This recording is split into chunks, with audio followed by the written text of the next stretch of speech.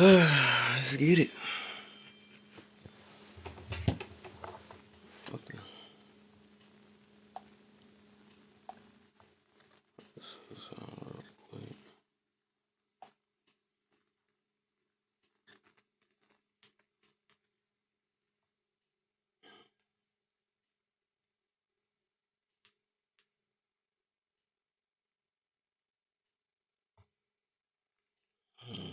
See some motion in the ocean. Okay. What was this motion? Oh, it was me.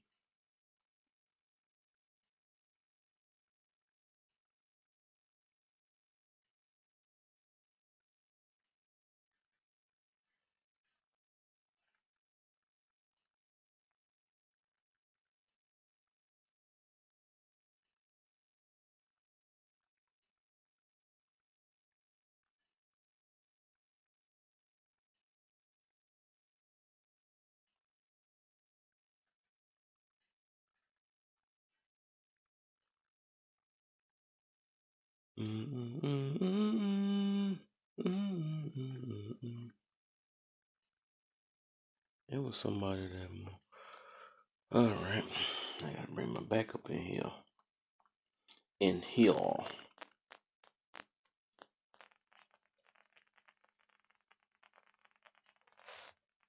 Okay. All the other the emotions in the oceans.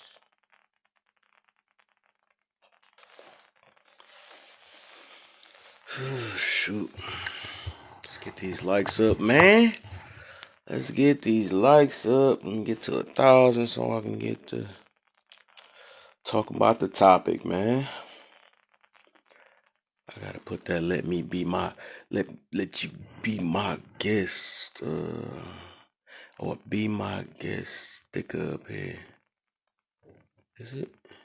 Enhance sticker. So we need. Yeah, they go ahead and get that right there. That go ahead and get that right there.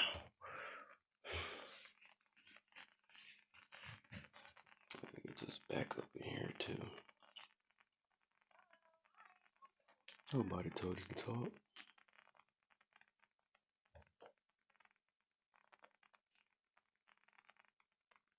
Nobody told you to talk.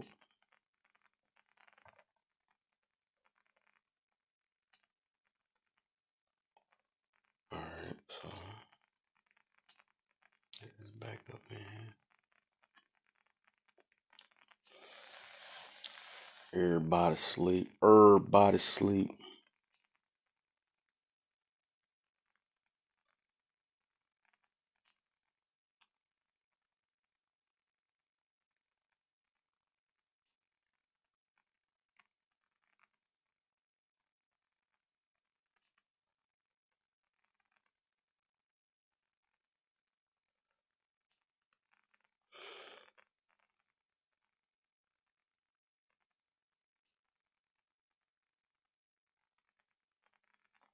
Alright.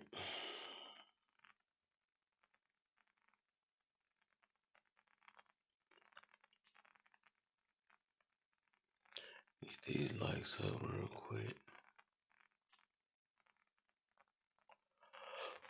Oh man.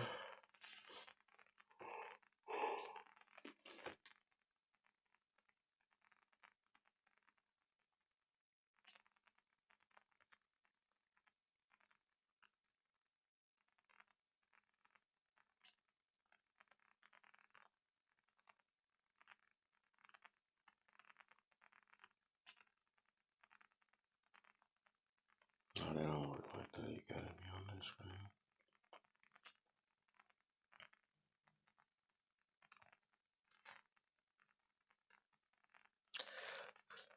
Kazamo Ano Awanda. Timmy Turner. She be wishing for a burner.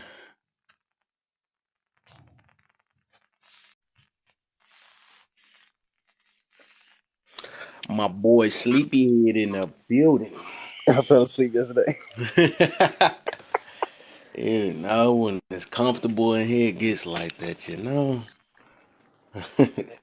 Y'all be getting y'all groove talking. I don't be want to cut y'all off just to say I'm hopping off, and Oh it be yeah, I rude to feel just you. leave. That's what I said. All you gotta do is bring a pillow, man. We understand. I understand, you know. Bring a You just hop. pillow. You just started this. Yeah, I just started. I had to watch this fight first. Who was it? That Israel Adesanya fight and Who? What Pereira. you Huh? say? Who fought? It's a UFC fight. Israel Adesanya and Pereira. Oh, they fought again. Alex. Or you just watched the old one? Yeah, they just fought for the third time. Or for the fourth time, but the second time fighting in the UFC. I'm saying so. What happened? I don't care. You can spoil it for me. I'm put it this way: Israel got his revenge. There was no better way he can get his revenge. I'm put it that way. It caught me off guard. I was going for Alex though. Right? Cause he like 1-3 now, ain't Yeah, he won in three though, but he got his revenge for sure. He did something that I ain't expect. he? Yeah. I finally made it to a grudges episode, man. Mm-hmm. I'm Tuning only in on this Grudge episode. He put him to sleep. That was crazy. I didn't know that Izzy had it in him. I gotta go watch the highlight. Yeah. I wanted to say it too, but my junk started messing up in the middle. That made me so mad. I was seeing him fight, then as soon as it messed up, and I came back to the fight, and it was over already. I'm like, what the heck? I didn't make it. Hey, but about this grudges shit, man. Cause I was talking to my homeboy about emotions. Yeah, And I don't that's know one if of the it's main causes. cause what was that y'all talking about how we controlling emotions? Yeah, I always talk about that in this live. About controlling your emotions. That's when some stuff that a lot of us lack. And ego getting in the way. That's one of the main emotions that get in the way. Talk Oh, about ego, emotional control, and yeah, that was accountability. y'all talking about emotional intelligence, emotional control. And I was telling Yeah. my homeboy about how when we be having the your emotion when you react on emotions, nobody ever think to just think about why you feel that way. Like when your chest burn, when your heart drop or your chest get the burn, and like you don't never Mm. get to think, why am I feeling like this? You just react off of it. You know what I'm saying? Yep. Or in the heat of a Mm-hmm. moment, somebody step on your shoes or something. You know what I'm saying? Your Right. emotions get to flying, so you react off your emotions. But if people learn how to control their emotions, take that time to ask those questions. Ask yourself why am I even mad about this? You know what I'm saying? Why you know what I'm saying? Why my body even Mm-hmm. why my chest even getting hot That about this? stuff Like I got don't taught think it, and it got like that since we was younger though, because we got taught that somebody step on your shoe, you mean you a punk or something like that, and because it's like even with that, I think if you a little kid, somebody step on your shoe, walk past, you probably really ain't gonna notice. You probably gonna thought it was funny or something like that. You know what I'm saying, something like that. But nah, as we got older, that got stored in our mind. That's disrespect, and don't what I'm saying? Don't take nothing from nobody. Don't let nobody just do that and don't even say excuse me. Some people be saying excuse me, they still get mad. uh,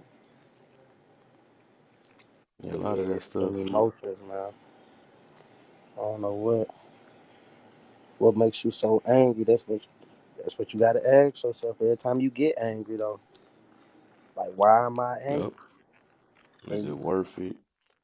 Oh, I should have added that part four on there. It was. Is it worth it? Is it worth holding the grudge? I guess that'll be on part four. That'll be put that on part four. Then I do that. Cause I'm doing this everyone like deserves either forgiveness. every Saturday or every other Saturday. What is what is forgiveness to people like what You said what what? What would forgiveness mean to you? Cause Hey, Kevin. Something. What's the deal? What's up, medium Big hands in hands? the How don't are worry building, about man. you? that. Big hands in the building. Medium hands, how are you? I ain't talking you to go. nobody. I It went straight to the medium. That's funny. I could That's deal with cool. medium, but the small is just a no. Come on, How small are you hands all guys? matter, man. Small hands matter. Hey, I by actually the love this way, I'm topic. You know, angry all the time. All the You say time you, angry. You say you you, angry you all the time? always. All the time. You Oh, ever mine ask sound yourself like the Constant. why? Hulk in this boy. You ever ask yourself why though? huh? I don't know. It somehow helps me, to be honest. Like, the anger What? balances me What because I have what a whole lot of love, too. All okay, right. I think I see where you're going with this. So in what way is being angry beneficial to you? I don't know, bro. I can't control it. Well, maybe I can. But to this point, I mean, I harness it, but I'm angry all the fucking time. Is it that And you're why? angry because like you are empath? I don't want to say the word wrong. Empathetic, and your surroundings like sometimes consume you.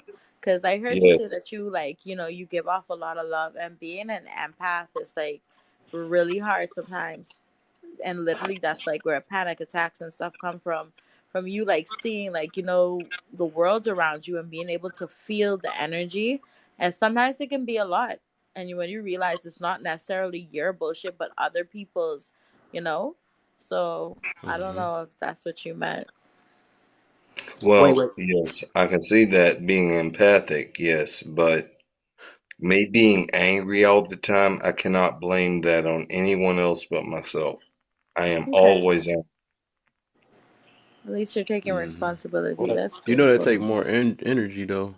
Yeah. I like it. It's Oh, weird. maybe you should get into active sports. I think that'll really help.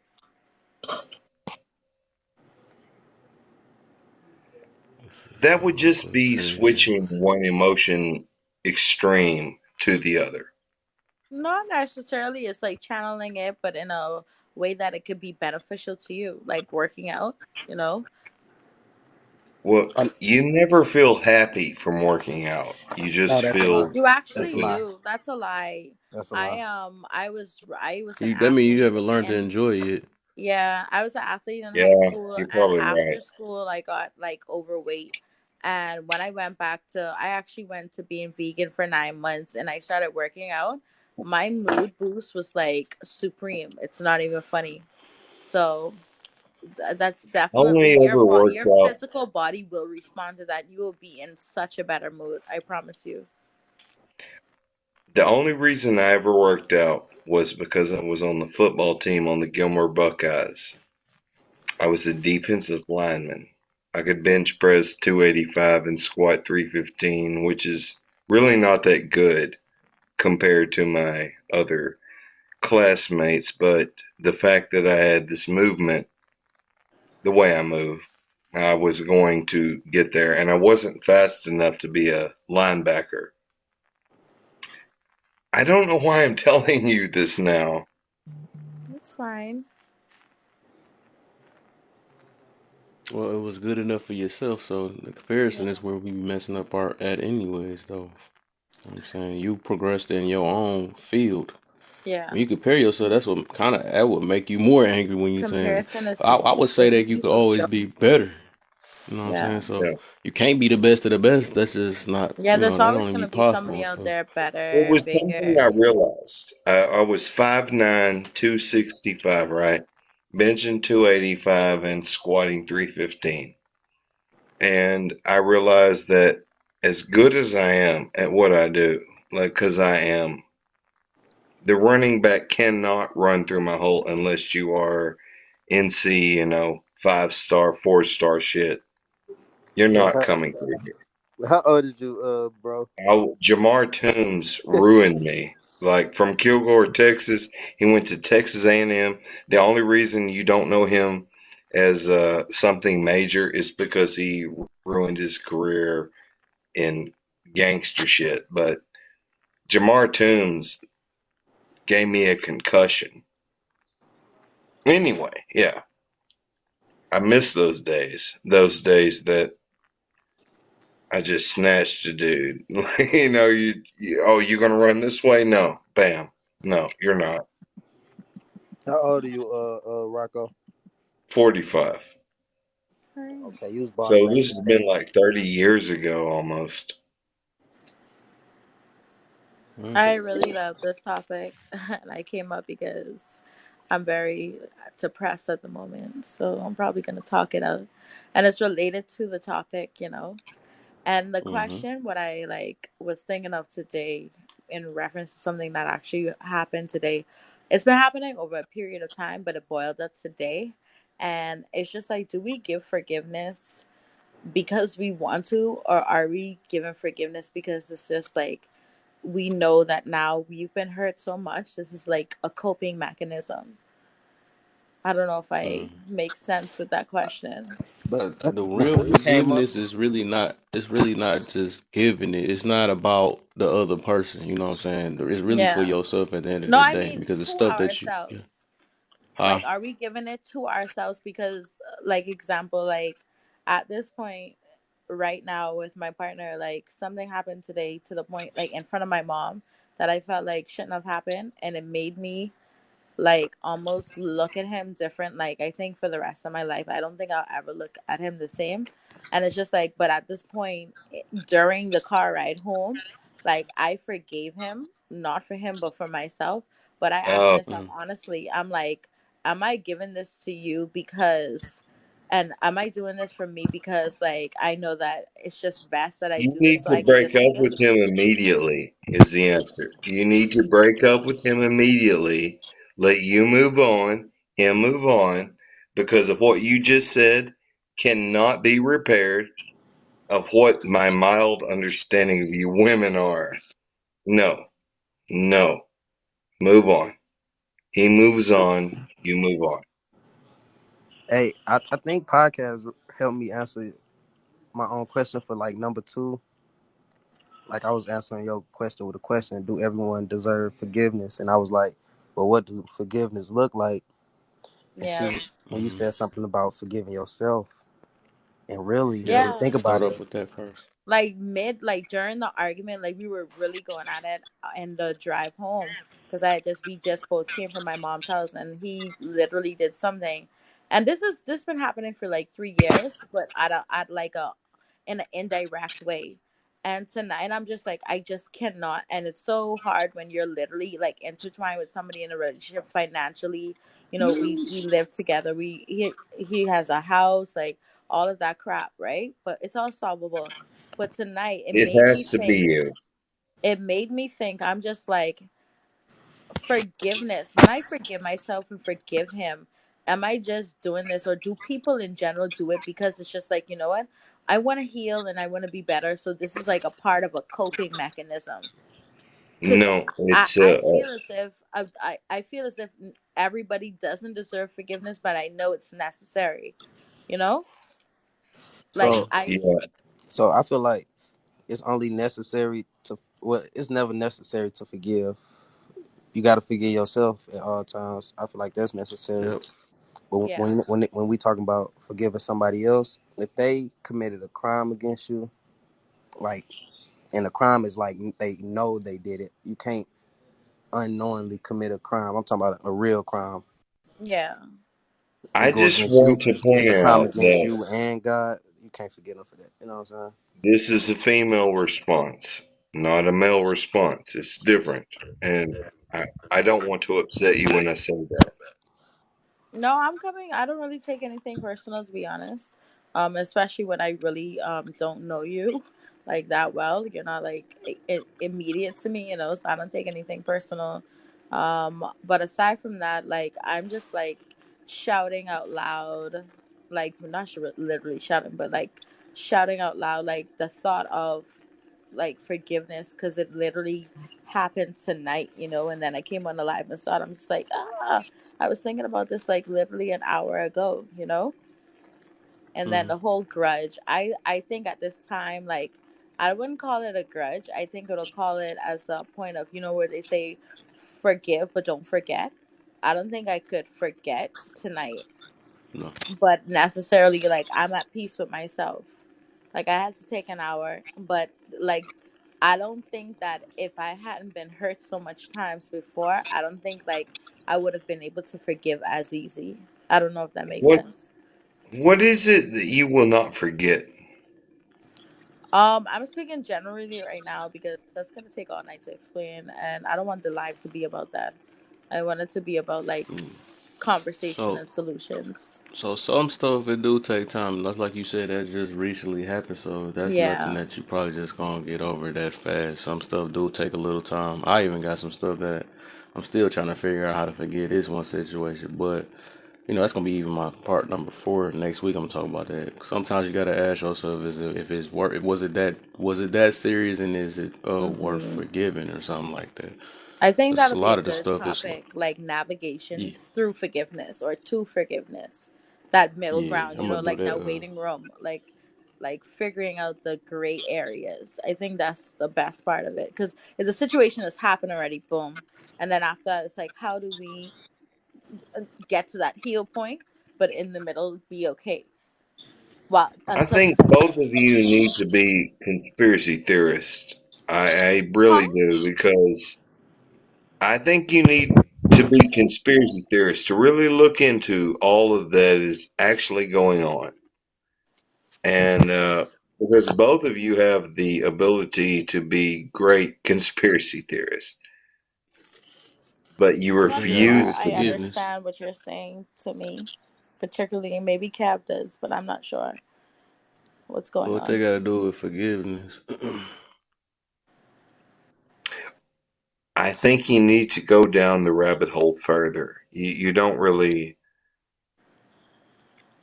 you nor the host, and I have respect for, but I have not seen the depth of the rabbit hole. So you hold these ideas What's the that have idea? been fed to you by other sources. Like, What are you talking look about? into What the they My gotta do with only war. source, forgiveness and grudges? my only source comes from the Most High. I My like source that. comes from personal experience. What the heck? I don't need no source to learn how to forgive. And what the heck? I'm trying to see what is tied into a What do conspiracy you theorist. eyes believe? That's what matters. What do your eyes believe? But What have Rocco, you I think seen? maybe Uh, you're like on a different type of live tonight. But I like the rabbit hole. We're not conspiracy theorists. Like, we're regular people with Why not? with with small hands trying to figure things out. Well, what are you trying to figure out? We're just That's having what I would we ask. conversations. trying to figure Sometimes I'm out people trying what to makes. figure out understand. where this tie into Yeah. grudges and We forgiveness. we trying to What you find just out threw what your makes. own topic in here or something? I don't know where this came from. The topic is what makes you angry, Rocco. You came here saying you everything makes you angry. Why? I just realized this is No, Cosmo. no, Hi, no, no. I'm Cosmo. saying that I'm angry all the time, no matter what topic comes my way. So are you But angry right now? because of this, I'm very kind. Oh, I okay. love to produce kindness. That's what I want to do. But with my anger, I don't want to go that route. Oh, I think I know what's going. I think you a warrior at heart. Like you supposed to be in the Yes, battlefield. yeah. that is exactly correct. That is exactly what I've come to find, like recently.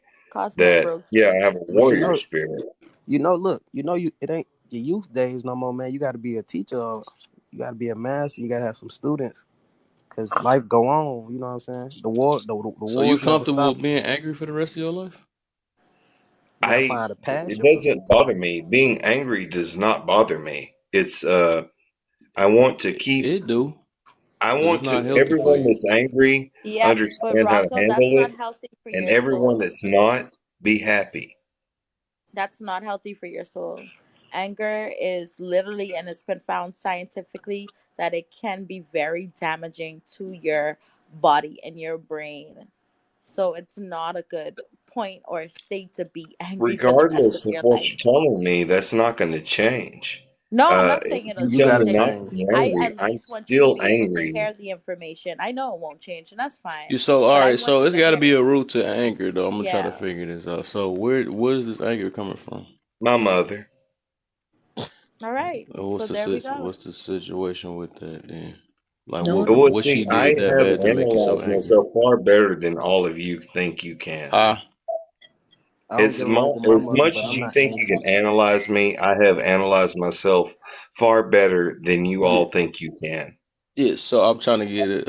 I'm trying to see what happened. So it sounds like this is going to tie into some type of grudge or something. So like, what happened? You No know, grudge. what make you so angry with mother?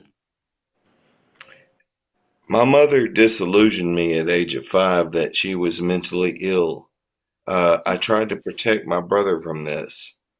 The Okay. fact that when she pushed him down and he cried, that last moment of dealing with all of her bullshit from that day, which has a lot to go with it, I was like, I went through all of that as to where he's under 1 years old and you had to push him to the ground and make him cry, not understanding.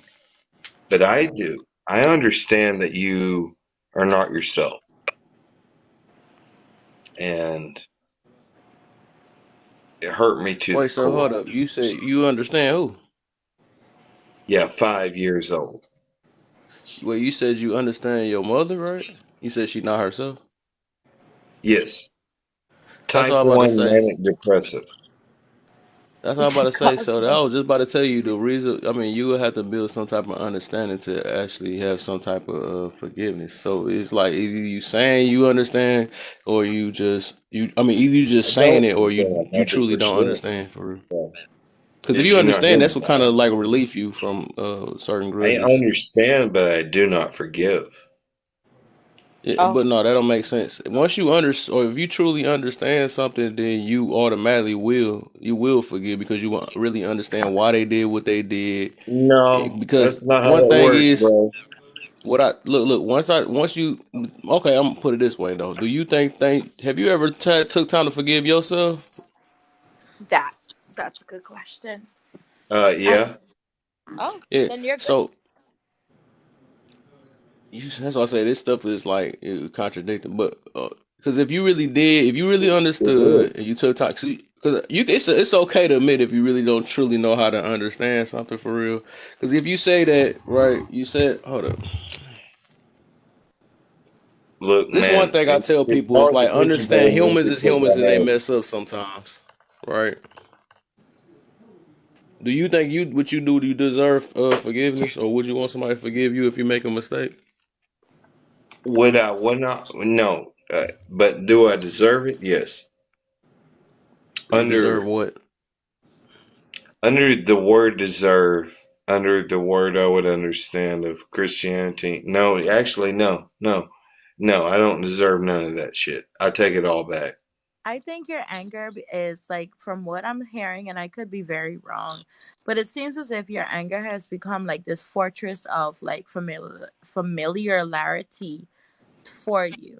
Because when you redirected it and said, I'm angry because of my mother, that was like good that you were able to pinpoint it.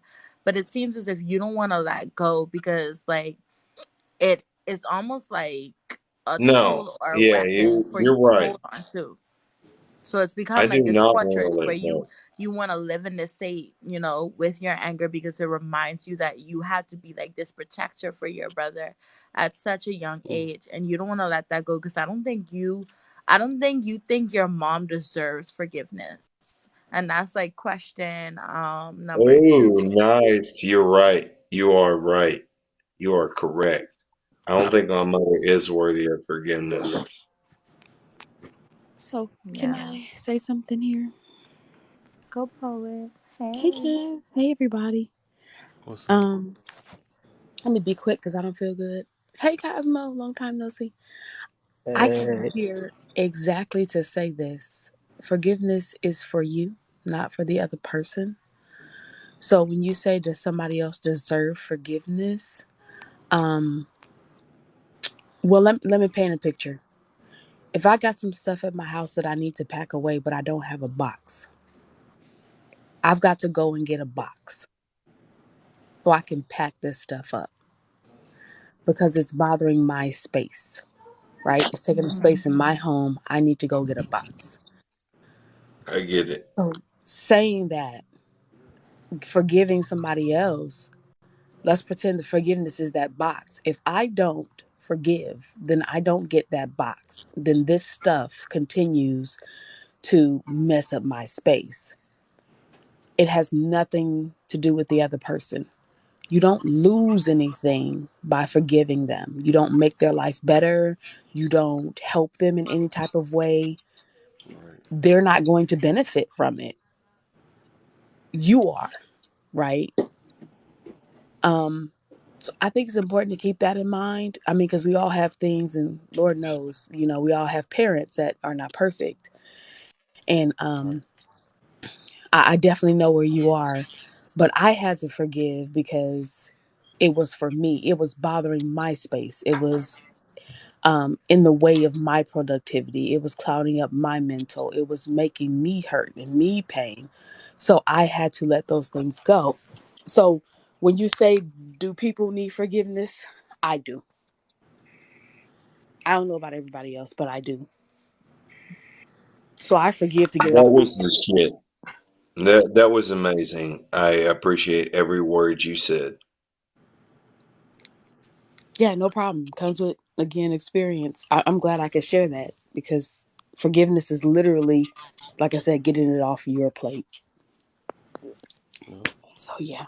And it's more, and it's more of action more than just words. You know what I'm saying? You just don't say "I forgive you" or something like that. It's like people be saying it with their mouth, but then their actions show the counter. It be you can hear the anger, you can see the way they move is anger, but you just saying it and all that stuff. Like I said, forgiveness and letting go of certain grudges and stuff. That's all of it's all actions. How you treat a person or how you act towards other people and stuff. Like you could tell sometimes how people talk if they let go of something or if they still saturated or something might have traumatized them and what I'm saying, it's just the way they act or react on certain situations. And I don't think like you want to look at it, do you want to live the rest of your life that way? Like can you even get along with people being that way and stuff? Like I know you want to I don't think some people want significant others or they want something like that. You can't bring that to your partner if you want something, to better even better in yourself.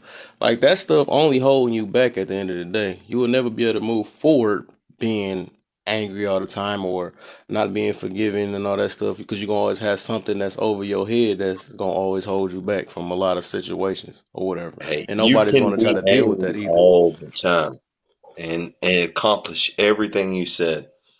But if you hold anger behind you, there's something very weird about it. I'm finding a balance because I know I will never not be angry, but I also know how to find peace. I Mm. haven't found it, but I know how to find it. So when I find it, I'm like, I know how to be peaceful, Rocco, but the I disagree anger with you. I don't think that there defends will me. be a time where you're never not going to be angry. I think you're saying that for right now because you're in that state. And Or I'm telling you that yes, an example would be like, okay, my ex boyfriend, right? If somebody were to come to me and tell me that we wouldn't have been dating right at this point in time, I would be telling you that Oh you're a boy, freaking Conscious liar. Kirk in the building. In that relationship, I thought that we were gonna be together forever. I didn't. After we broke up, I didn't want to get over the relationship. I'm telling you, years.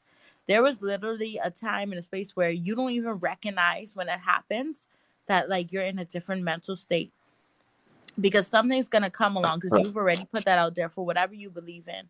Something's going to come along, a moment, an experience, people, a conversation is going to come along where over time, whether it's years, days, moments, months, it doesn't matter, it could happen in the blink of an eye, where you're going to find yourself not being angry.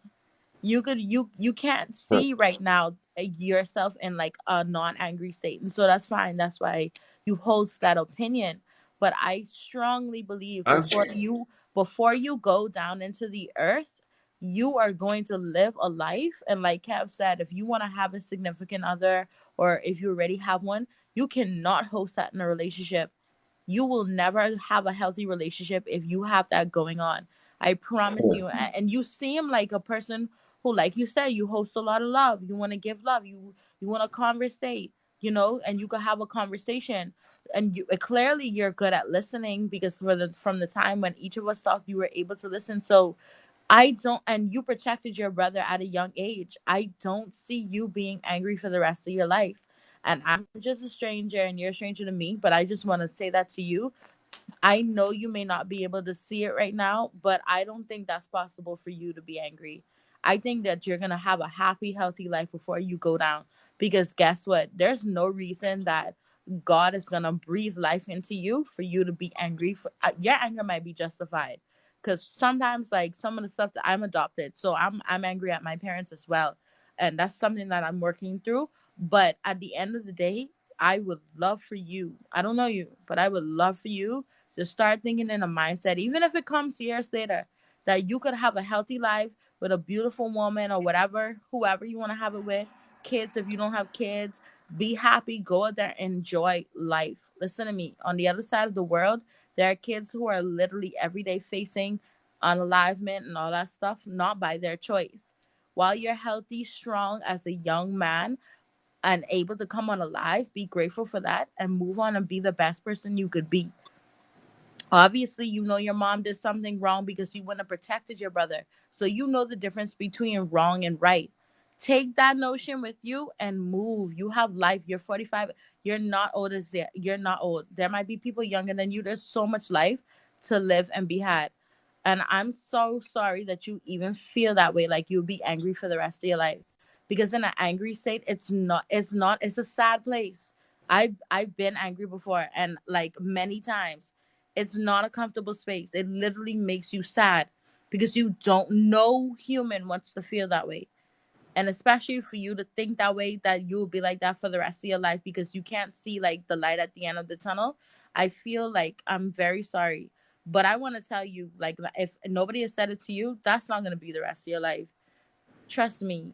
And I'll even pray for you. I don't even know you, but I'll pray for you that you have hope, light, and guidance, even off of Kev's life, if this is the beginning for you. You are beautiful. Every Thank you. word said You're was beautiful. beautiful. But Indeed. I do not look at my anger as a burden because I can use it in good ways. To harness what you call a weakness and make it a strength.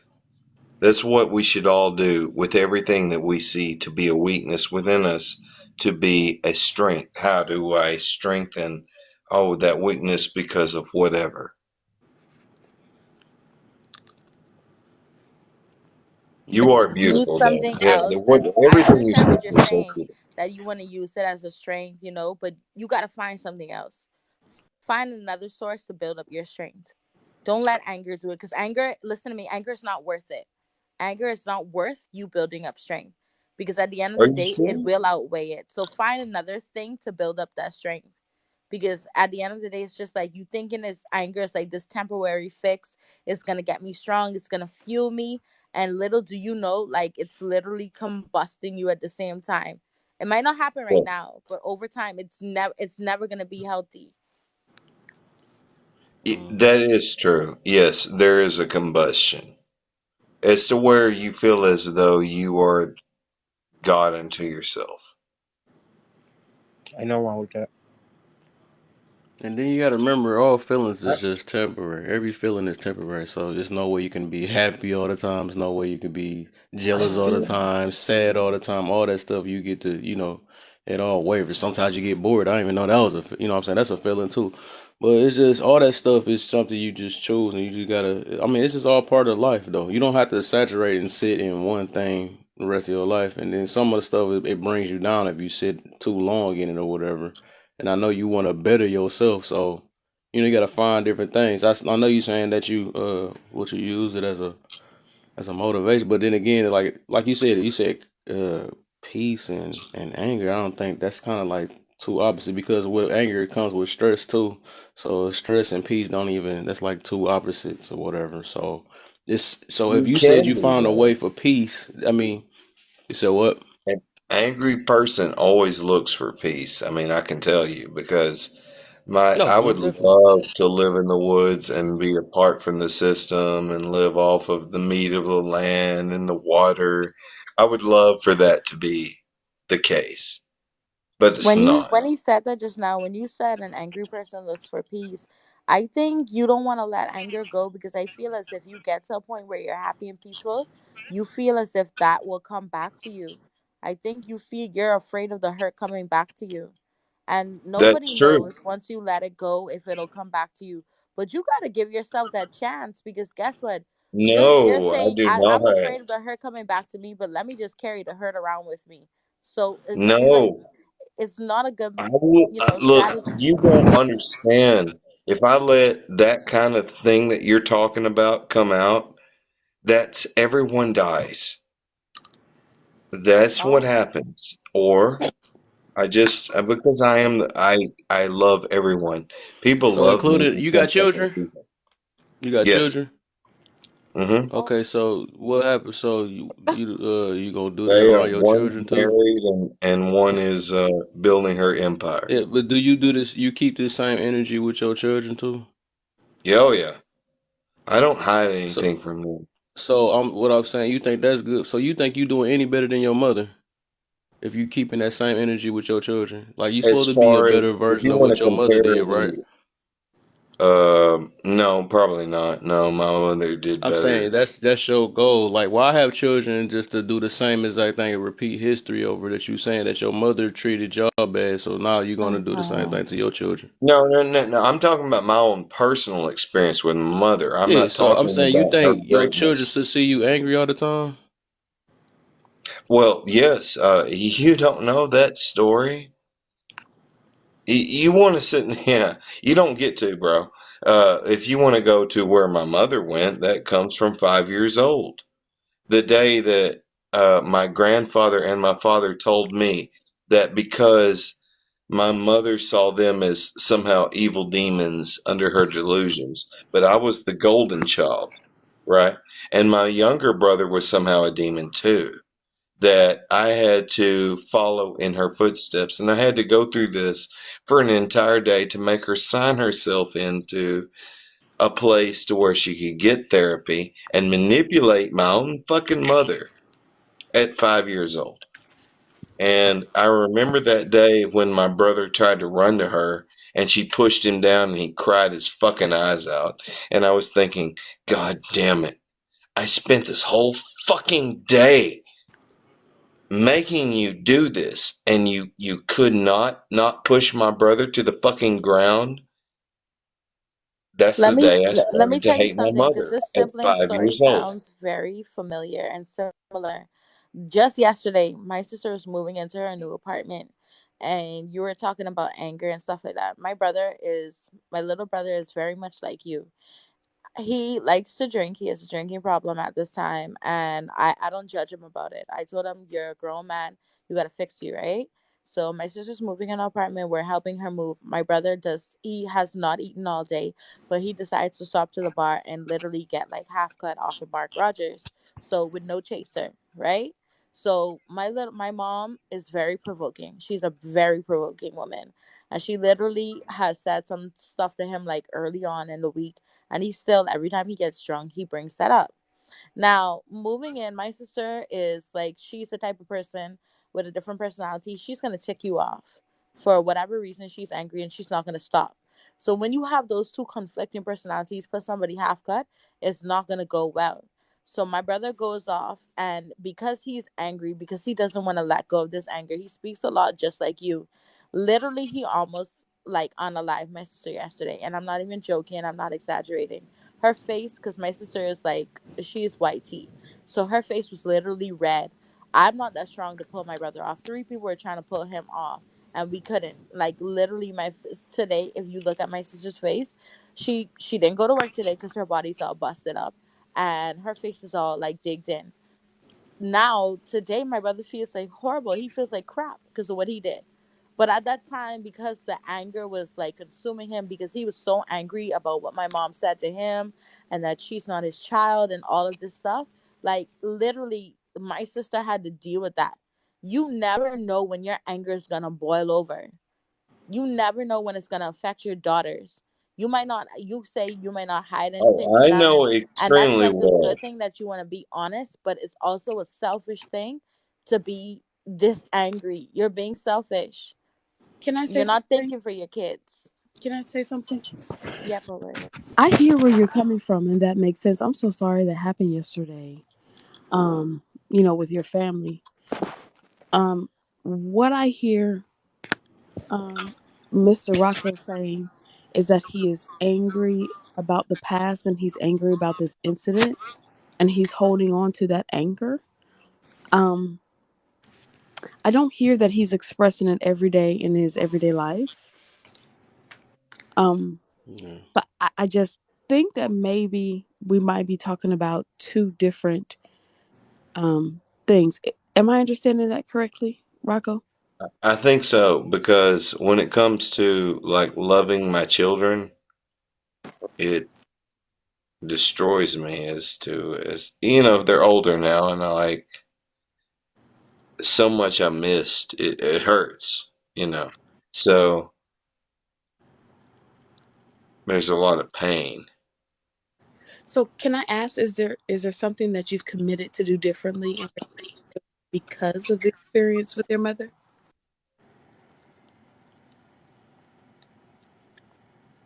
No, I don't know what to do. Well, I think that's a great place to start, deciding, what mm-hmm. you will or will do um, to show your children the love that they deserve. I think that will be a healthy use of that experience. Um, I actually don't have an issue with you being angry because I feel like we need to be able to process it the way we need to process it. And I think the more you hear and the more conversation that you have, like this one, you will come around to what you need to conclude, right? Because it's not going to happen in a day. Um, If I could stop you just for one moment, there's nothing you're going to bring to me that's going to make me not angry. But there's so many things you can help me with, but I will always be angry. well, yeah, that's what I was saying. I don't have an issue with you being angry. I Off think your it's choice, important right?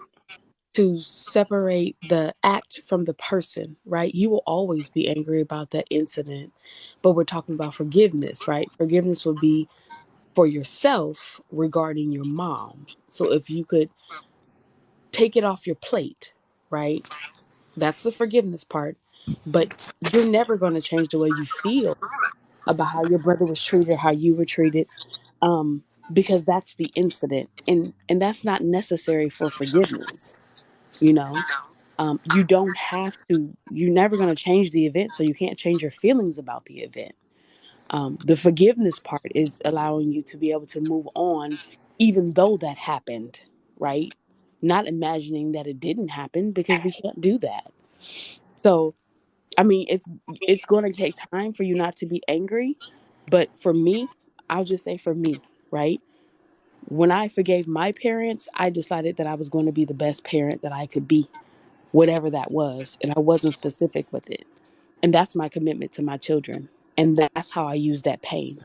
So I'm just suggesting that you find something like that, right, to turn your experience into motivation on a positive realm instead of just holding on to anger. I wouldn't say that um, what I went through was a bad experience. Uh, my anger stems from a lot of things. It wasn't just them. Uh, I'm most bothered by my mother. My father has passed away. All issues resolved. Um, Nothing resolved with my mother. And even if she died, there's nothing that's going to take all this anger away, which is not a bad thing in my eyes, because that is a weakness. but that is also a strength. Hey, Sada, you got something?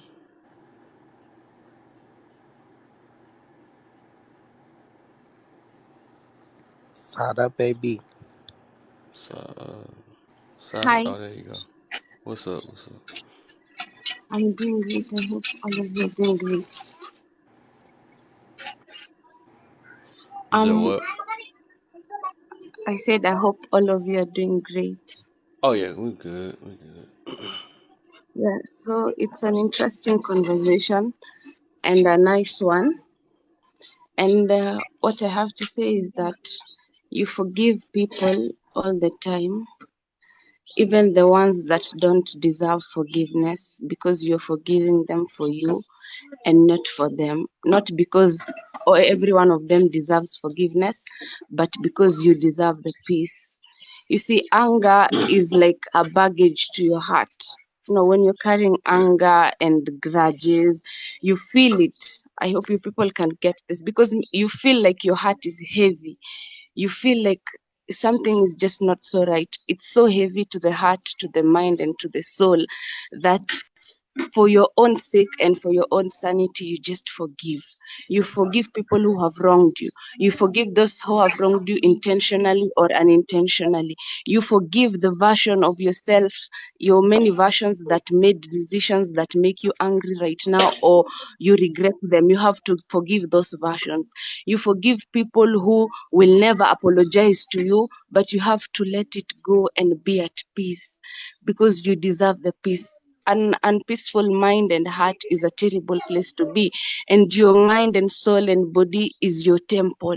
That's your place, that's your home, and you have to do anything for it to become safe and peaceful, because even you as a person, you wouldn't live in a place which is not peaceful, in a home which is not peaceful. Then how can you exist within your own body and you're not peaceful? And when you're angry and then you have grudges, the other party is not being affected, you're the one suffering, you're the one feeling the pissing off, and it's so terrible, and the other person is doing just fine. So you just have to let go. Some experiences in life and some people should just be treated like sunsets. They only come for a short period of time. They make our time beautiful. It's beautiful, but then they leave eventually. That's the point. So you just let go. You let go of hate. From situations you learn. There is no winning or losing. It's just winning or learning. You look at it from that perspective. If you make a decision today and it doesn't go, you don't become angry at yourself, but you could become proud of yourself that you tried. Even though it didn't work out, you know exactly what to not do next time, and you become smarter and wiser. I think it's better that way. I like it, but that makes me angry.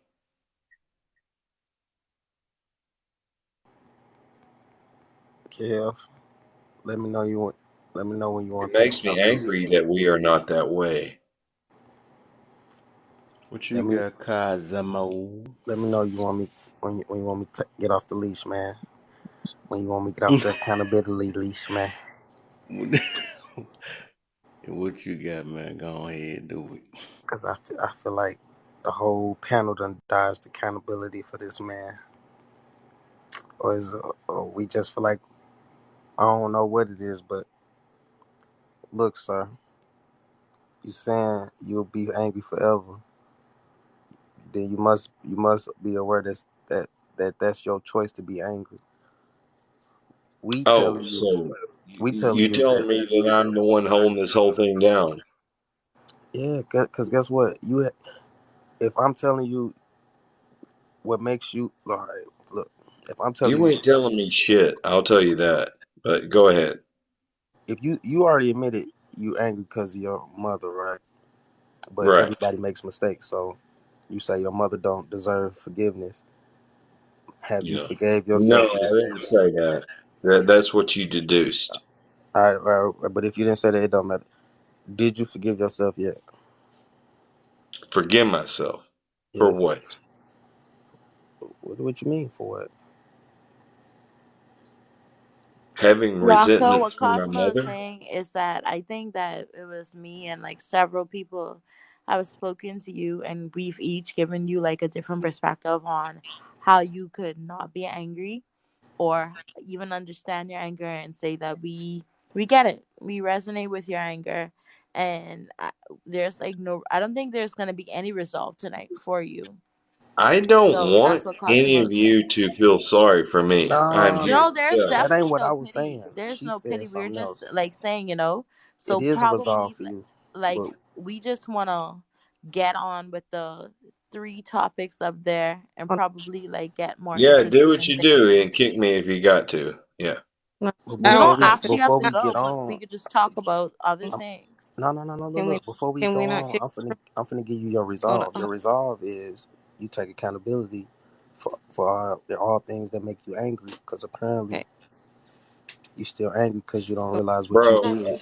by Unnecessary. the way, all hold the on. stuff y'all are talking about is so surface level that I am a conspiracy theorist. I got way deeper than all the shit you're talking about. No, you're most So if you definitely a really want to get philosopher. deep about it, You're a philosopher, sir. Hold on. Hold, I hold guess on. whatever you want to call me. Yeah, you're Hold a on. Hold philosopher. on. Hold on. I get where Rocco's coming from. Right. Where Rocco's coming from, I understand 100%. Right. I understand having that anger and that rage. Right. But I'm not sitting there saying like, okay, yeah, anything any of us, there ain't anything that any of us are gonna say until he processes that and does what he needs to, you know what I mean, whatever it is that he needs to do as far as goes, if there's something done. However, right, we have to understand that when it comes to, it's not like being mad at a friend, it's not like being mad at somebody you just met. When it is a parent involved and it is years and years and years and years upon shit, that is layers upon layers upon layers upon layers of rage, right? Am I wrong, Rocco? No, you're not. You are 100% correct. So Okay, the AJ, thing is can that just for a there will be. second with you before we lose that part with the whole Mm-hmm, parental thing and layers of anger, right? I was mm-hmm, given up for adoption at 4 years old. And due to my mother and my father at the time being young parents, and my grandmother feeling that she needed to help my mother give up her children and all that stuff and being irresponsible, me and five of my siblings got split, right? I was mm-hmm. raped at the age of 4. My adopted parents always reminded me that I was adopted, all of these things multiple times. Okay. She It said was not, raped toxic. it was a rough ride. I met my mom and my dad when I was 16. You could have, and there's so much more things. My mom's outlook on life was she didn't care if her friends came on to me. She didn't care if the guy she was dating at the time came on to me, and me telling her about, I don't feel comfortable with this guy picking me up from school because he's doing that to her. I was the problem. I was the slut. To the point where I left and I was like, I'm gonna live with my aunt because I'm not dealing with this, right? So there are things that your parents could do. I could sit here and be angry at my mom that I was adopted. I could sit here and be angry that when I finally fucking met you, that you're still not the person that you need to be. I could be angry that right now my mom is dying and she's given up on life, and like you're not trying to be anything for your children, right? I could sit here and have all of these angers of layer of for her, but at the end of the day, like Cosmo said, you have to take accountability. There's one point in understanding, but to sit there and say like, yeah, and we're understanding because this produces rage. No, now I understand that different people cope like different ways, but Rocco seems to be a very intelligent man and a very understanding man, that you could sit there and blame these layers, but at the same time you have to take accountability for these layers So of rage and anger. I There's So see. no way hold on. that you are 45 years old and you're still not wanting to get some sort of resolve. I don't I'm very So, young and I don't see it. And that makes so at, me angry right now It's because at it's just this like it's time an I don't insult. want resolve. I don't care about Okay. resolve, to be honest. so Okay. So you Okay, So want to then we be can't angry help forever. you here. This is not the I was conversation just about for to say you. something because No, like it I'm about to. is. I'm no. My thing is, look, this thing right here. When I see the comments too. My thing is, And I'm not comparing my experience. which I'm I, really not. right, I'm not. I and right. I did say people process things differently, but at the end of the day, that's just like a slap in the face to the human experience. I'm not comparing my experience. We all have growth He has been on the earth longer Yeah. than I have. So And all of us came on the panel and gave like different perspectives. So right. for we can't coddle that. Because if I Have coddle to that, I'm not respect. helping Rocco.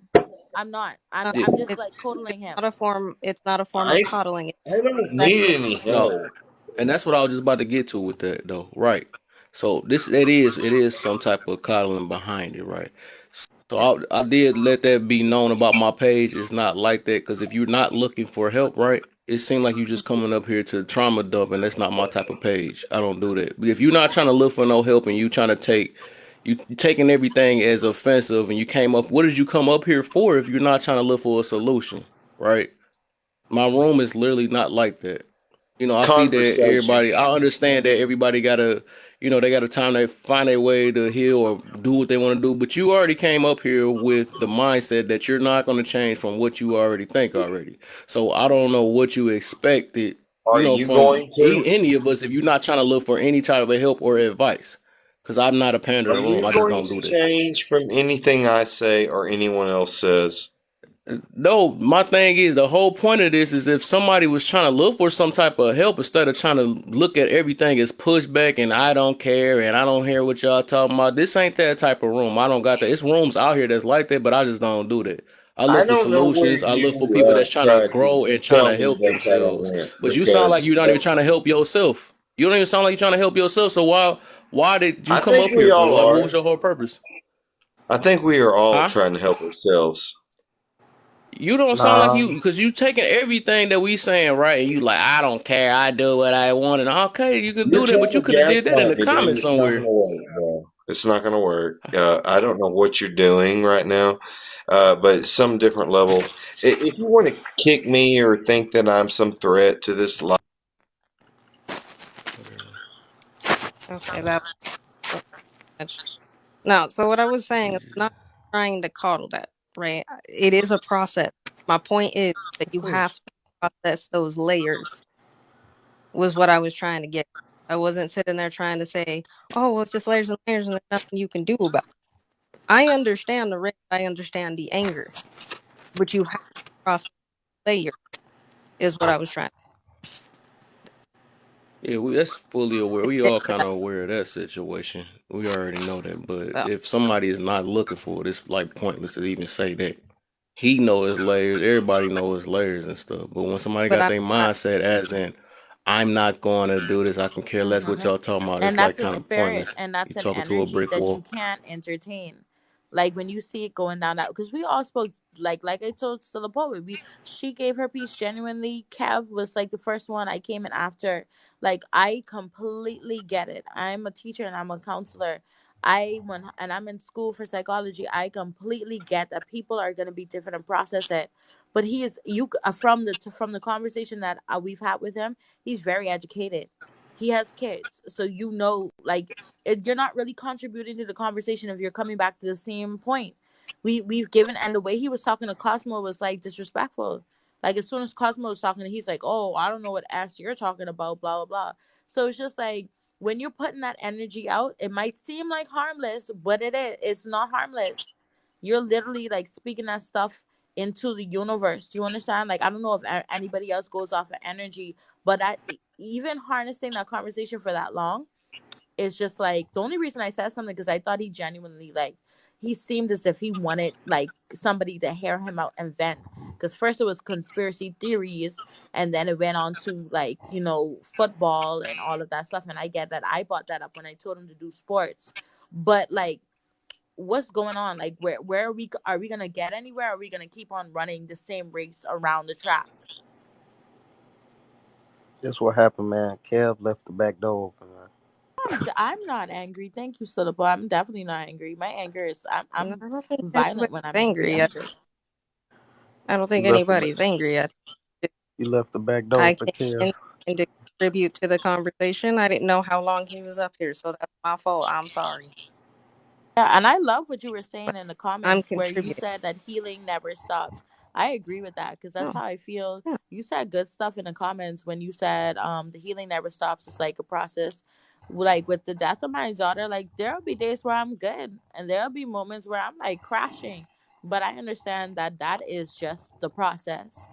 And once you understand, I think it becomes different. Yeah, I mean, it's definitely a process. I mean, that's the thing. I mean, if we're talking about, what makes people angry, I mean, it could be a lot of things. For me, I know a lot of the time, for me, it was a lot of trauma-based stuff. That's the stuff that's got me probably angry and with rage because I've had a lot of it. But that doesn't mean that I'm not doing anything about it. I understand that there's layers. And there's things like even in my current situation now where I thought I had processed it, moved past it, and now it's brought up and I realized I'm not as far in that journey as I. That doesn't mean I'm going to stop. We just going to keep it moving. I'm going to keep trying to process it because I understand that it's more complex than just, oh, I forgive you for this. There's a lot of hurt there still. I got to forgive myself. I got to deal with the disappointment. I got to process all of that before I can get to that point. That was it. I mean, I don't know what old boy was on. I don't know what was going on prior to me coming in here. No idea about that situation. Yeah, But just I'm like just saying. she was mentioning though, that's a selfish thing. Cause like once I heard him talking about the kids now, that's why I feel like that ain't fair yet. And he's repeating history because he wanted to do the same thing his mother's doing when he's fully aware of what his mother did. And now he's doing the same thing, or he's trying to say that I still do the same thing, or like that's not good to be angry all the time. And then you have kids now and trying to bring the same thing. So what you think your kids and them doing the same exact thing? But that, That's like but that. It that gets selfish when you get to a certain point. but that's where we have to look at the individual, right? Nobody starts a healing journey because somebody tells them to. You have to want to change. He does not want Of to course, change. You know what I mean? He has no right? desire to change. He's just, I'm gonna be angry the rest of my life. Okay, fine. Be angry the rest of your Yeah, life. That's on you, right? you're right. But the rest of Yeah. us who have chosen to change, chosen to do different from our parents, chosen to do different, chose to not be these type, what I mean, be whatever, be that person. You know what I mean? It's more or less just the process of it. You know what I mean? Like I'm not sharing trying to give anybody an excuse or anything. I'm literally just up here just being like, "Hey, look, I've been through this." You know what I mean? Because there are people who may be swiping in that may be going through something and they don't know how to process this, right? Right, and that's why we give Mm-hmm. advices and stuff, right? And either It's they just take it or advice. not. It ain't nothing crazy. They don't have to take it. That's the thing. I didn't They say they don't had have to. I to. just said I'm gonna give the advice. You can take it if you want. Take it or Oh, leave no, it. I was just saying that out loud. I, I Yeah. wasn't saying about you. I was just saying in general. I was saying they didn't have to take it. If they Man, don't that just go to apply, show let you it got fly. people out Yeah, here yeah. that From just what I don't seen, like. it was getting to. I see that he didn't. It wasn't trying to get nowhere. He wasn't looking for it really. He was looking for some type of, I guess, sympathy. I know people do that stuff too, though. But like I said, this ain't that type of room. He probably need another room for that. Because some people just look just for they need attention and you need to, yeah, it's okay, and tell them all the right stuff or whatever, and still want to be the same person. Never And get I nothing out agree of it. with Kev So on that's that why I because never when the kind of. ladies were speaking, he was good. As soon as Cosmo like started calling him out, like he started to get like pissed off. Yeah, because he said something he didn't want to hear, and that's all And I'm so saying. that's when I'm like, you know what? Yeah, I'm not. I can't entertain that anymore. Because somebody might come in Kev's room on the live, and then stop and see, and then after they might like take it the wrong way and like dip out.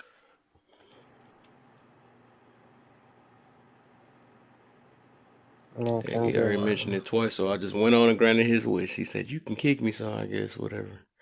He can be angry somebody somewhere else. You know what I'm saying? So whatever. We And try to he save has him. small hand energy, Kev. That's what I'm talking about. Not the small hands. Misery love company, man. That shit never get old. That's the thing, and that's what the Pandora rooms do. You know what I'm saying? Everybody literally on here is going through something. Nobody's not going through Hmm. nothing. You know what I'm We saying? all are, But it do especially with the it do take a financial lot crisis.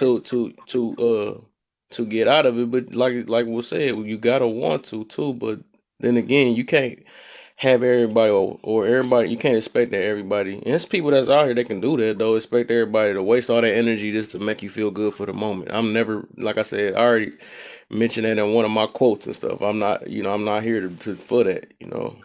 If you need help, you need help. But if you just looking for a temporary good feel good moment, I ain't doing that. You know what I'm saying? That's just it's kind of pointless because you're just gonna go back and be the same way, and that's just a waste of energy of saying, "Oh, you be all right, you know, you mean this and all that," and just come back tomorrow again. I'm angry. That's And a that's like the waste. You know what same I'm saying? effect as And I'm about to drugs. do all that. Like that's like a quick fix. If I'm helping you with a quick fix, I'm Yeah, not that helping quick you at stuff all. for nothing, quick pleasure. That's just like that sex that we was talking about. People doing that just for don't even look for long term anymore. And that quick little pleasure, that quick little blunt you can smoke, all that stuff, but they never want to get to the root of why they're stressing, why they feeling this way, because they like to feel good for the moment. You know what I'm saying? Like when the heck we gonna look at what's most important, all that stuff, what we really need to work on, and what we need to move forward. That stuff is not gonna help us move forward for feeling good for a quick second. You know what I'm saying? Some of The that stuff thing be messing is, us up for our future, and then get even more mad and more stressed. maybe I need my little blunt to amplify my peace. I could definitely agree with Kev on that because there was a time where when I was younger, like I started like, and there's like, I'm gonna take accountability because I didn't Thank you, have niece. to take like heavy drinking with like one of my friends, and at that time, I was going through like a lot of like mental stuff, and I'm just like, let me drink, drink, drink, drink, and at the end of the day, that didn't help anything. And I've been sober for like a long time, but it's just like sometimes even when I think like I'm stressed out, I want to go drink. I'm like, girl, that's not gonna help you do nothing. Like it's really not. Like all of that and still nothing. Like it didn't help a thing. Hmm. But just like I said, that's the primary thing of like just like what AJ said, that you really have to want it. You gotta want to get out of the situation you in, or you gotta really want to. You know what I'm saying? A lot of us get used to where we was at or living a certain lifestyle, and we just haven't got the motivation to get out of what we want to get out of. You know what I'm saying? We haven't just got motivated enough. But it just, I guess it clicks at different times when you need to. Sometimes some stuff gotta hit from a different angle to realize that you really, you gotta really look for that want. You know what I'm saying? Then once you get it, then that's when you're gonna try any and everything to get there. Hello, What's the deal? Spotify. Codified man. Codify. What should I say? You did. I don't get angry Uh, if everyone correctly. Yes. I was gonna answer. Oh, crud. It's good for people to find a village too. I always try to encourage people. Say if you don't have a tribe, pray for a tribe. Like support is so crucial in life, and especially like when you're at a state like that, the benefit of having like really Mhm. genuine people around you could be a beautiful thing, and it helps you along the way. Yeah. And like the short of it all, I always try to encourage people like stay as busy as possible. Like me, when I'm pissed, I clean like a sailor. Every nook and cranny in this house is gonna get dusted. Cricket, and by the time I'm done cleaning, I'm good. Yeah. That sound like big hands over there. Big hand Mm. energy. But I don't know. For these questions, what makes me angry currently? Like if it's new stuff, really nothing. Um, I've learned a long time ago I can't allow people to have that type of control, and I refuse to give anybody that type of control power. So I don't really be getting angry at people. A lot of the time, I can kind of see when somebody's trying to manipulate me into that, and then I just Mhm. disengage because I'm just gonna make you look stupid. Does everybody deserve forgiveness? Yeah, like I'll forgive you. I just won't forget what you did. Um, Yeah, because I feel like that's realistic. I'm not gonna be yeah. like, "Oh, you stabbed me in the back. I forgive you. I forgot." And then you stab me in the back like 3 months later. No, we ain't doing all that. I'll forgive you. I just won't talk Right. again. Um, and what could be done for you to let go and why? Like I said, you gotta start processing the layers. You know what I mean? To find that balance. That's I think the only way you really gonna process any type of anger, any type of emotion. Mhm. Because if you really think about it, anger and rage is the surface, it's the outside of that onion. Then you go Mhm. deeper and you realize, oh, it's disappointment. I'm feeling more disappointment. Oh, I'm more disappointed with that situation. I'm dealing with this. Then you go even further and you're like, okay, well now I'm hurt. I was hurt because of this. I was sad because of this. You got to go through the motions, but you have to give yourself Mhm. time to feel that, right? But you can't be in that moment, right? And this is I think where people kind of mess up. They start going through those layers, right? They start feeling that. But then they're around people and they're pushing it on everyone. Right? Y'all know what I'm talking about? You got somebody hurt and they taking out on everybody. They hashtag triggered. They listen to be offended. They're doing everything else because they're pushing that hurt out, that anger. And sometimes, like, it's okay to go and, you know, self-isolate to a degree if that's what you need to do. You know, talk to a I counselor, got do a whatever you question need to for do. you, Get it. AJ. What's up?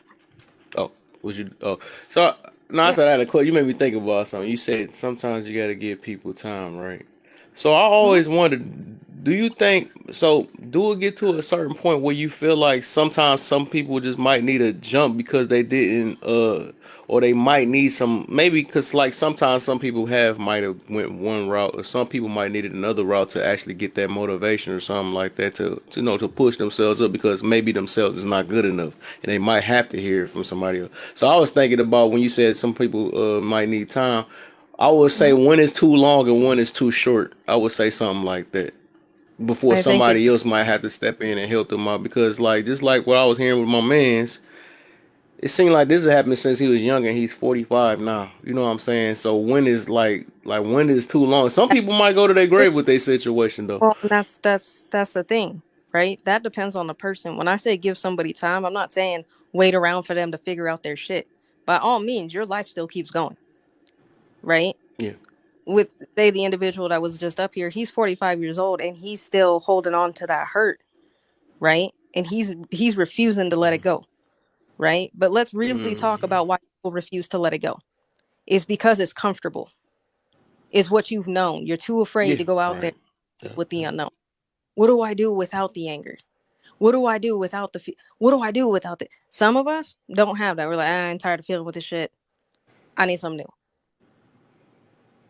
Some people want something new, but they don't know either A, how to get it, or two, they want to stay in their comfort zone, right? You see Mm-hmm. that all the time. Everybody wants $1 million, but how many people willing out there to go out there and go get that million? Bust their ass and do what they need to. Few people, Yeah. right? Everybody wants the keys to the castle, but not everybody want to do the work to get the castle. You know what I'm saying? Mm-hmm. So with that being said, that's the 100% dependent on that individual, right? I can't control what Right. somebody else does. I'm not going to waste my time with that. If you want to take 45, 30 years, 50 years to process the situation, that is on you, boo-boo. I'm going to Mm-hmm. control me. That's it, right? For me personally, I don't care what it is. Don't affect me with it. You start affecting me with it, right? To the point where it's becoming detrimental to me and my mental health, you can go. I'm going to protect my peace at all costs. So if that answers your question, that's exactly Yeah. what that is. So okay, I understand that though. I Yeah. understand that too. Do you feel like because of this, the only reason why I'm saying is because just because of what I do too, right? Because I naturally just care for people, and I know I would try to do anything to, even if I feel like they not what they're doing to themselves is not enough. You know what I'm saying? I feel like sometimes some people do need that extra jump, even if we trying to just make them rely on themselves or whatever. Because I do believe you can plant seeds sometimes. I do believe that, and I even do that with my parents and all that stuff. I feel like it's something they've been holding on for all these many years, and sometimes I can get through them on certain situations. I have did it though, so that's like I think it's some come to a point on like tolerance on just both ends or whatever. Because some people you can't break through. You know, some people do need another person to wake them up. You know, a lot of stuff we can't do by ourselves. You know what I'm Mm-hmm. saying? But like I said, it is, and it do take that though. Like you said, it's the one thing. But then I would say that sometimes it take another person to make them want it, or sometimes it don't work. I guess it's like I guess on each person, it depends on how much you want to put in work in somebody, then you might have to just let it go. You know what I'm saying? But I would say, just like I said, as long as you plant that seed, I think it's good enough. Even with this right now, what happened tonight, I feel like we might have planted a seed. He heard it from 4 different angles. You know, it's up to him to take it how he taking it stuff because he gonna hear this many of times. You know what I'm saying? Well, the thing that comes with that, right? I am a very altruistic person. I love helping people. I really do. But I also am very honest, right? It's that honest part. And I'm brutally honest with myself. I have limitations, right? The one thing I can't stand is an ask hole. Not an asshole, an asshole. That's somebody who asks for fucking advice and don't take it. But they want to keep asking advice. "Oh, I don't want to be angry. What do I do?" I ain't wasting my time with that. I'm not, right? So the people that I have, right? You'll hear me say this. The people I have in my camp already have that tenacity, that motivation to want to change. You know what I'm saying? Not everybody gets access to what I can offer because I can't offer that much, right? I can't offer the entire world something, but I can offer a few people, right? And if they want to take that and help other people, then, it'll trickle down eventually. But within that limitation, like, that's all I could do. All I could do is drop the seed. I could give you the advice, you either take it or you don't, right? And if you don't take it, then you can go. You know what I mean? You want to be an asshole, get the fuck out.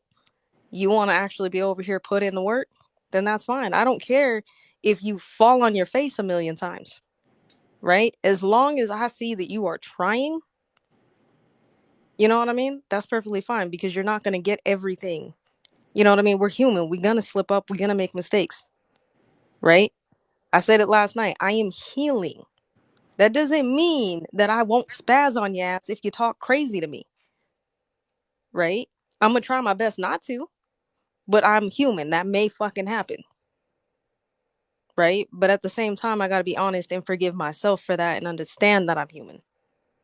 Right. That's it. I don't hold myself up to an impossible standard and say I got to be the best person on the planet. That's never going to happen. I'm human. I'm going to make it. I'm going to fuck up. Like, it is what it is. But I'm going to learn from it and I'm going to take accountability for it because I am an adult, right? If you're the problem with most people is they're adults. They want all the perks of being an adult until there's consequences. Then they want to turn around and act like a little kid about it. They want to throw a temper tantrum. At some point, you got to be an adult. You're gonna do adult shit. Exactly. Take adult accountability, right? I fuck over one of my friends and they don't want to talk to me anymore. That's completely justified. Exactly. That's a consequence. I'll take I It's a accountability for it. risk. I totally agree with Kev when and AJ, you speaking fire right now. I totally agree with Kev with the planting seed. That happened to me before where one of my friends was telling me something at that time, like I'm not listening to you. I feel like you're I felt as if her judgment was clouded by her boyfriend. Until like 2 years later down the road, something had happened to me to the point where it was like showing me what she was trying to tell me was correct. And instantly my mind went to her in that moment. And like even 2 years later, like that planting seed thing is so like critical. Like that's what I was saying. Like even if you don't want to hear it, like we're gonna say it to you. Period. Like hopefully Mm-hmm. wish you well in life, but like not right now. Like you're not gonna be in this room like distracting us, but wish you well. That planting seed Mm-hmm. thing works. Yeah, it does. It I definitely did that. does. Actually, I did that to what was it? I don't know if y'all know Lady Play, right? And she was Mm-hmm. even. It got to a point. Like I said, some people will not admit it at first, but later down the line, they will. Like it happened to all of us because we do that to all of us and stuff. We might not want it because we in our feelings at the moment, but later down the line, yeah, we gonna be like, it's gonna be like a what's that one word? Like I call it An the aha epiphany. moment. What Oprah said. It's like It's a an aha epiphany. moment. is that what The your word stuff was for it. breaking up, AJ? The word for it is epiphany. It's Epiphany. that epiphany I was moment thinking when about everything Yeah. click. oh, okay, It's called an epiphany. that's what it is. I was When talking the about light another one. bulb Or they goes like off. deja vu or something like, oh shoot, I Yeah. remember it when I It's was using so the wrong word weird. though. Like different people have different versions of deja vu, right? So like my Mm-hmm. version would be like before it'll be where you feel like, hold on, like I've seen this before, like I've done this before, right? But Mm-hmm. now, like as I got older, it's really weird to the point where it's just like when I have that feeling, I know what to do. It's just almost like a choice. Like, okay, you know if you make that choice, like it's gonna play out that way. I don't know if that makes sense, but my deja vu is like gotten heightened to the point where it's like helping me navigate through life. That's weird, but yeah. Mm-hmm. Yeah. But yeah, I mean, like, I think everybody kind of has different epiphany moments. I just know that, I mean, we all went through that, right? I didn't really start my healing journey until 3 years ago, right? I'm gonna be 31. This is going on 4 years, right? You know how many times elders, friends, family, tons of people kept telling me, AJ, you gotta let it go. AJ, this isn't healthy. AJ, stop doing this. So on and so forth. Like, I know I don't really talk a whole lot about my story, but I'm not gonna give you like my whole lifestyle. I'll give you the fucking synopsis. Angry kid, of course, you know what I mean? Fell into addiction, alcoholism, the whole 9 yards. I'm sober now. You know what I mean? Been working on my stuff. It is what it is, right? Tons of people kept trying to tell me, hey, you have a problem. I didn't want to listen to it. Nah, I ain't got a problem. I can quit at any time, right? I've all heard those addicts. I can quit at any time. I ain't addicted. I ain't an alcoholic. I ain't this. I ain't that. No, no, no. It is what it is because, and for me, it wasn't because I was in my feelings. It was an ego thing, right? It was an ego and Mm-hmm. comfortability. I felt comfortable. I felt the comfortability because I had been angry and enraged for so long that I didn't know anything outside of that, right? Trying to learn outside of that was out of my scope because where am I supposed to figure that out? It's not like today where mental health is very much open, right? Back then you didn't want to tell anybody that you were going to see a shrink. You know what I Very mean? You don't tell true. people that. That's so true. You didn't want to tell anybody that. You didn't want to go get help. You didn't want to admit that. You had to be normal, quote unquote, right? But I was angry. I didn't want to find that. I was like, oh, that's too much work. I don't even know where to go. So this is just gonna be me the rest of my life. It is what it is. I thought I was gonna be that lucky 1% that goes through all that and lives until I'm 100. It's not the case, right? And for some people, it takes something drastic for them to hit that moment, and that's exactly what Yep. happened to me. When I got sick and I got hospitalized, this was all due to stress because I wasn't processing things. Right. At that time, I was working a highly stressful job, right? I got mental health issues, right? That I was not taking care of. I did not know what CPTSD was at the time. I didn't even know that was a thing. I just knew that all they knew was that I had severe PTSD. The hell does that mean, right? Oh, I got OCD. I got all these things. So on and so forth. Wasn't checking none of that, right? Felt was in a bottle all the time. Wasn't dealing with nothing. Then I got sick, lost my ability to walk, lost all of these things. Had to learn how to redo this again, right? It took me to hit that wall for me to be like, hey, I got to make a change, right? All these seeds people planted started, it gave me a little bit more motivation to be like, oh, damn, you were right. But for some people, they got to hit that wall. Some people don't. Exactly. And that's why I was saying in the comments, like I wasn't coming for anybody or being disrespectful. I was saying we got to respect where people are in that journey because we're all going to do that at different times. For me, it took me to hit a wall, right? I can't speak for everybody in here. I don't think some of y'all, you had to hit a wall like that. It took my body to break for me to even sit down and deal with this shit. I'm healing now, right? Like I can walk, I can do stuff, right? I'm temporarily slightly disabled, but I'm getting better every day. You know what I mean? But it took time for that. It took time for me to get there. So when I sit there and I say, hey, we got to have some compassion for people, I'm not saying coddle them. You can push somebody, but you don't have to push somebody so aggressively, right? You have to be able to gauge that person and give, in order to give the lessons or whatever it is you're trying to motivate them or teach them and make it tangible for them, right? I can't push you, Kev, the Isn't same that way I would push subjective though? myself. Hmm? So isn't that subjective though? Because it can It, seem that way to others, but it can not be because everybody got different. I think it's case Yeah, by case So for that. I think but that's in what I'm that's this about to why. say. It gotta be case instance, by case. I don't yeah, think this that guy every. in this instance, this guy was like, that's just, this his energy is not an energy I that you wasn't. coddle. I Yeah, when totally I agree said with that. you, but in reference, Yeah, so when when I I said that, said I that, wasn't saying that to I was him. when I I was said saying, coddle, I was speaking directly to his energy. I totally get where you come from. Like, cause still a yeah, poet, when she was up on the panel, she did tell him like 3 times. She's like, "Hey, I'm not mad that you're mad." Like we were giving him his room to be angry. But if you're speaking generally, I totally agree. But with this guy, yeah. No, no, no. I'm not talking about him, right? Yeah, Like all that's a that I was situation. fully aware of. You see what I'm saying? That's a situation where you gauge that situation, right? That guy was not in here trying to do anything other than just to be like, I'm angry. Congratulations, you told me the sky is blue. Fuck out of here. Congratulations, you pointed out the obvious. Telling other people in the panel that you're angry after you telling us that you angry is redundant. You wasting time. You're wasting space. The hell up out the panel, Right. right? The fact that the thing is that you can already tell what his motivations were about it even by the time I came in here. He said twice, well, you can go ahead and kick me.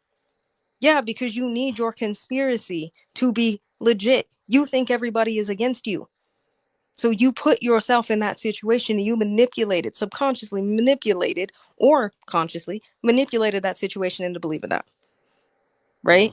Chances are 9 times out of 10, he's sitting wherever the hell he's at thinking, oh, I was just on a panel and they all attacked me and everything else. See, everybody is against me and then they kicked me. Bro, Okay, that's that you. makes sense. That's on you. I don't give a fuck about your perception. I ain't got shit to do with me. You want to be angry? Go the fuck over there. Because clearly you didn't read the rest of the shit up here. You didn't read the room when you came in here, right? I get There's you on two that other though, cause questions. that got a lot to deal with comfortability too. I get you on that, and then he want to prove his situation so he can be more of what he already comfortable being already. That's what he was doing. So like, there you go. Exactly. Yep, I told you everybody don't like me. The way you said that, I get what you mean by that though. Yeah. That's the reason why when I came up and I was trying to address it, and be like, hey, look, I understand your rage, sir. I get it. You understand this is layers, right? Mm-hmm. That was me planting the seed. Go process those fucking layers, Mm-hmm. right? Now, whether he takes that or not, that's on him, okay? He may be one that got to hit a wall. That's fine. Or he's going to take that to his Yeah. grave. That's on him. That ain't got nothing to do with anybody on this panel. No reflection on them. That's a reflection on that, sir. On that dude over there. He can lay in that bed. I ain't laying in that bed for him. I don't give a fuck. Mm-hmm. So, but to answer That's those why I made sure questions, I threw the kids in there so he can wake up a little bit because that's something I kind of take serious though, and I do get a little passionate especially when I hear about it, the kids when it getting comes it to or kids, whatever. yeah, I'm like a Yeah, bear. yeah, that yeah, gonna be making me mad. Like, why you doing this to your like you doing the exact same thing you saying it and you passing it along to your kids? That's just not fair. That ain't yeah, fair at but all. he's But the same type of guy that where you know what I mean. You have to struggle because I struggled. How many yeah, times has everybody on here heard that from somebody older? hmm, Oh, you got to struggle because I struggled. No, that's not evolution, right? The whole point of us breaking these generational curses, the whole point of us learning and processing and going through all this and being better every day is so that when we do have kids, they don't have to have it as bad as we do. We ended that, exactly. right? But the work does not end there, right? My epiphany moment happened recently, right? A long time in my life, if you think something that made me angry, I was just kind of like that guy. Why is it always me? Why is it always me? Why do I Mm, always got to go through this? What is going on? So I had all these questions. Then I had an epiphany moment and realized that the stuff that I've had to go through was never.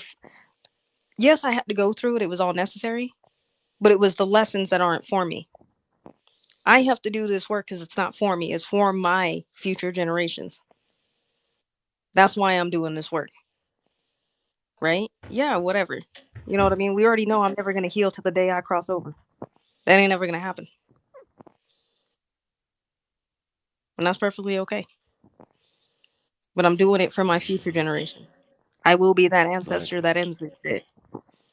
And then they can end whatever I didn't get to. And then so on and so forth. And then guess what? Mm-hmm. It starts becoming healthy, right? But at the end of the day, regardless of what, anger is just again the outside layer of that onion. Get through everything. Sit in your pain, sit in your feelings. But don't sit there too long. Put a time limit on it.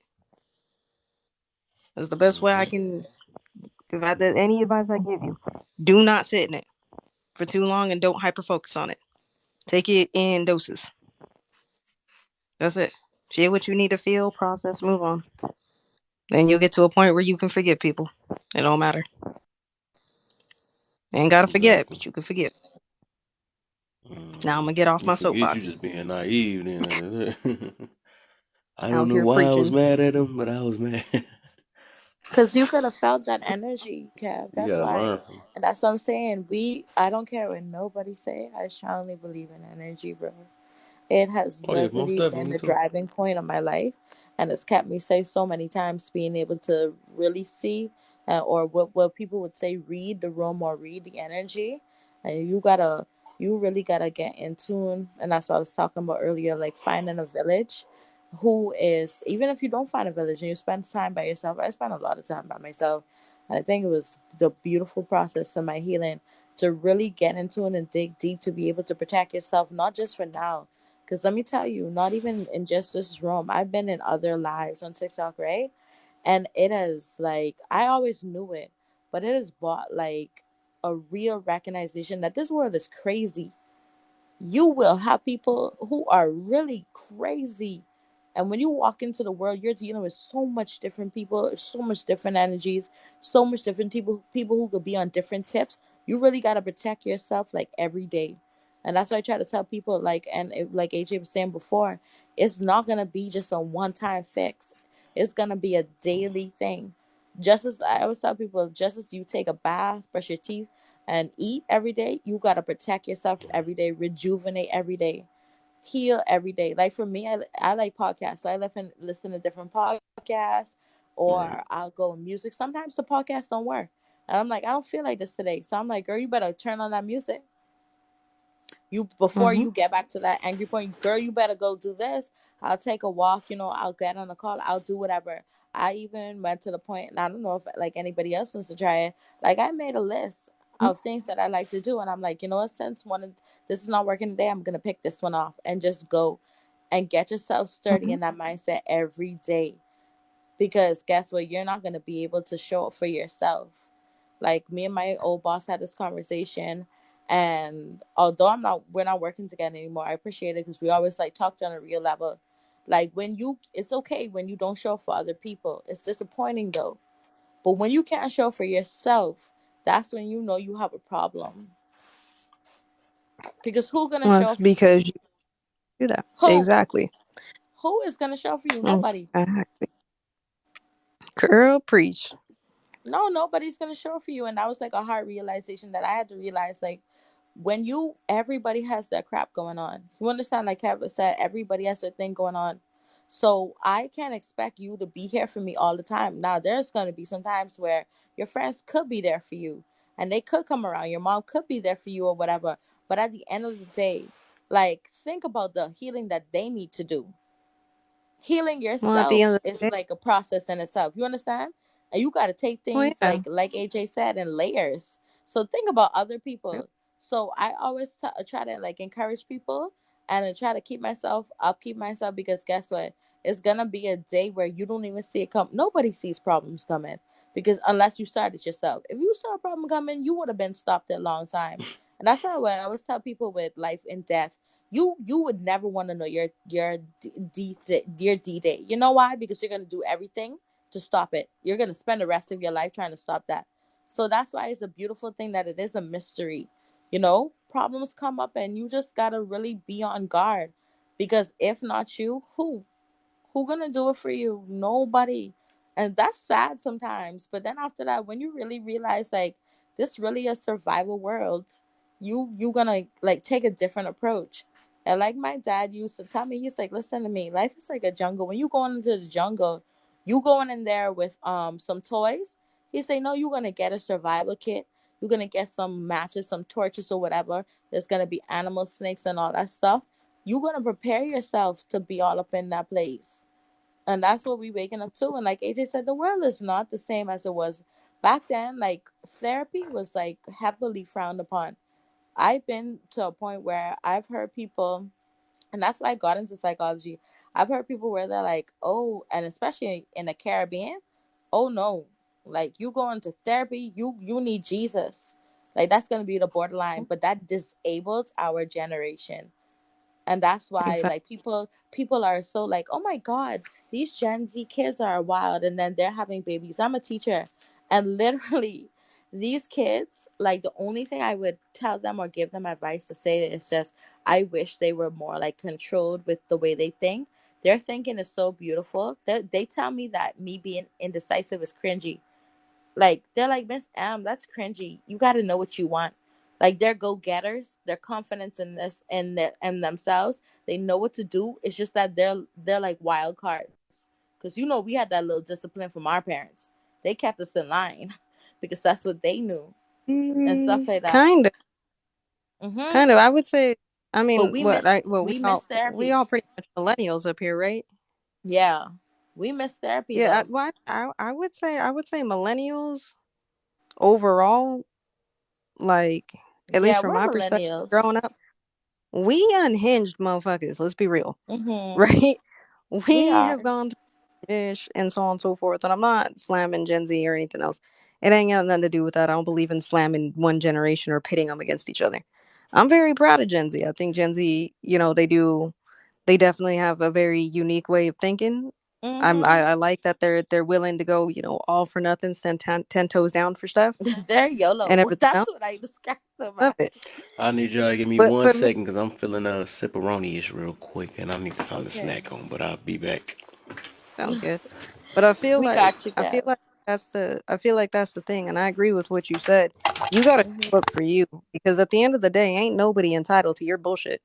Nobody is. No. You can't walk around in life thinking people are going to put you on the front burner because you, for Hmm. whatever reason, have been putting everybody else on the front burner. You'll be You got to put yourself sadly on that front. disappointed. You'll be Put yourself you'll on the be so front burner. disappointed. I had a You know. friend, his name was Hashki, and he was this is and I respected him. At that time, like I was going through like my depressive state, da da da. He came around, He would always come around if I needed to talk XYZ, but he never consumed my energy. And at that time, Hmm. like in my mind, I never expressed it to him, but I was just like I'm like, bro, are you here for me? Like, in my mind, I was like pissed off at him. And later on in life, like when I got out of that state, I thanked him. I'm like, thank you for never consuming my energy. Thank you for never like taking Hmm. that on and like, aiding me and abetting me in the way I felt. And like instantly my mind went on to him. And he told me, he was just like, I did that for you because it wasn't gonna be helpful for you, and I wanted you to be successful. Like you, Yeah. if not like that, and I always tell people the cliche stuff works. You find out that's why all these Oh yeah. people who we think are scams, like who have money, they always telling, if you listen to every successful person, they always telling you the cliche quotes because it Oh yeah. works. It works. Oh But yeah. guess what? It's just like we don't wanna feel that because it's just like it's not working right now. I think like the healing, like you said, is gonna be an everyday thing, and you really gotta have grace for yourself. A lot of people don't have grace on themselves Well, to really well, truly that's the thing. understand. Hmm. Yeah, but it's the journey, right? Yeah, It's the journey. That's the part people forget. People want instant gratification. Oh, well, I did this today, so I should be better tomorrow. bye, That's an Queen. everyday thing. These are stepping stones you're going to make. And sometimes you're going to take a step forward and may take 3 steps or 10 steps backwards. And that's okay because you already know where the steps are, right? Think about Hmm. that. If you walking up the stairs, right? Or you're building a staircase, right? And you go back a couple steps, you already know where the steps are, Hmm. right? You can still build, right? If anything, it just gets you back to where you were faster, Yep. right? Because you're like, oh dang, I slipped a little bit. Okay, cool. I know how to get back here faster. Okay, cool. And then you build it and you build it and you build it because at the end of the day, it's a journey, right? It's a Yep. journey to what you're getting to, right? the best way that I can describe my life so far, right? I went from being the soldier that was out there in war, right? Not talking like military, but like that's how I felt, right? I've now learned how to be the soldier in the garden, Yeah, right? that's beautiful. Because the way I see it is I get to walk this beautiful garden. I had to understand that all of this stuff that was all these layers and everything else was protecting this beautiful garden, right? So I'm going to stand in that garden. And if you want to be in that garden, that's fine, but you're not entitled to be there, right? Once you realize that people, you can't rely, it's not relying on people, right? I'm not saying don't ever rely on another person. All I'm saying is that nobody is entitled to being in Yeah. your life, right? And There's going to they be times, and yeah, there it's going to there's be gonna be hard. that moment where they can't be Yeah, there. And I just want you to be exactly. prepared for if that ever comes up, Exactly. that you could hold your own. That's all. Like you said, we're And not that's saying the like go thing. out there and don't like depend on people, because support is beautiful. But you gotta be able to Yeah. hold your own in case that person can't support you, in case they got something going Yeah. on. And sometimes it's also good to be a support as well. And that's why I always tell Exactly. people, like you what about you being the support? What about Mm-hmm. you setting yourself up to be like this backbone for another person?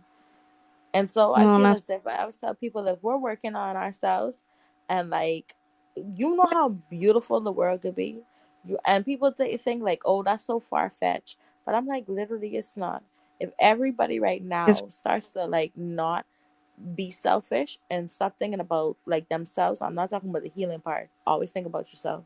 But like to think outside themselves. That's why I tell my kids to school. Think outside yourself. What could I do today to, be, even if it's healing. You healing is actually helping the world. Because when you're a better person, mm-hmm. you're gonna do better. You're gonna feel better. Like AJ said, it's gonna be a garden where you're blooming, you're growing. People can see the garden, they could come, they could benefit from you. You could teach, you could learn, you could give, you could feed, you could nourish with that garden. Mm-hmm. But if you are there like with nothing going on, you're like a like like a deep person. Like why are you here? Like in the world, like what are you doing? And the thing, it makes me sad sometimes, because I'm like, bro, I need to get up. I get up every day and do what I have to do for my daughter, and I'm like, I'm gonna honor her life by getting up and doing every day as if she was here. And another thing is, when I think about people who live on the other side of the world, who don't get to choose their destiny, because literally between WARS going on, and Mm-hmm. that side of the world is crazy. Like they don't even have time to sit and talk about their emotions. They don't even have sometimes internet to like be able to vent and stuff like that. I'm like, yo, people out there like wishing that they could even be sad. And I'm like, let me just be grateful. A grateful heart produces miracles. I always tell people that Yeah. when you're And it's grateful, it produces important. miracles. Yeah, and it's very important to start, cultivating that garden now because as you can Mm-hmm. only imagine, we all live here, right? There's a lot of stuff, right, that is either coming to light and everything else. And it is stuff, you know what I mean? Either whether that be from history, things that are currently going on, so on and so forth. There is a lot of ugliness going on in the world right now. Yep. So if you're still holding on to everything that ever hurt you and you are living in that volcano, you're You're just not gonna adding be more prepared. fuel into that volcano. And you're never going to be prepared. And then you're wondering why. Why am I so angry? Why am I so depressed? Because you're not cultivating your garden, right? That's why I preach. Pay attention to what you feed your mind. Do Mm-hmm. things within balance, right? I'm not saying just focus on just you and all your stuff, right? You can sit there and you can focus on just your, you know what I mean, going through trauma for a year, right? But if you don't give yourself enough breaks, time to breathe,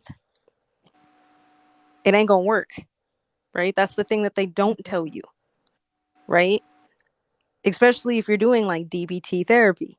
A lot of the time, you know what I mean? Especially, let's talk about mental health. If you're going to a counselor, you're doing any of these things, I'm not saying that that's the best, that's the only route to go. There's other ways that you can process that. If you're going that route, do understand you get to pick how that works. If you need a break from that, tell your goddamn counselor and psychologist that. And if Mhm. they cannot accommodate to that, go find a different one. There's Mhm. different types of therapy in psychology, or psychologists and so on and so forth. Do those things, whatever that is. And if for you that therapy is going into the gym, hit the gym. Go in there. Yep. Go in there. Do Gy- what's gonna give you bliss. I would recommend Right? that to anybody. Anybody. Work out. Like EB. it gives you like a boost. Oh, he's asking about the EBT therapy. No, Kev, I ain't talking about no EBT car. I said DBT, bro. DBT. D is in dog. And I try to tell people like we have a bigger fish to fry. Financial, our all everybody right now who isn't like in that millionaire billionaire, and even them, they owe banks so much money. So like everybody is in a financial like bind right now. That is our biggest problem. Like I mean, I know it's not rocket science. I know that they're telling us that most of the world is populated. We use 1% of our like earth land. So I know that that's not the case right now. But the biggest, like, I'm trying to tell people, heal yourself, because there's a bigger war going on. There might be a point in time where your grandchildren are not going to be able to see like a productive world where gas prices are like out of the AWS, and you're not, and you understand, and then finances and medical Hmm. care is going to be like too far gone because we were Yeah. so like angry and into ourselves and not healing and stuff like that. So it's just like it's so much more Like, than that, and there's literally so much to dig through. And even with our own selves, think about the different things that we all go through and how much things we got to dig down deep in. And it's just like it's a lot. It's a lot. It's a so lot. yeah. So I do want to talk about, just because I know some people are just coming in here and they, seeing the topic and maybe asking, well, how did you get to the point that you're at? I'm gonna tell you right now. I didn't listen to TikTok therapists, okay, because everybody on this damn app is a goddamn therapist for some goddamn reason. Trying to diagnose people. And also, quick note, a therapist can't diagnose you, a psychologist can. They're two different studies, but I digress on that. All I did was I turned those mirrors inward. That's what I did. I turned everything inward. I stopped allowing people to tell me what was going to make me happy. I stopped listening to people that were telling me how to live my life. I stopped listening to those things. I focused on the things that were going to bring me joy, what was going to make me happy, figuring out what makes me happy, correction, right? And I started working through those layers, right? I'm not saying I didn't listen to anybody, right? But I listened to those people who I felt I could trust, right? People who had either gone through it, right? Like, hey, I've been on my healing journey for a while. This is what I've done. And I tried those things, right? There's not one way to do this. There's many different ways, Yep. right? Correct. But I went and I found the things that resonated with me. That was it, right? And then I changed my focus, right? At one point, I used to be a very vengeful, mean person, right? Vengeful. Oh man, you hurt me, I'm gonna hurt you. So on and so forth. I've now learned to move in a good way, right? Which means when I talk to people, I'm not respectful because I'm being fit. I don't genuinely like being that person, and I had to learn that, right? I learned how to be by myself, right? Through isolation. Okay, I'm a cut. You know what I mean? I gotta block everybody out for the day. I started doing self care, right? People don't understand how important self care is. You know what I mean? Yeah. Whatever that is for you. You know what I mean? Going and spending the day and spending it on yourself, making yourself feel better, will do wonders for your mental health. How Wonders. do anger and peace work together? They don't. I think one can How? lead to another, but they don't coincide. They will Nope. never be able to coincide together. And when you think it could, no. Peace can be a solution to anger. Anger can never be a solution to anything.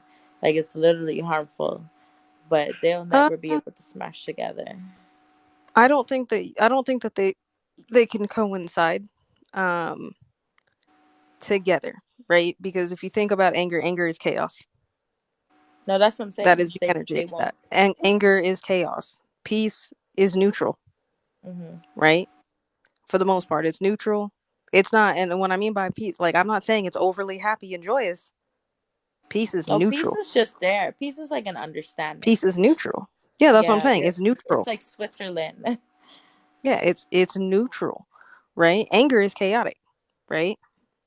Are there times where that chaos can help protect your peace?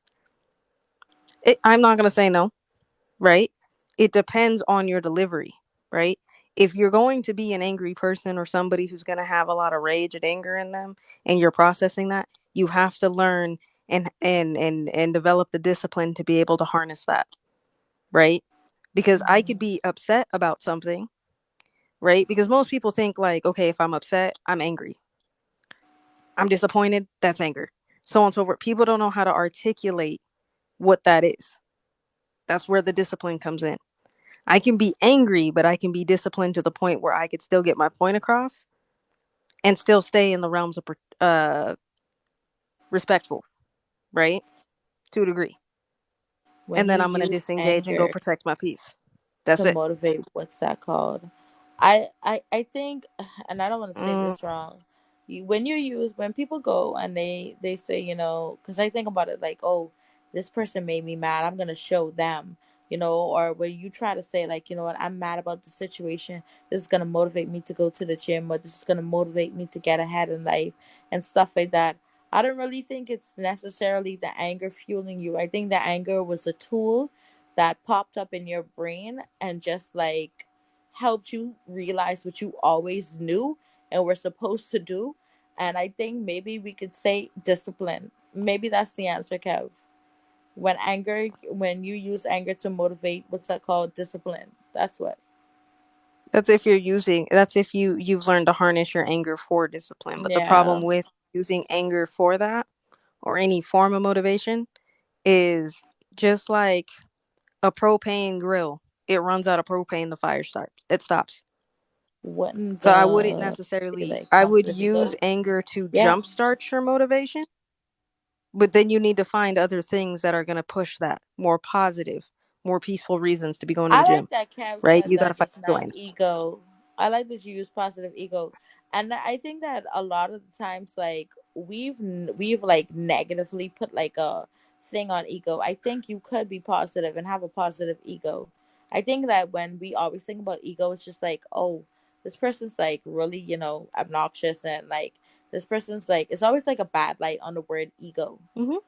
But Hmm. there could be a positive ego that helps you, like, that gives you that boost to want to be out there. Yeah. Well, and Like I that think word. for me, I call that pride, Yeah. right? A lot of people say, "Oh, pride is terrible." Pride, Mhm. positive pride works, right? Mhm. I have pride in everything that I do, right? Tremendous pride. That's not ego, which means I have pride. I have a sense of pride in being like, hey, I'm going to do this the best because I know I can, Yeah. right? To me, that's not a bad thing. The Most moment it definitely. starts becoming a problem is when it starts getting in the way of the growth. Oh, I don't need to go to the gym. I don't need to practice. I don't need to do all this. I don't need to, so on and so Mhm. forth. I'm the best. Now that's ego. You need to check that. Can you be You know what I angry mean? at yourself for being angry? Most definitely, Yes. yes. Yeah. Yeah. I've done it most of my life. I've got 30 years of being angry at myself, being angry over stuff that I could never control, Yeah. but and I'm still processing some of that because there's a lot of letdown. There's lots of things that I feel let down on, even though consciously know there was nothing I could do about that situation. It was beyond my control, but I still have to process that. Just because I know that doesn't mean I processed it. That's the part Yeah. that people miss. Oh, I know that. That doesn't mean just because you know something doesn't mean you processed it. Cereal gave you that boost, Kev. And you're right, Hey, AJ. You're completely right. ask them questions. I like when people ask questions because I'm always asking questions. Yeah, I asked a lot of questions. When I used to be afraid when I was younger, But I had to break out of that. My grandmother told me, like, get out of that. You're never gonna find out anything if you don't ask. Exactly. But yeah, no, I mean, like, I think that, you know, when it comes to, I think if anything, I think what the world needs and what a lot of us need, especially young people, right? Because let's talk about young people, right? And I'm talking about like Gen Z and below. Part of the reason why I think, and this is my opinion, a lot of them feel the way that they do and they are unaliving themselves and taking other people with them is because they feel very alone, right? Now, if I remember Yeah. going back to that time, there were things that I felt very alone in that I learned as an adult is actually very normal, right? So, this is why I always say introspective conversations are important. Mhm. That's not preaching. I'm not sitting there saying, oh, you know, I'm older than you. You got to listen to what I'm saying. Yeah. It's conversation of being like, hey, you know, that's normal. It's okay. It's okay when you're in your early 20s to try to compare yourself to everybody because we Yep. all do it. There's not one person in here who is older than 25 that has not done that. There's people still doing that. Well, To this man, day. everybody into this, all my friends are that. I haven't done that. But then you get to a point where you learn and you learn to have confidence in yourself, faith in yourself to be Yes. like, you know what? Confidence is key. People always like to write it off as arrogance, but confidence is not arrogance. It's definitely key. And Exactly. confidence is like, if you, and I always tell like my sister, if you don't have confidence driving, that car is gonna be swerving all over the place. So it's like life. It's the Hmm. same thing. If you don't have confidence Yeah. in what you're doing or whatever, it's gonna show. You're gonna Yeah. fumble. You're gonna be all over the place. Well, that's the thing. But I feel also as people who are trying to teach or people who are trying to guide, we also have to have enough discipline and enough know-how to understand when it's time to step out of the way because they're gonna have to go through it. Mhm. By And it's gonna be themselves. painful. We don't want to see them go through it, but we No. have to know when we just have to step out the way and let them go My through it. best life lessons were when people decided to let me down and I had to figure it out by myself. Those were the best times. I like how y'all talked about the confidence and arrogance. I figured that out a while ago. I had to tell somebody about that. So you know the Yeah. difference between that. I don't know if y'all said that. I just got back, but Yeah. the difference is one of them is something that's internal, and the other one is something external. You know, Hmm. confidence is something you build within yourself. Like you can be like, okay, I'm the best. I'm the best. You know, you saying it to yourself, or whatever. But when you telling everybody else that you the best, that's when arrogance, take place at. You know, nah, I'm better than you. I'm the best. Something like that. That's where Hmm. arrogance or cockiness and what they But call it's the other but word. would you say it's okay to be cocky sometimes, right? I'll give you an example, right? If I've been going to the gym and I've been doing squats, right, and I buy a new pair of jeans, I think most women do this, right? And my butt looks great in them jeans. Trust me, I'm trust and believe. I'm gonna be telling everybody, like, bro, look how good my bump looks in these jeans, y'all. So on and so forth. I think that that's okay as long as you do that every now and again, right? Not every time somebody I can sees see you, if they you're need doing it to. with if you do it with a purpose behind it, besides just trying to boost your ego more. You know what I'm saying? I can see if you're doing it to Yeah, to let them know that you can get one of these type stuff. You know, just like I was thinking about when but I I, get a 6 pack or but I, something, like have a before and after picture or something like that.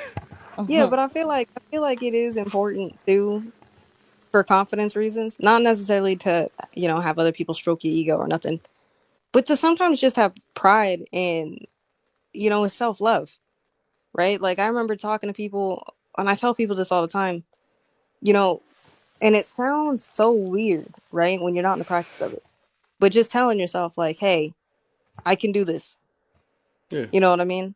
I love myself. I do all this. And not saying it in your head, but actually saying it out loud. It sounds silly at first, but then you do it. And then there's that day it clicks and you're like, man, I really feel this today. I'm feeling myself. Oh my God. Like, I don't think there's a problem with feeling yourself every now and Yeah, you again. could do that, but you ain't gotta do it to everybody else though. No. But It's look, something here, behind it look, when you gotta put another person into it, or like I said, if you it depend on with that it just depend on the I think it intentions depends on, behind it or why you're doing it. I think it depends on your tactic. Like if I'm sitting there and I'm like, look how I look in these jeans, y'all, but then Kevin out here looking dusty. Yeah, that's a different situation. Okay, now I'm being That's ego, being a dick. If I'm just like, man, I went to the gym. Look at these results real quick. Check it out. Oh my God, I'm so excited for this. Right? I don't think there's a problem if you're going to your people, your support okay. system, your friends, and doing that. I Right? get you. I have officially decided as of 2023, I ain't allowing people to rain on my fucking parade no more.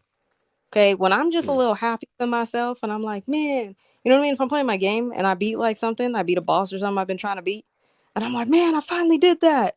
I'm tired of somebody being like, yeah, but I died 20 times. Like, why you always gotta rain on my shit? Like, why can't you See, just let but that's me have what you shut up? when you do that, that's what comes behind that though. Once you put No, it I ain't out, like that's just fucking. like a person posting a picture or something like that. You got to take both ends because sometimes you don't get the answer that you want sometimes, or the expression, or whatever Yeah, the but if I'm um the broad comment statement, that you want. I know, but I'm just saying, I'm not putting up with that no more, right? Because there's times where like I put up a picture of myself, like on my personal profile or something. I'm like, man, I look good in that. And somebody be like, man, I got a pimple today. I don't give a fuck about your pimple. Go take it somewhere else. Let me be happy for 2 seconds. Damn. I know, but that's Damn. what I said with that. That's what something we signed up for. When we publicize anything, that's just something you signed up for. That's all it 100%. is. So we got to take the That's good and the bad when we but do that. I think that's part of, I think for a long time in society, we've been told that we're not allowed to be selfish about nothing, right? If you want to have time for yourself and you just really don't want to deal with people, oh, that's a bad thing. You're evil for that. That's terrible. Your friend needed help. This, that, and the third. Like sometimes I I don't want to get you help. on that. Like, you know what I mean? And I think Yeah. it's okay because I remember I struggled with that, a couple years ago when I was like, I need to start putting myself in the front burner.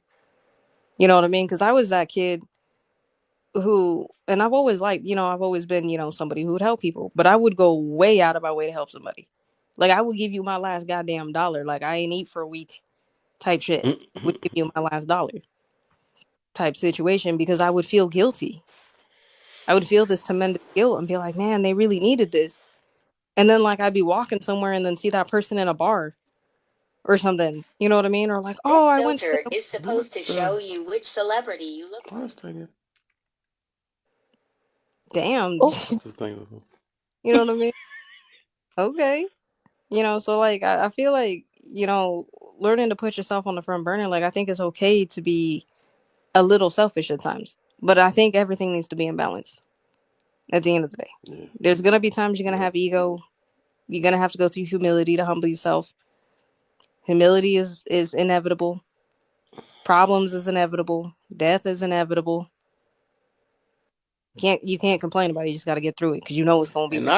I could get it to another. I was thinking about that too a while ago. That sometimes even with that a little bit of ego, I get what you mean by that because sometimes people been doubting you, and that's where that come from. Where you got to prove somebody wrong or whatever, or to let them know. And it just like it's like proving something to somebody though. Sometimes that help another person out. Just depending on how they look at it, and let them know that it can be done and stuff. Like even that guy with Jake Paul and stuff and people don't like it, but I look at it from a different angle. Like, he showed that even though he be arrogant about certain stuff or whatever, and he, to act the way he act, but he showed that he can be whatever he want to be, and everybody kept doubting him or talking bad on him and stuff. So he always had to put this image out and stuff to show that he could be a boxer. He not just a YouTuber and all this stuff. So I mean, I actually took that as a motivation in a way. 'Cause he actually trained hard for it and tried to show and prove people wrong that that he can Oh, do it. okay. I didn't know he was on YouTube. I remember him when he was on Vine like forever ago. Yeah, right. Like I didn't know he I was didn't know. on YouTube either. That's what they were saying too. Him and his brother was on Vine. Yep, Logan. Yeah, I Logan's the remember first him one and I his. noticed though. Yeah, I was like, I remember them on Vine. Like I don't really back in the day, but I was like, I don't remember that. Mm, But I mean, I don't think. I think, like I said, I think as long as you're doing everything within balance, because at the end of the day, you're not. There's no way you're ever gonna never be egotistical about something, right? Like there's gonna be times that your ego is gonna come in. There's gonna be yeah, times that you got to be more selfish than anything else. instead of just being like, "Oh, here, I'm gonna give you everything." And I think that's normal, right? I think that we need to stop telling people like, "Oh, if you have an ego, that's terrible." Like, not, sometimes you're gonna have an ego, but let's talk If about you're how to ego humble driven, yourself instead. Yeah, you know what I mean. that's just like Yeah, but pride then if and that's prideful. That's two different things, you know. well, and that's the thing. That's what I'm saying. Like, why don't we talk about how to humble yourself? Let's Yep. talk about being Humility. humble instead of being like, "Hey, this is bad." You know what I mean? Mm. Because for a young person, I can honestly tell you, I was a young person that would have misconstrued that. If I was a young person and I came, say, on this app, as much as everybody makes feelings so taboo, having any form of feeling taboo, I'm gonna take that as I'm not supposed to have feelings. That's not healthy. I'm gonna have feelings about things, right? Mm-hmm. What we need is to be like, hey, it's okay to have feelings, but there's a way you can handle it and not take it out on other people. Yeah. That's the part everybody seems to always miss sometimes. Oh, get out your feelings. You shouldn't have feelings. Fuck your feelings. What are you supposed to do when you have and you are upset about something? You do have a feeling. Now you're being told, oh, this is a bad thing. No, it's okay to have feelings. Just take personal responsibility, do what you gotta I do. think we was already born off that though, and people just over look at it though, because I think we always been taught that it's okay to have feelings, especially Not this day and always. age nowadays or whatever. But you Yeah, know, and then kids that's when they nowadays. go out of hand with it and get let their feelings take over. That's where the problem come in at, or always what they say, express yourself or whatever. But Yeah, but I that's feel what I like a say. lot of It just it's a middle. It got to be a middle ground to that though.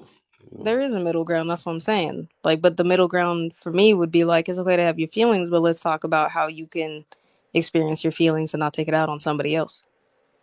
Right? Because if you Right. think about it, if people are out of control with their feelings, it's because they have too many feelings that they've suppressed. Hmm. 9 times out of 10. I'm not talking about undisciplined people. I'm talking about people who even practice discipline. Right? I practiced tremendous discipline all my life and still struggled with anger. It was the one thing I couldn't suppress, but I suppressed a lot of emotion. So it came out one way or another. You know what I mean? Right. So I would come out and be angry to everybody and be nasty because I was having, because you know what I mean? It was like the icing on the cake. Something would happen, it would throw me over the edge. Oh, fuck everybody. You can't walk around like, you know what I mean? Can't be Tech Nine in it. Wake up podcast, little small hands over there. I know Cosmo fell asleep though, for sure. Oh man, people blame others for how they feel. Yeah. Absolutely. Take accountability. Your feelings are your feelings or nobody else's. And nobody else can cause you to feel a feeling. I'm gonna say that again. No one else can cause you to have a feeling unless you've given them that power. Which means Hmm. if the shoe fits, the shoe fits. That's why I stopped saying not all men, not all women, not all these people. No. At the end of the day, I'm gonna say what I say. And if it struck a nerve, then you're who I'm talking about. If it didn't, Yep. I'll worry about it. I'm not correct. No. Preach. We ain't doing. I'm not protecting feelings like that because you're not gonna blame me and be like, "Well, I don't do that." Clearly, you do. Clearly, you do. You just got called out for it. Am I wrong? Hmm. You strike a nerve in somebody, they get real defensive real quick when they get called out. That's You can lie to something you. up. Ain't no way. You can lie to yourself all you want. I'm just look. Don't hang around AJ, okay? AJ ain't gonna tell you what you want. AJ gonna give you what you need. At the end of the day, Whatever you you want. know what I mean. I guess I saw that. You know what I mean. I see that sometimes even coming in here. Kev can put a broad statement up in his discussion box, and you could tell the people where that strikes a nerve because of the way they took it, and they projected Hmm. it out on What do Kev. you mean by that? What do you mean, Kev? Why You're it must Kev. mean something to them if they asking in that type of way. They What do you mean, imagine them Kev? What are you saying? And you can always tell because they'd be like, "What are you saying? Are you saying up. in whatever it is here?" No, you're projecting because clearly you did that. Nobody else said that. Mm-hmm. Strike a nerve, Mm-hmm. process it. Go be better. Then that wouldn't affect you because everybody else that came in here that that wasn't they ain't doing what you claiming did not take it that way, right? Exactly. Exactly. I'm like, That's all I this don't is. correct that no more. I'm not doing the whole not all Trying. people. Not fuck that. Y'all stupid stuff. Like Right. Not all. not all. Like, Not what's your all point in orange. saying that? Not all oranges sweet. Like shut the hell up. And You this know. another thing I told people this too though, like even that if a person feel like it's not all in their book or they put it out, I mean if they feel like it's all in their book or whatever, or how they feel, we can't what make us think us saying not all is gonna change their way of thinking. So if that's what they feel, that's what how they feel at the end of the day. If we know any better that it's not all, then why are we even getting into our feelings about the situation unless we part of the all? You know what I'm saying? So you can't change nobody's way of thinking. If they think it's all, it is what it is. You can say it 100 times, they gonna think it's all. You know, Well, not even it'll that. be But here's the thing: pointless. you can say not all something, and somebody still gets hashtag offended by it, Hashtag right. right? You could not all. I don't know. Not all women do blah blah blah. Then people get mad. Right. You know what I mean? Not all Okay. men. Somebody get offended. Or you could just be like, okay, man, make y'all do this, and if it apply, then work on your shit. If it don't, let it fly. What's the saying? Don't everybody say from here? If it don't apply, let it fly. Practice Mm-hmm. what you preach. And Practice then what you even preach. with that, when you ask that, like, but at the end of the day, did you understand the message though? If you say not all or not, did you understand Hmm. the message, or you were just so focused on the all part, or you know what I'm saying? Like that's But when they that's never answer the question. They just want to say not all, and then go with their feelings and express the way it just be funny. but that's the problem when people want to listen to be offended because you're not Yeah. listening to what somebody said. You're listening for whatever it is that's going to upset you. And if you're doing that, you need to fix that because that's a problem because you're missing what Mm-hmm. somebody's saying. Because now everything they said, they didn't even finish their sentence. They said, well, they were 2 words in and you got upset. You didn't even know what the hell they were talking about, right? Like I'm pretty smart and I can get things pretty quick, but I can't understand what somebody's talking about in 2 words, right? Like I need more words than that before I could be like, hey, I'm upset that you said that to me, Kev. Like I can't do that. You got to give me a minute. Like, oh, okay, I got you. But not all. So, No, I ain't doing. Mm-mm. I ain't doing. I'm not putting up. And as I get older, I'm putting up with less and less yep. things. I don't feel like it's helping. If anything, it's creating excuses to not do things, excuses to not heal, excuses to not move forward, excuses not to grow, excuses not to do a solution. Everybody on this app talks about solutions, right? Would you ever notice that the Right. start talking about solutions is a bunch of reasons as to why that solution ain't gonna work? How do you know you didn't even try?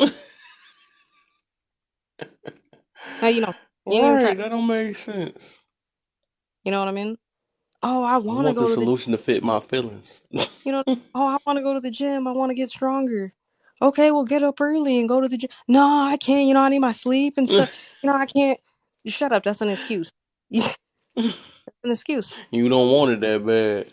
That's what I. Clearly, Oh, that is one thing I say. If you want it, some people don't want it bad enough. They want it. They just don't want it bad enough. That's all it is. you know what I mean.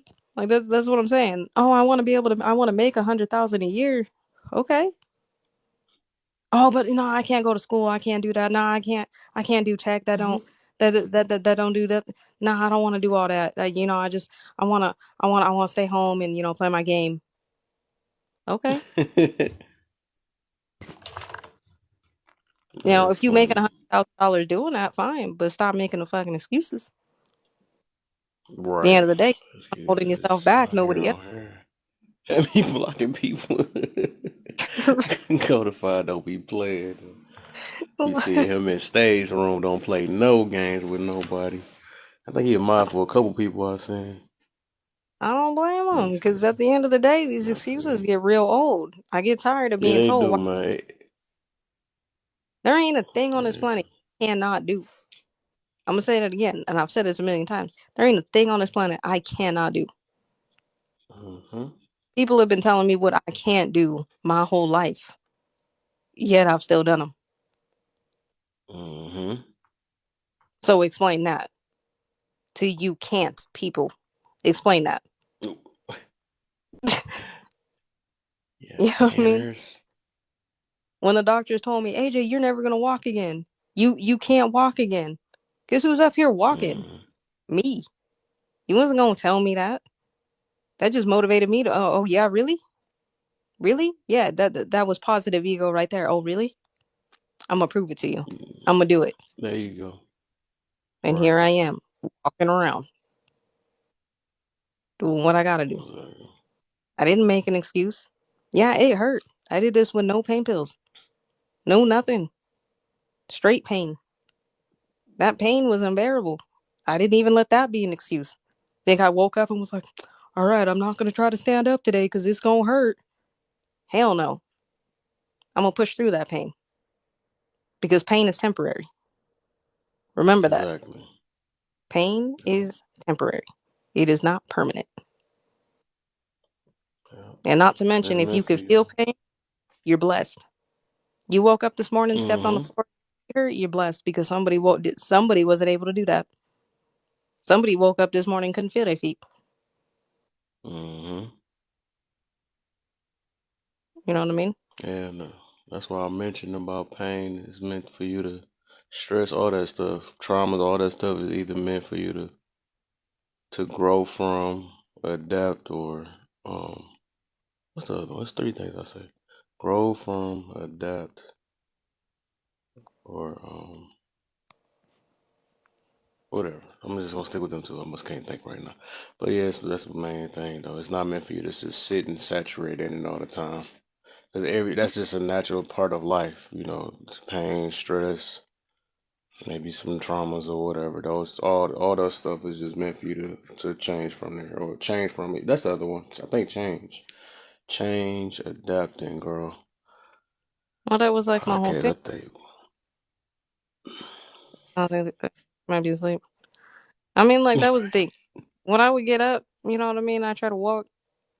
Yeah, I was in tremendous pain, but I knew every day, and I felt that pain, and I want to quit. You know what I told myself? I told myself this: there's gonna be a day I stand up, and it ain't gonna hurt this bad. There's gonna be a day I stand up, and it's just gonna be discomfort. There's gonna be a day I get up, and this doesn't hurt at all. Here we are. I could stand up. I feel fine. I've done everything they told me I could not do. So you tell me what on this planet I can do. What's up? What's up, DK? Uh, I'm from Colorado. Yeah, but that is my thing though. I just gotta. Now that's what I just my tolerance is kind of low on this. I'm just done, like you said, with the excuses and all that stuff. For people that's not trying to do nothing to help themselves grow, or not trying to understand, or try to even that's making up everything for why they the way they is, and but they claim that they want help. But then when you try to help them, then they come with every last single thing. I ain't got time for that because it's always been like that. Majority of our life, we've been getting that since we was younger and stuff. Like, when your time come, it's gonna come, and you gotta do what you gotta. That's just life doing this. Like it's get to a point like you said, accountability. That's one big thing. It's a point where you get grown enough and you gotta take a step for yourself. You gotta be the one that's got to push yourself forward because you can't get your hands held all your life. Just like the birds and stuff. They don't care about that. Once they feel like you old enough, they kicking you out there unless it's up to you to fly. Now you just gonna fall on your face. You know what I'm saying? So we can't get our hands held all our life and look and keep making excuses while we not trying to fly along or move or grow forward on. You know what I'm saying? So keep moving forward. We can't keep That, doing that. But but that's where that honesty piece comes in, right? If you're honest with yourself, then it's not hard for you to be realistic about it, right? You can't sit there and say, "Oh, I want change. I want change." Be honest with yourself, because if you don't want that change, lay down and shut up, because you're gonna stay in the same. Those who want change will do whatever it takes if they're hungry enough to get that. It's tenacity. Yeah, life's gonna knock you down. Now, life can be a real jerk sometimes, right? Like it's gonna knock you down. It's gonna beat you up sometimes. It's okay. You just gonna get back up. Keep getting up. Every day you wake up, that's a chance to try. Okay? Yesterday ain't coming back for you, and tomorrow's made up its mind. So if all I got is today, I'm just gonna get up today and I'm gonna try because I'm not guaranteed tomorrow, right? And then if I wake up tomorrow, guess what I'm gonna do? I'm gonna get up. I'm gonna try again. And if I fall on my face 1,000 times, guess what? I'm still gonna get up and I'm still gonna keep trying because eventually something's gonna work. That don't mean I'm gonna do the exact same thing over and over again. I'm gonna try a different approach, right? Okay, maybe I shouldn't do this. Let me try not doing this one. Let me try it this way. Oh, cool. I fell on my face. Okay, cool. Do I take that as defeat and stay in that failure and make that an excuse as to why I can't do something? I could. Or I can look at it as a life lesson and be like, hey, that didn't work. That particular approach did not work. Let me try something different. You learn every day. That's growth. If you're looking at yourself and you're like, yeah, I've been the same person for 10 years. That's sad. Yeah, that's kind of sad, right? Ain't no way. Sad. In no way, because I'm not even the same person I was 6 months ago. I don't even be trying to be the I'm same a, person as yesterday. That's how serious I done get. Trying to be something that's what new. I'm saying. Something got to be new about You know me. what I mean? Even your cells in your body rejuvenate every 7 years. Those are brand new cells.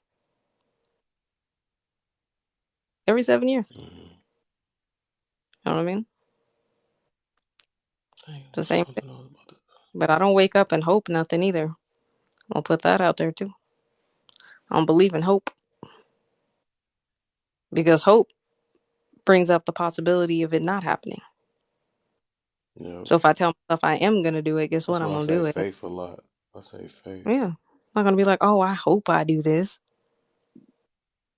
Hell, I think I got a video on my page about that where he's like, don't say hope.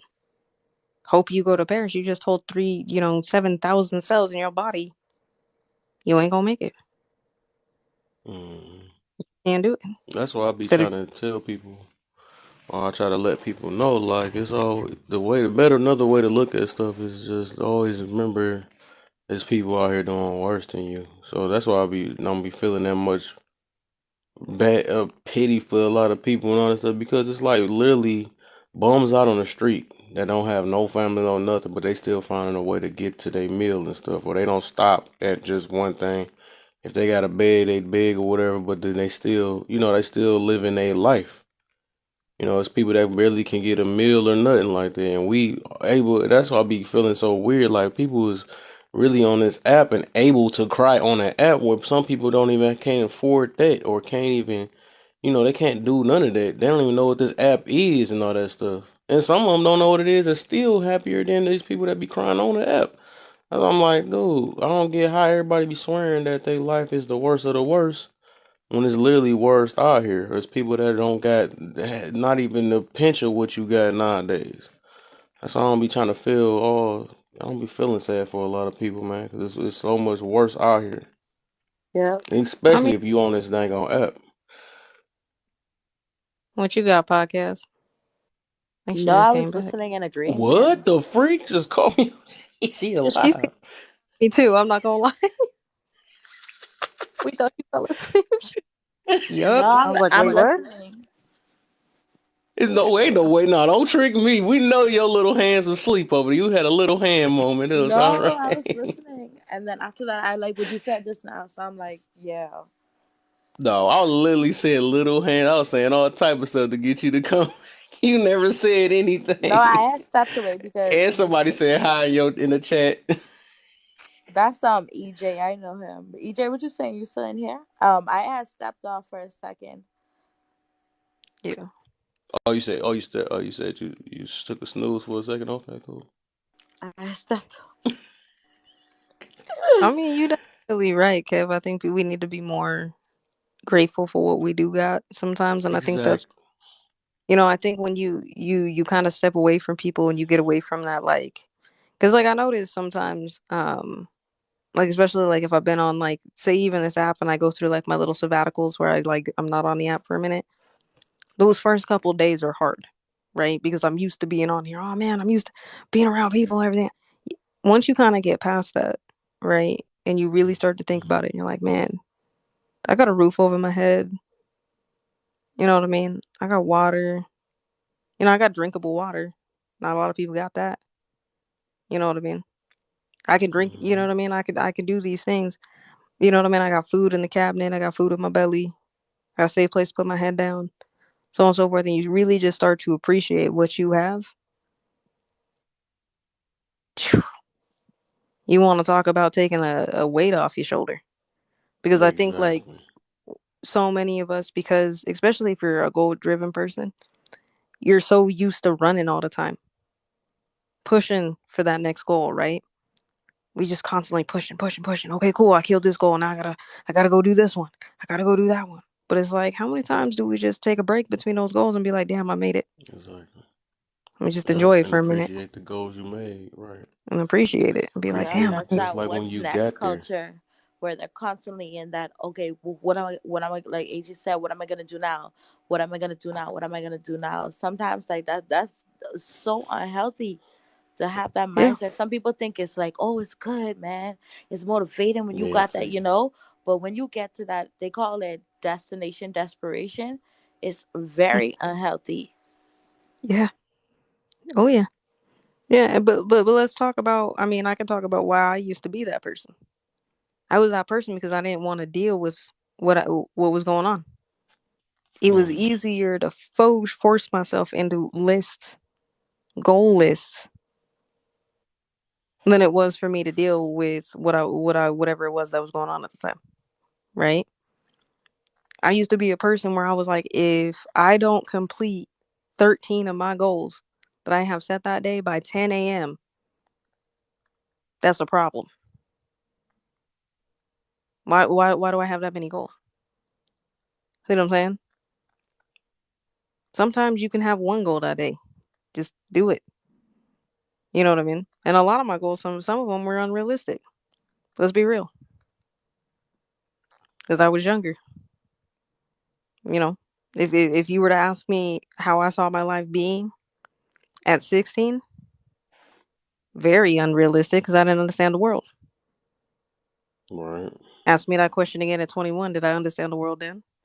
A little bit of a better understanding. Still unrealistic. 25, little bit. Not really. 30, way more realistic. So we got to learn. We got to understand that we're going to And change it's and we're gonna going to get grow. more and more and more as you grow. Yeah, you know what I mean? Like, I'm perfectly okay. Like, sometimes, like, I'll be 100% honest. I'm not one of those people who makes my bed in the morning, right? And I'll tell you why, right? And maybe that's just me and it's something I got to get over. One, I don't give a shit about making my bed. One, I'm just going to fuck it up. Okay, let's be real. I don't see the point in doing all that. I'm just going to mess it up. And also, nobody's coming to my house to look at my bed. Okay? It ain't going to happen. And if they are coming over and we are looking at my bed, we going to mess it up anyway. So who cares? Right? Right. So I'm being 100% honest. Okay.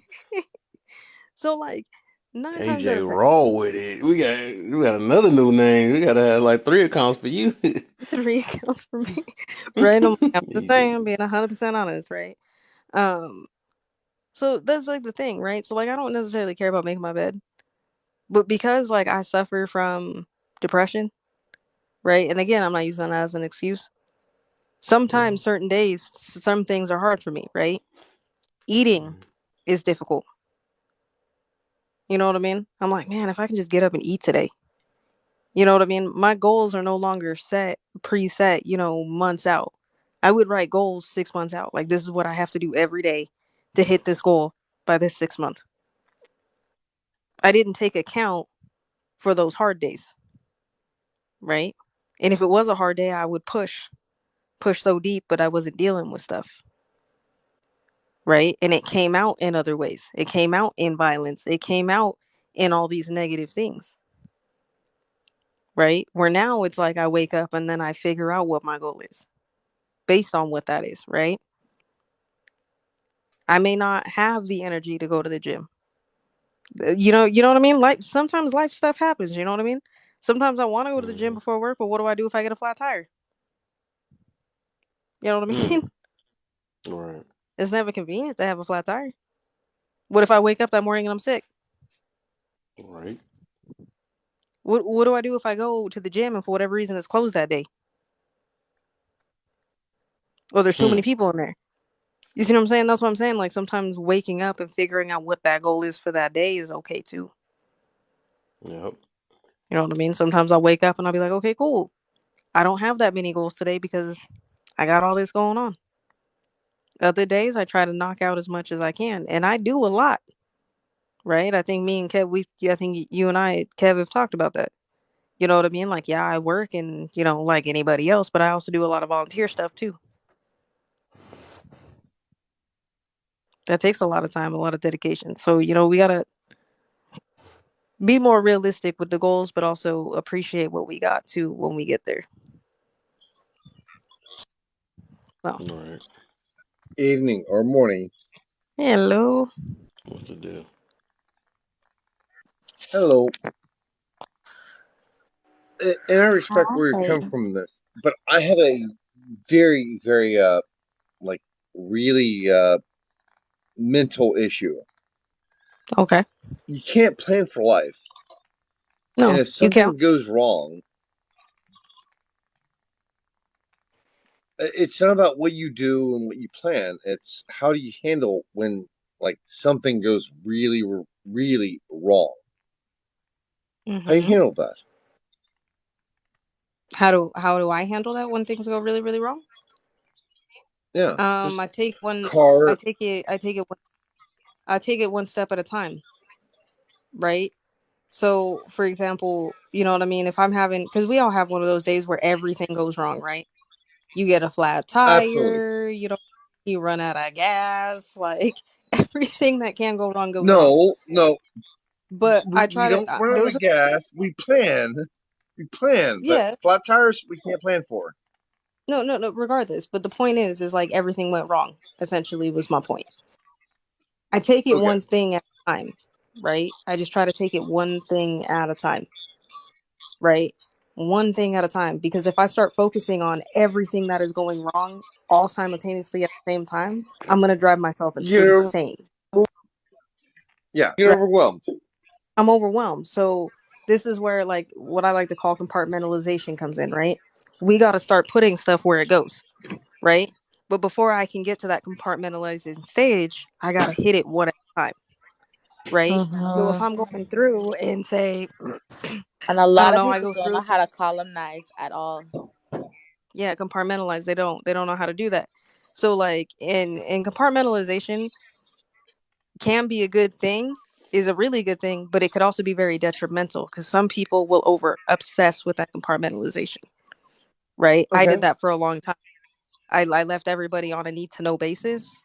Therefore, I didn't have a support system, right? I didn't allow that. But then it all, collapsed and everything else.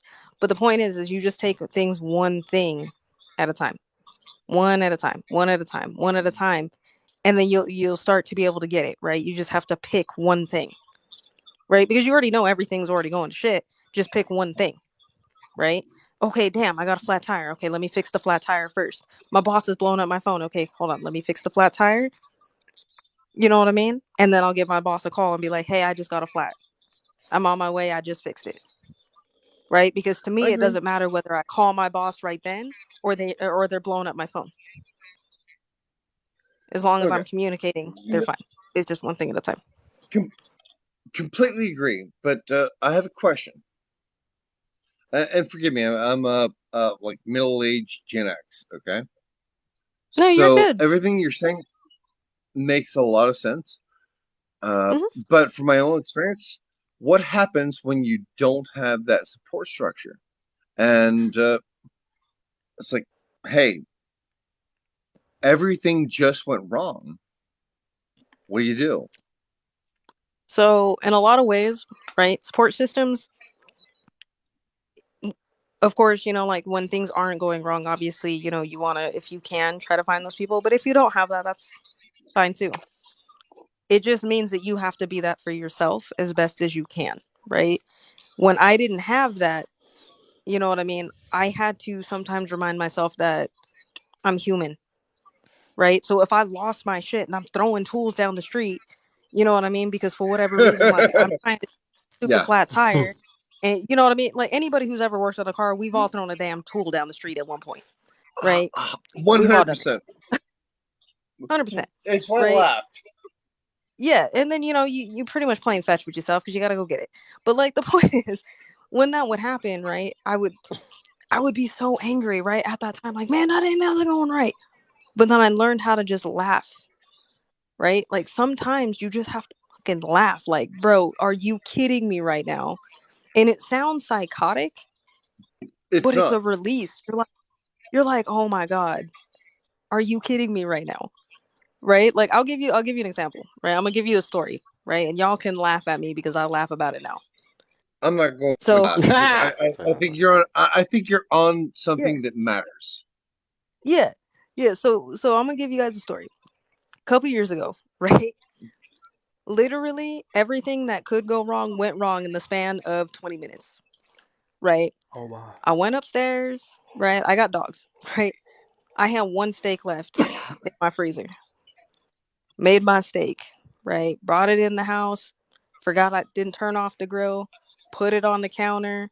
Walked outside to go turn off the grill. By the time I came inside, my dog ate my steak, right? My last steak. Like I was craving this steak. Like I had thought about this steak all day and she just ate it, right? So I was like, man, are you kidding me? Now I got to go figure out something else, right? I look out my back door, right? I got a sliding glass door. I look out the back door. And I noticed that the wind had kicked up and it had opened my shed and there's a bunch of shit flying out of my shed, right? Like pools, pool noodles, stupid shit. I'm like, God damn it. Right. So I go out there and I go run out there to go like close it. And then I realize I don't have the key to the stupid thing. Right. And it's hella windy. So I'm like, all right, cool. I'm like, damn it. So I run back inside. Right. And mind you, while this is happening, it has started raining. And it is now raining in every possible fucking direction at the same time, bro. Like it's raining sideways, both sides, up, down, everywhere, all at the exact same time. Right? So I'm trying to run. I'm getting soaked, like, running in the house. I stepped in dog shit, tracked that through my house to go grab this key, ran back out there, almost slipped, stepped in more dog shit, closed it, came back in, bumped my hip hard on the fucking table, right? Like hard, So you're right? saying it's a good day? It was, y'all, this all happened in the span of 20 minutes, right? And I was sitting there just like so filled with like, what the fuck, bro? And I just started laughing. Like it was scary. I ain't even gonna lie. Like if somebody was in my house and witnessed that, they'd be like, I think AJ just snapped. Right? I just started laughing. Nice. Just laughing because I was just like, damn, bro. And then like this wave came over me and I was just like, you know what? Sometimes these things happen, but it's temporary. Right? Like everything's gonna go to shit, but it's temporary. Like that's perfectly fine. Right? So like I just Facts. learned how to laugh at it real quick. You know what I mean? Like when I can just laugh at it because I know I'm going to laugh at it again like when I have to tell this story because ain't nobody going to believe all that happened in 20 minutes. Right? But if we all think about it, we all have a I will. story where everything went wrong in the span of like a short period of time, right? That we laugh at now. And that's all I remember. Like that's all I focus on. Like I know whatever I go through at that time when everything is going wrong, that I'm going to laugh at it in the future. Like I'm gonna look back and be like, hey man, that shit was crazy. That's just funny, but it's crazy. right? So yeah, Oh, if I y'all want to agree. laugh at that 20 minutes, go for it. Because I know sure as fuck I'm laughing about it. Like, Thank you. yeah, no problem. You gotta learn to Well, I laugh appreciate sometimes. you Like, sharing that. right? Yeah, of course, of course, of course, of course. You got how do you deal with it so far? Uh, Me or someone else? You. Uh, I learned about 20 years ago that I just don't get emotionally wrapped up in it. Like, uh, cocoon myself. Mm-hmm. Got you. Got you. Got you. So I don't let my emotions out. I keep them all like engraved or enclosed to those of my small circle. Okay. And So would you say that small circle of yours would be kind of like a support system? 100%. And Perfect. it's small, Okay. but it's like four people. And uh, if if I need Hmm. to address or let out my emotions because I'm not sure how to deal with something, then I Hmm. fall on those. But ultimately, I would say 90% I keep. Uh, I'm happy. I'm good. Life and the world is fantastic, and that's just kind of how I roll. And I like 10% of the that. time, I need something to depend on. Yeah. And I think like when it comes to support systems, we got to remember it's quality, not quantity, right? I don't need 200 100%. people in the system. I just need a few people, and then that's it, right? It's like anything. You know what I mean? I think the I best way agree. I've heard described is kind of like a tree, right? The tree only really needs those roots at the bottom, but they don't have a bunch of roots down there, right? They got a Well, bunch of trees, from leaves and shit. That's fine, but it's the roots of that tree that help that, and that's the important part. As long as you got your roots, you well, fine. and I get that, and I think there's a whole lot of in truth in what you just said. But from my Hmm. perspective, my roots are set. Look at it from where do I want to share my fruit? Where do I want to share my input? Where do I want to share my struggle? And Um, that's a very small fraction of individuals. So yeah, quality over quantity. yeah. I You think are that's very I think right. that's I think that's something we learn as we get older, right? When we're younger, we more or less care about the quantity of things. I gotta have all these Agreed. friends. I got have to have, and then as you get older, you realize I don't really care about having a lot of friends. I just want good ones, even if that's one person. Yep. Sometimes one or two people. One, two, three. Now, I don't care about what everyone else thinks. What I care about is that one person that knows me, Mhm. that understands me, that can relate to me. That's who matters. Yeah. So I like jumped into this live, and I Nice. truly appreciate your view and your opinion in this. Uh, I'm just well, I just wanted to jump in and have a conversation. Oh yeah, for sure, Absolutely. man. Absolutely. You're welcome. Definitely. Everybody. I mean, everybody pretty much welcome in here. We tend to talk about a lot of different things, but it's a lot of life stuff in Mhm. here. Whether we talking about like I know Kev always has certain like a topic or whatever. And sometimes the conversation stays there, but it evolves and goes other places too. Um, and everything else, especially No, it's just at the end of the day, I feel like introspective conversations are very important nowadays, just because a lot of people feel agreed. alone and stuff. Yeah, well, conversation is the key to understanding. Yeah, Yep. Absolutely. You know, and that's, I think, the importance of the introspection, because we can learn from each other, right? Like Yes. everybody in here, all the different, different ages, different age groups, different backgrounds, different everything, but we can all learn from each other. As long as, Yes, ma'am. everybody's respectful, we can always agree to disagree. Just it's no disrespect. We'll agree to disagree. It's perfectly fine. And we just keep it moving. And that's it. I mean, I can yeah. find that. Yeah. Well, yeah, I was welcome. I was welcome. Thank you. I appreciate that. So I'm gonna sit back quietly Mhm. and kind of listen for a bit. Oh yeah, It's Yeah. sit okay. down, man. And just gonna. I don't see any reason to join into a conversation that I don't really know. So Yeah, How you I feel would absolutely. like to about hear the the topic conversation. itself, though? Hmm. What's that, sir? Is that how you feel about the topic itself, though? Like, You might not be able to read it because all that shit's in the way. that stuff do be Yeah, annoying. no, You gotta I just. can't read it. I tried to, and I can't even enlarge it. It's just not working. So ask me a It's question, and I will give you an honest answer. the topic is grudges and forgiveness, part three. Uh, Number one is what make you so angry. Uh, are we? Who are talking about angry?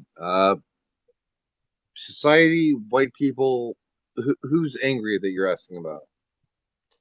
Well, I was just talking about. Well, it's dealing with grudges, and forgiveness. So in the mid dealing with grudges and forgiveness, it's some type of anger behind it. So that's why I asked, what make you so angry in a situation? And I apologize, host. It's your live. I still, I still don't quite understand the uh, anger concept. Right. So, I like, don't basically, have enough is that information.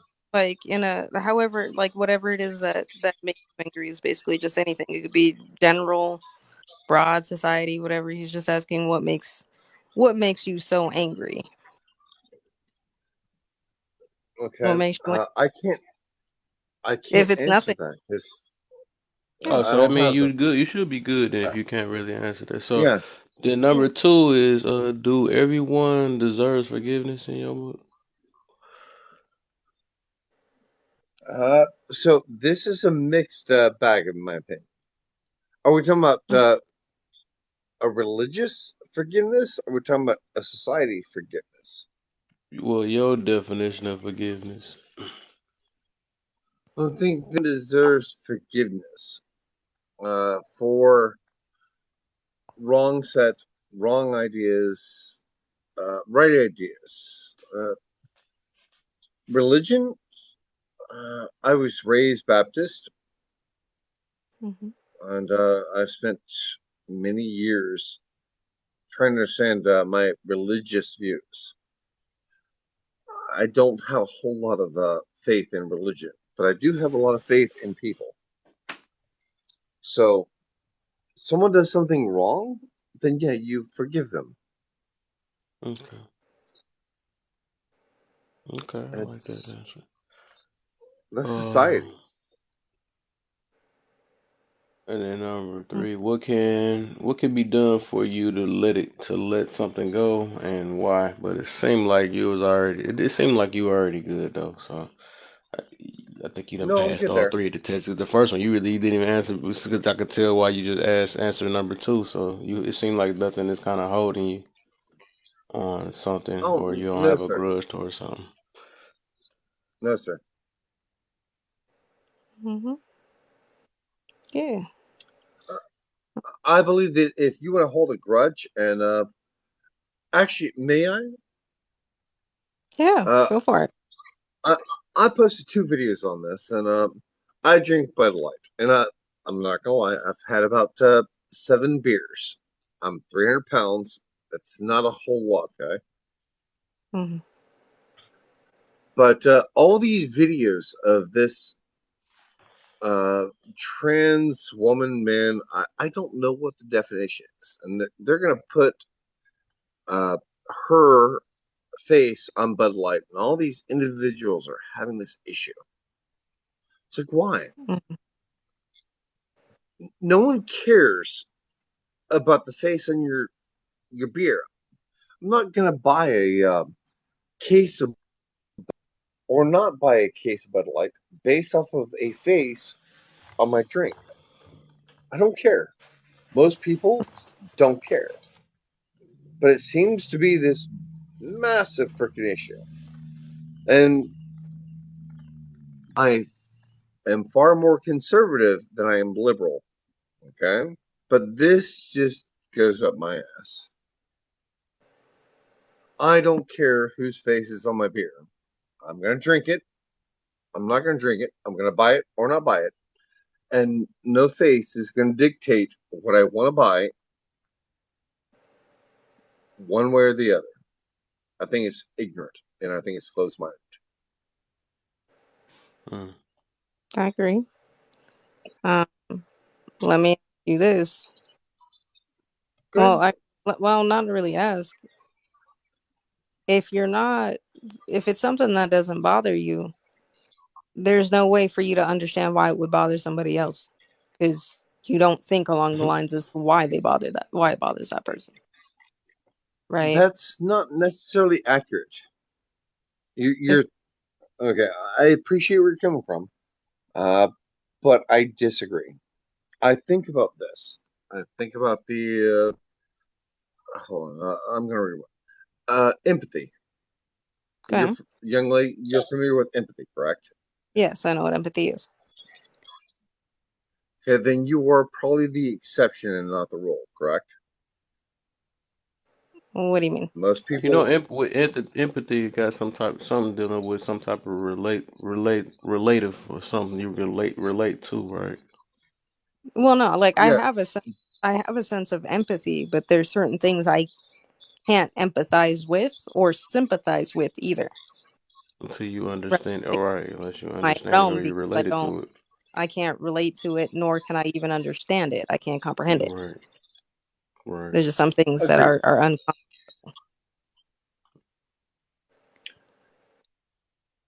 Okay. Empathy is the ability to go through something and put yourself in another Right. person's position and try to imagine or ultimately feel what they're Yeah. going through. Hmm. Empathy is So where I have an issue with this. yeah, so that's Uh, why you yeah, kind of counter what you just said earlier. Then when you said that um you told her that what the freak you just told her. You said So I don't like, believe I basically countered, but you said if you I said did, you I don't know apologize. how that you said you know how they feel, but it was weird how you said it though. But you kind of countered what you had said though. So even just having empathy shows that you have some type of, like I said, some relative or how they feel, or you can hunch how they feel a certain way or mhm. whatever. So you had Yeah. So for disagreed with like, something that you just like kind of countered yourself well, on. hold on. So okay, let me explain kind of what I was talking about. So like, I can understand or have empathy for somebody, say, going through a bad time, right? I can empathize if it's something I've gone through, right? I cannot empathize with something I have not gone through. I can have sympathy for that person, which means I can Right. feel for them and be like, hey, okay, I Agreed. understand that.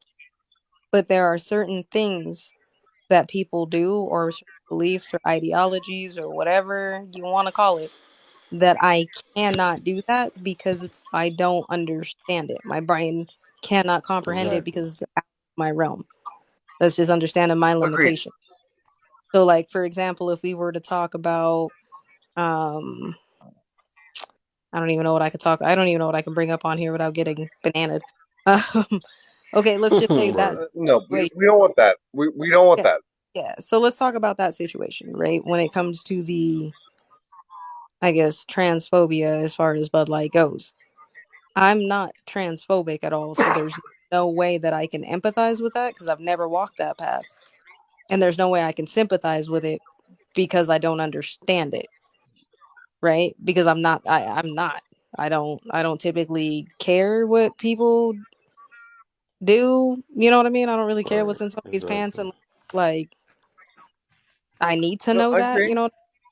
but other than that, I don't really, there's no way that I can understand that.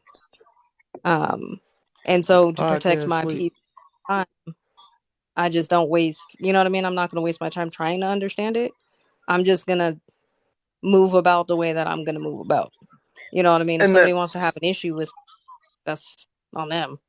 You know, I'm gonna let that's them look spot stupid. on. Mm, Yeah. spot on. Entitled to feel and believe and be you in its entirety Hmm. without judgment. Correct, and I support that. Exactly. And that's all we can support. Like it's okay to be upset by that because people are are trying to tell people that they can't be unapologetically them, or be who they are. That's perfectly okay to be upset by that.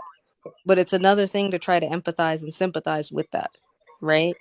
Like for example, as not that I want to bring this into it, but like I hate bringing up like the whole race thing. But like as a colored woman, like I don't understand why somebody would hate me based on the color of my skin. There's no way for me. There's no way I can sympathize or empathize with that situation, right? I can be angry about it I because I understand. think it's stupid, but I can't. You know what I I mean? understand, but I can't empathize. But at the end of the day, I'm just gonna have to live my life, right? Yeah, And just keep pushing it that way and be like, hey, I don't believe this. That's not what this is, and I'm gonna keep it moving. You know what I and mean? I And that's understand where you're coming from, but I can't empathize with that because I don't, nor have I ever had an issue. But I can understand and I can sympathize, but I can't empathize. exactly. That's my point. So when you're trying to empathize with these people that have a problem with this face being put on a can, you're not them. You can't empathize with that. There's no point to even waste your time trying to understand that ideology because it makes no sense. You can't make sense of the senseless. Some things are just senseless. Agreed. Yeah, I'm not trying to empathize with Yeah. the individual. I'm trying to empathize with the mass. The mouse right now, when it Here comes to that, that's a whole other is situation to do with yeah, the but media. I want to be very specific. I'm not trying to empathize with uh the Dylan who is being put on the can. I Hmm. understand that I drink by the light. Hmm. What color the can is, I don't care whose face is. Most Hmm. people don't care. There's a small fraction of society that does, and I'm very, very small fraction. They care, and I can't empathize with them, nor can I No, but sympathize with them. exactly, exactly. But what I'm trying to say is there are people who are sheeple, so they're being told they need to be upset about Yep. it, but they're not upset by it, right? That happens all the time. That happens all the time. Well, it messes with their world and their comfort. But we have It's to. like you're messing with my comfort. Well, exactly. That's real. Yeah, they do want us separated for multitudes of reasons. But like at the same time, the best way that I can, I guess, respond to that in response to that, right, would be okay, understanding that some people are, well, most people are sheeple. They're gonna believe whatever you put in front of them, right? I can, you know what I mean? These are the type of people. If I were to sit there Agreed. and I don't know, what is it, like an ad saying that oranges are evil, they're gonna be like, oranges are evil, don't eat oranges. Like they're those, right? Unfortunately, they're gullible. But they saw it on But TV, so it must be true. exactly. But the point is that I can't control them, right? I can't control them. I can't wake them up. I can't Agreed. change their belief. The only thing that I can control in that aspect is myself. And I'm not going to waste my time being upset by what they decide to put on a can, on any can, because that is a waste of my time. I'm just going to Right. drink whatever I want to drink because, quite frankly, I don't care what's on the can half the time. If you were to ask me what has been on a Dr. Pepper can for the past 20 years, I'm not going to be able to tell you that.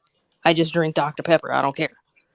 You know what I mean? I'm going to drink it. I'm not going to remember what's on the You can. So, It's the first thing that you told me or said that was disappointing because you are literally the reason why I joined the live because mhm. your objective view has truly been refreshing. Yeah. And the whole Dr. Pepper, I can tell you the history of Dr. Pepper if you want. Yeah, I love that because I love Dr. Pepper. Yeah, no, you are the reason why I joined.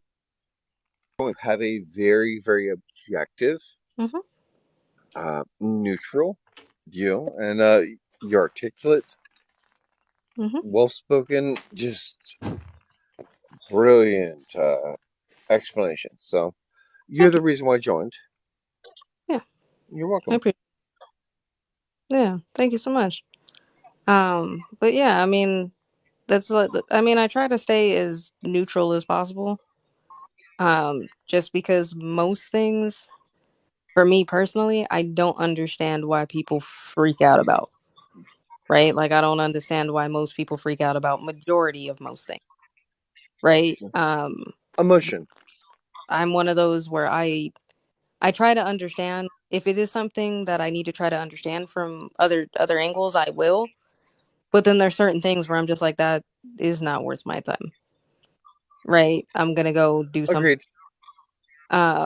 Just because life is too short and I want to enjoy it. I don't have time to try to understand every single person or every single group's point of view on every little thing. Even if I Right. think that it's something that's kind of dumb. Right? So I'm like, okay, that's kind of dumb to be upset that somebody's face is gonna be on a can. I'm gonna keep it moving. I'm gonna go over here. I'm gonna go fishing. Yes. You Agreed. know, I'd rather go fishing Yeah. or camping or come in here and make fun of Kev and his big head. Like whatever it is, I gotta make sure he awake. My brother over there. Yeah, What I mean, but we, like that's but really all I can do. It's too short for that. I ain't got time. I And agree. Right. So I drink Bud Light, yeah, and I don't care the color of the can or whose face is on it. That's not going to stop me from doing what I want to do. exactly. So And if keep it drinking. does, there's an emotional factor, not a factional, not a fact. It's emotional, not hmm fact. Yeah, It's my I opinion. wouldn't say emotional. I think it's ignorance. I mean, if you're gonna let a can dictate I you, don't then that's disagree. about that person. I'm like, okay, well, you one of them because at the end of the day, you gotta ask yourself: in 10 years, are they even gonna remember what was on the can this year? Probably not. No. Well, Like, and oh, I'm not trying. I am not trying yeah. to promote my own page. I No. all I care about. I'm going to be real honest with us. All I care about is having 1,000 followers. Do you know why? What's up? So that I can do lives. Other Yeah, than that, I don't care. yeah. I And don't think. I've had this conversation. I've got 2 videos, and Mm-hmm. I've got a tremendous amount of ignorant, ignorant individuals. Mm-hmm. And this is a great representation of where Republicans don't hold the high ground that they claim to. And I'm not Republican. I'm not Democrat. I'm Libertarian. Mm-hmm. Plain and simple. Central. Mm-hmm. I believe in personal rights and small government. Yeah. So it's quite interesting. Well, I think a lot of people have run to the extremes when it comes to politics, and they don't realize they're standing in the same place. I I said what I agree. said. If y'all want to come for me, um, No, I pull agree. up. But they stand in the same place a lot of the time, and they're not. It to me, it doesn't. It's not helping. At the end of the day, I guess when it comes to this country, despite its atrocities, obviously we all live here, right? I I more or less care about bringing people together. I don't necessarily believe in trying to separate us 100%, right? Because nothing is going to get achieved if we do that, right? Nothing's going Agreed. to get achieved. None of the things that we need to fix are ever going to get fixed if we are separating ourselves and being like, you can't be here. This is we can't do that, right? It's not going to work. Right. We got to come together. We got to start doing stuff. And I think at the end of the day, I think a lot of people have lost sight of that, and they're running with their very radical views and being like, no, I want the world to be like this because it makes sense for me this way. But they're forgetting that you share this planet with Well, other, like, we got to do what's best for the majority, not every single individual person. And that's just where Right. it's at. And that's why the world is upside down right now. Everybody's trying to do what's I good agree. for May I them. ask you? Do what's good for the minority instead of majority. Yep. Yeah, agreed. Young lady, may I Hmm. ask you a question? Yeah. Slightly. I'm going to put myself out here by asking this. Hmm. Do you believe that race is the issue, or that separation of class is the issue? No. I think it's both. I think both. I think when it comes to the government, they It's the want both of people. those I things don't think it's to the be. races. I think I think if they keep us fighting, Separation. yeah, I think if they keep us fighting and then they get us to separate ourselves, and they can get away with doing whatever the fuck they want to. You know what I mean? Because nobody's paying attention because we're too busy fighting with each other, right? And that's essentially just what I believe. I don't necessarily hold up the constructs of certain things because it's a construct, right? And the reason why I say that is because it doesn't make sense to me, right? If you need blood, right? Like, not to say, well, whatever. My blood type, I'm a universal donor, right? I'm type O negative. If you need blood, Yep. I can give you blood. If Kev needs blood, I can give him blood. If we were different races, I wouldn't be able to do that, right? I can't give blood to my Agreed. dog, right? Agreed. With two different two different things on this planet. So at the end of the day, I don't hold up those constructs. I do think that there is some healing that needs to happen, some accountability that needs to happen. But other than that, I do not. When it comes to those conversations, those race conversations, I don't typically get involved. I know I Kev, for the respect most that. part, doesn't get involved. None of us really get involved in that, just because that's No, beating a dead horse didn't want. at this I point. did not want to get Yeah, involved in race. I just yeah, wanted to ask of yeah. No, general internet. value, I was just answering that question. and, Yeah. and you It was- answered it perfectly, in my yeah. opinion, objectively. Uh, I I just followed you because I believe that you are That's bad. handling this in a way that is intelligent, objective. Uh, I'm not as graceful as you are, but I respect your opinion. Yeah, I mean, it takes time. Is that fair? Takes time to to to kind of do it, but not everybody. And that's the beautiful thing with all of us being different. You know what I mean? If everybody was like me, the world would be boring. We're supposed to be Right. different, and that's how we learn from each other. So at the end of the day, it doesn't really, to me, make sense for all of us to constantly stay separated and be separated by I things agree. that are completely don't make sense, right? So I'm like, I just Was you the rather one focus that on asked the question yesterday with the which diversity? one. Mm-mm. Diversity. No, Somebody I said. don't have. Somebody asked the question. Do you see the power in diversity? Who was it? Oh, that was maybe that was Hormiga. That was That could have Hormiga. been Okay. Hermiga. Yeah, that sounds like a Hermiga question, to be honest. That dude sound like I was about to say it's one of the one of yeah one of the yeah.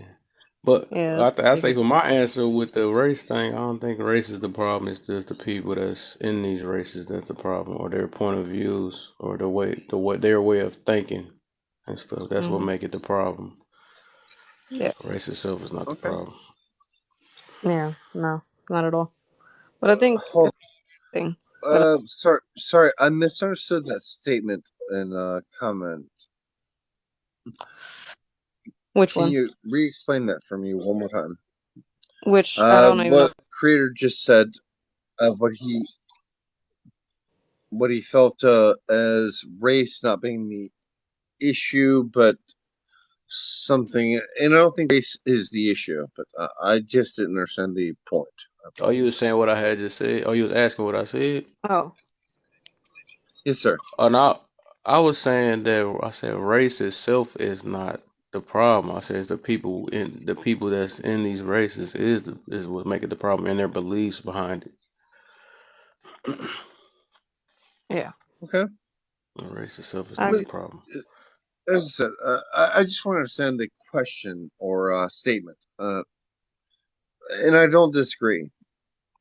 I think that hold on, I'm not going to get into that because it's going to create a hell of a conversation. But creator, I do agree with you.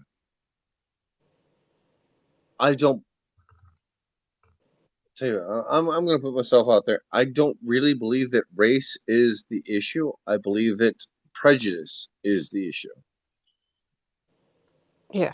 I believe Yeah, that and that, people associating with I'm American, Mhm. but I associate with American. I'm Mhm. Irish. I do find, and here's where I'm going to get really, really into the questionable concept, and please forgive me. And if you disagree, then tell me. Yeah. I believe that African American is not associated with black. I think that you can run into Haitian, you can run into a tremendous amount of other cultures that have to do with dark that aren't always associated with Africa. Mhm. The issue that I've run into, and again, I'm literally putting myself out here, Yeah. is heritage versus skin color can be very, very different. The fact that we have heritage is not the issue. The fact that we have prejudice against skin color is the issue. And that's the thing that, in my opinion, needs to be worked out. And I'm a bit older than everyone here in this live, Mhm. a bit, as I understand, I could be wrong. Mhm. Skin color is, as I say, skin deep. Mhm. But I don't think that there is a natural born difference between any skin color. There is a socioeconomic ordeal that happens.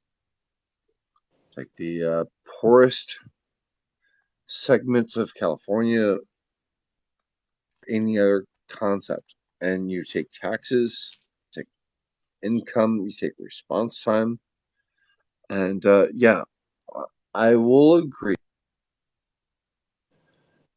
that there is a distinctive. I don't even know what the term is, I think what you're but talking. being a 46-year-old and go ahead. I think what you're talking about is the systematic stuff that affects people of certain skin tones. Yeah, Yeah, it's a systematic racism. That's what that's called. choice, Yeah, it's a systematic thing. choice. So Yeah, not systemic, but choice, systematic. Yes, yeah, it's a systematic thing. I will Um, agree with that. yeah, So none of what I'm saying is something like or I'm happy with, but I'm not going to deny that it exists.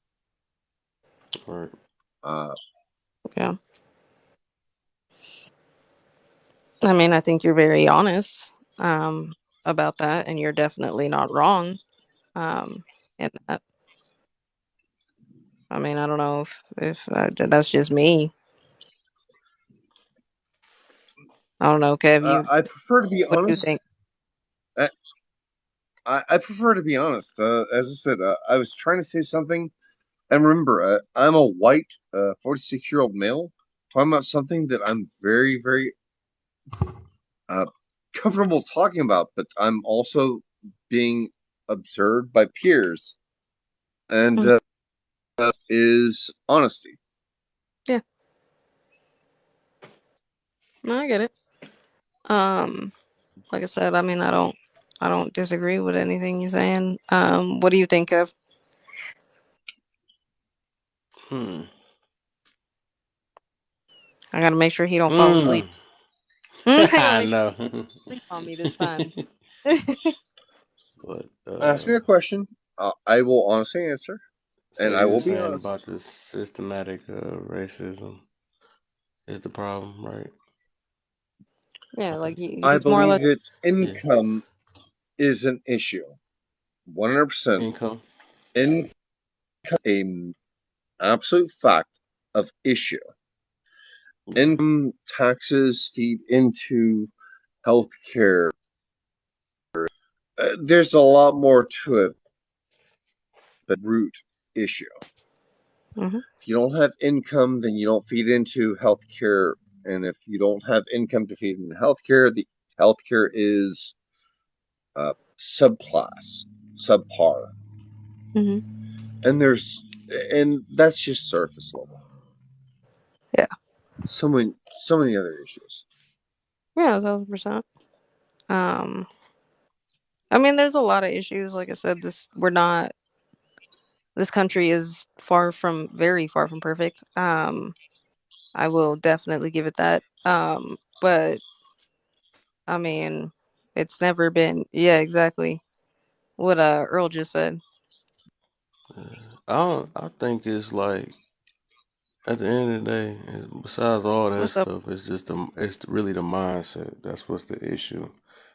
Everybody's way of thinking, and even like, and then that's Yeah. what they do with Agreed. all the stuff that we claiming with the colors, and like I said, it's the beliefs, it's the mindset of I gotta have power and uh want, you know what I'm saying? It really, that's the real problem though. Like, and it goes back to the people, like I was saying, the people is the problem. It's some people that's just the problem. It don't even got Hmm. nothing to do with skin, ain't got to do with money, ain't got none of that stuff. The people Yeah. and their mindsets. Agreed. Agreed. 100%. So my If you question, tell yourself that you're worth nothing, what are you worth? You gonna be worth of course, nothing. you're gonna feel like you're worth nothing. So, but Because you so I keep got a telling question yourself that. for you. So I got a question for you. Yes, ma'am. What motivates you? It's an off-topic Me? question, but what motivates you? Yeah, and Okay. anybody in Today? answer any day. What Today. motivates you? What motivates you to do anything? Yeah. Hmm. Okay. Answer has changed over the last 10 years. That's the reason why I asked. Uh, Today, the only thing that motivates me is my kids. Okay. Okay. Everything I have is paid for. Hmm. So I don't need to make money. I have residual income. I retired. And the only thing that motivates me is my children. Okay. So So that's your it's a primary motivator, your go-to, your number one, right? yes, sir. Yeah. Everything Oh, I do revolves and reflects around my kids. Everything. Oh,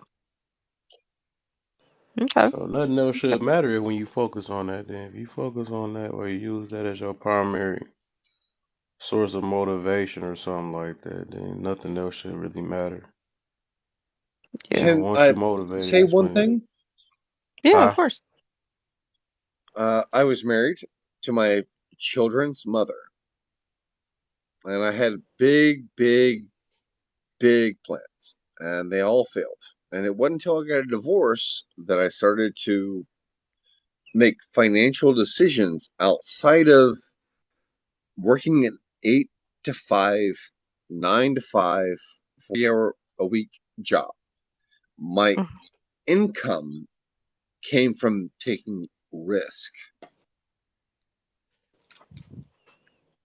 not because my wife or anyone else told me what I should spend my money on. And that is a very important concept. It's very Mhm. relevant in today's world, my opinion. Mhm.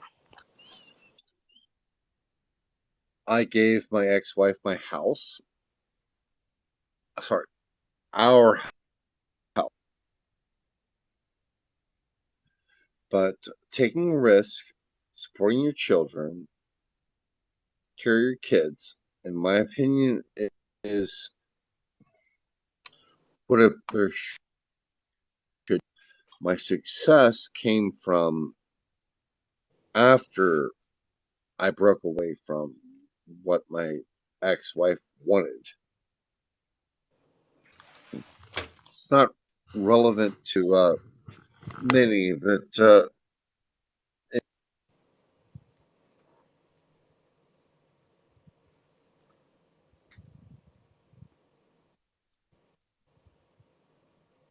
Can y'all hear me? yeah, no. Okay, I think he cut out. Did I cut out? Yeah, you cut out for a minute. I was free. I was like, what? Was that me? Sorry. I was wondering what happened. Yeah, no, your mic just cut out for whatever reason. What were you saying? Uh, Hold on. Who? Me? Yeah. So what I was saying is, yeah, uh, my children are my drive. Mhm. My goals, my life goals while I was married were absolute. I got a divorce, and then I made uh, a lot more money after getting a divorce and putting my future, my personal desires first. I retired at 43 years old after 13 years of divorce.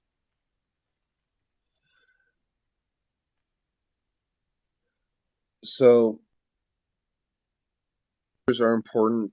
Finances are a matter of options and opportunities based off of your obligations and desires and relationships. It's complicated. Mhm. Makes sense. I guess I made more money. I made more money after my divorce than I ever made during my marriage, Mhm. if that makes sense. Yeah, it does.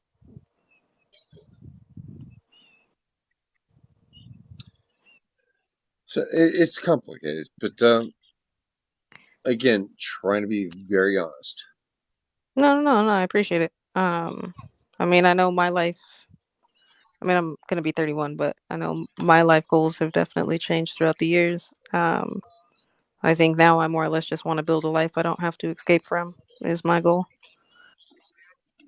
Whether that be, I live in this country or I'm traveling the world or whatever. I just don't want to have to escape. You know what I mean? I'm a Would you recovering put that? alcoholic. Um, so would you put that value of the individuals that you're around, or the financial ability that you have to live?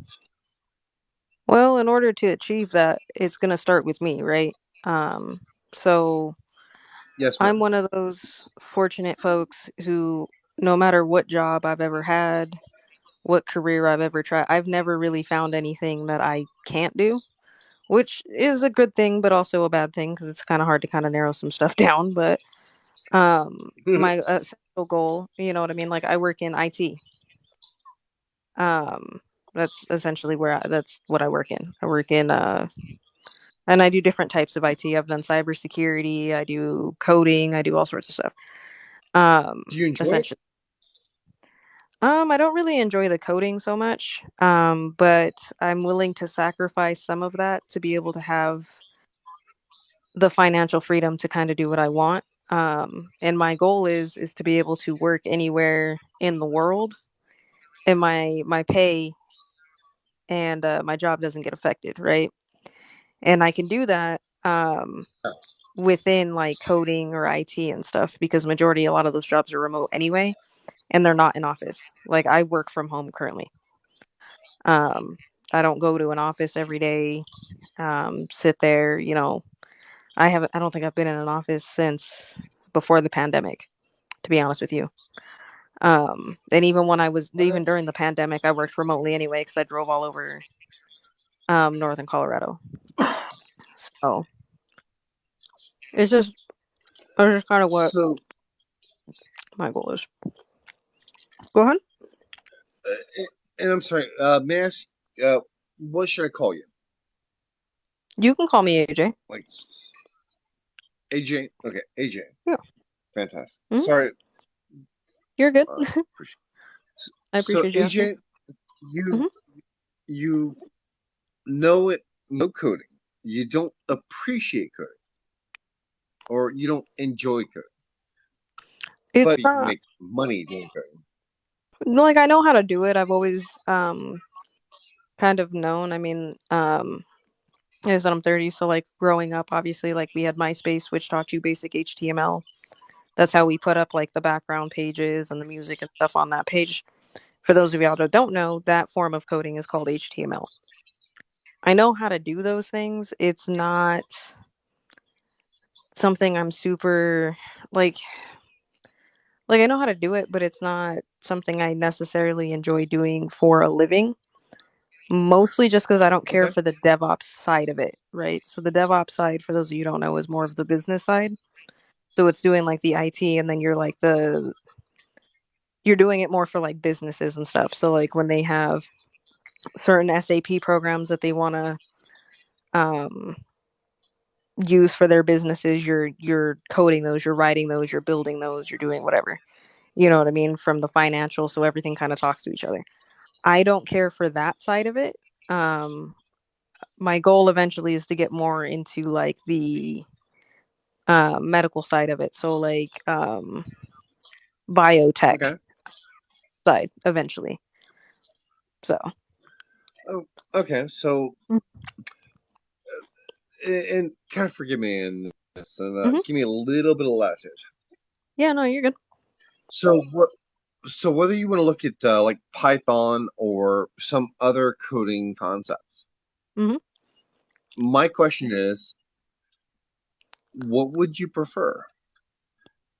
Well, I already know how to Doing do Python. something that you hate, yeah, something you hate or you don't really appreciate, or making money at something that you do Well, it's not that I enjoy. hate it, right? I look at everything as an opportunity that's going to get me into what I want to do, right? Okay. So when I'm looking at, okay, I got to do all these things with Python and everything else, right? In order for me to get onto that medical side, I have to learn a different, totally different program, which is Epic, right?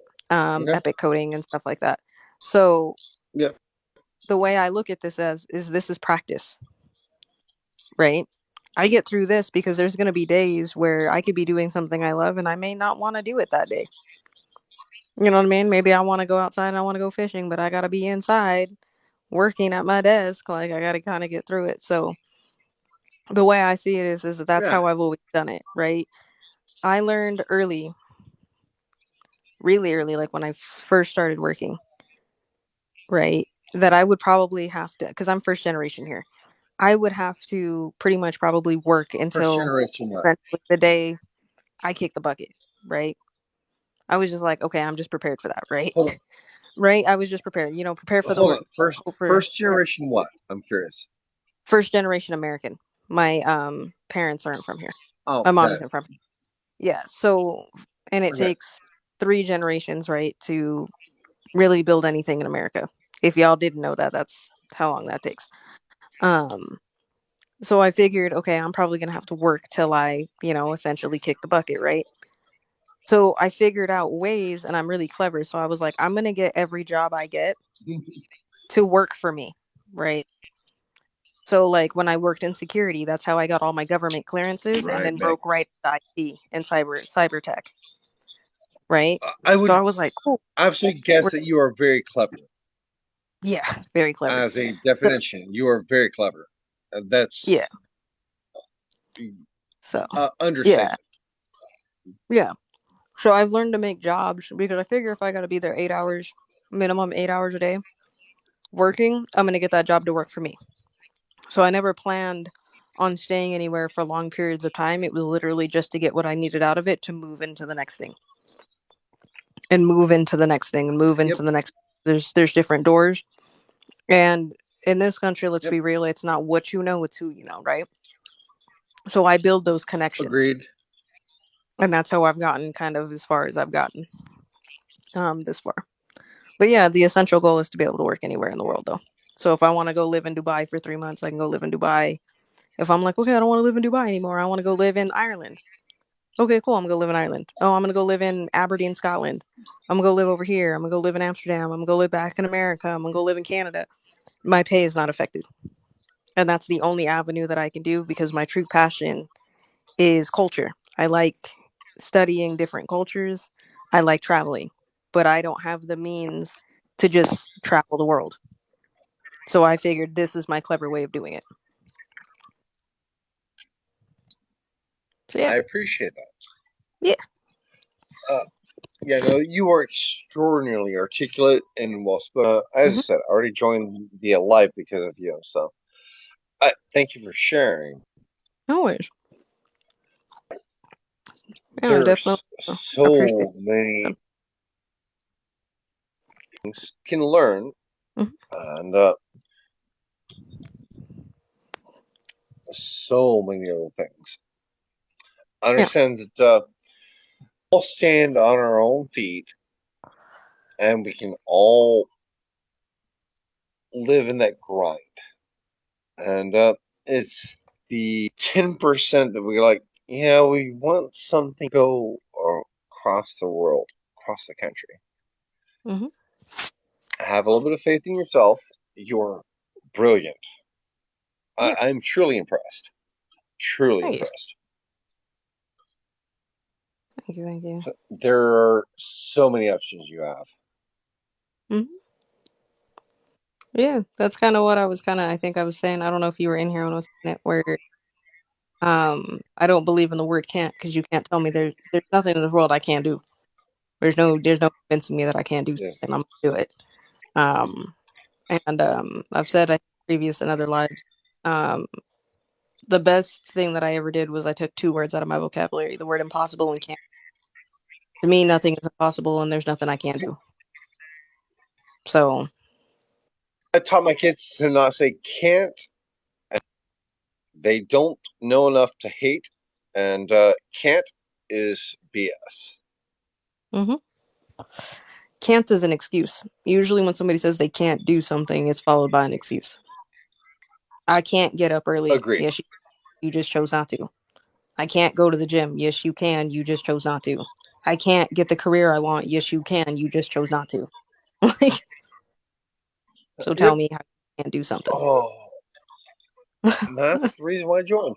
Because that's an absolute fact, honest, objective answer, opinion. Yeah, yeah. I don't think everybody always is always gonna agree with me. I could always respectfully agree to disagree.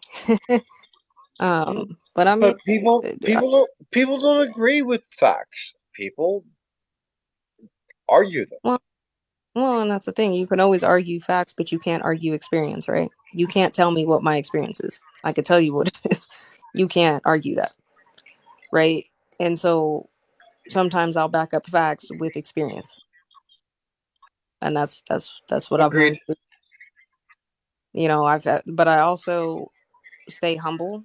I don't believe that I know everything, and I feel like I can learn from anybody. There's not a person. on this planet I can't learn from. Like I learn stuff from my 4-year-old niece all the time, you know, or my 2-year-old niece just in the way sometimes they look at stuff or they pick up stuff. I learn things all the time. So, there's just that aspect of it. You know what I mean? I think children are very important. If you have the ability to be an aunt, uncle, or a parent, or you get to be around a kid, kids will definitely remind you that it's okay to have fun sometimes. And it's okay to go be a kid. Like, I got Nerf guns in my house. We play all the time. Well, Yeah. let me ask you a question. Is that okay? Yeah. It's amazing. Okay, so I have a couple rules with my kids Mm-hmm. because I'm a insufferable world history, sociology. I am a insufferable know-it-all, Mm-hmm. and I've got a 18-year-old daughter and a 15-year-old son. And would you like to know one of the first things I tell them? Yeah. First rule. The first rule of being a know-it-all is knowing that you don't know everything. Exactly. The second rule is knowing what you don't know. Mm-hmm. Don't argue about stuff that you don't know anything about. Yeah. Third rule is what you think you know, what you've heard, what you've read could be wrong. So your Mm-hmm. opinions and your feelings are always and should always be open to change. Yeah.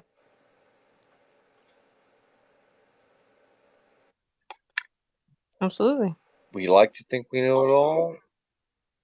No, I don't know. I will be the first person to Thinking you know it know anything. all is wrong. Hmm. Yeah, absolutely. And Doze, I got a question for you.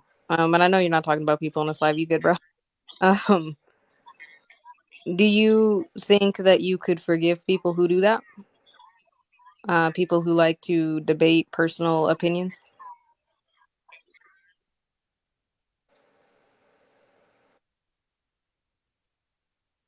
They happen to be going kind of with the questions that are up there, so I'm asking, just genuinely asking.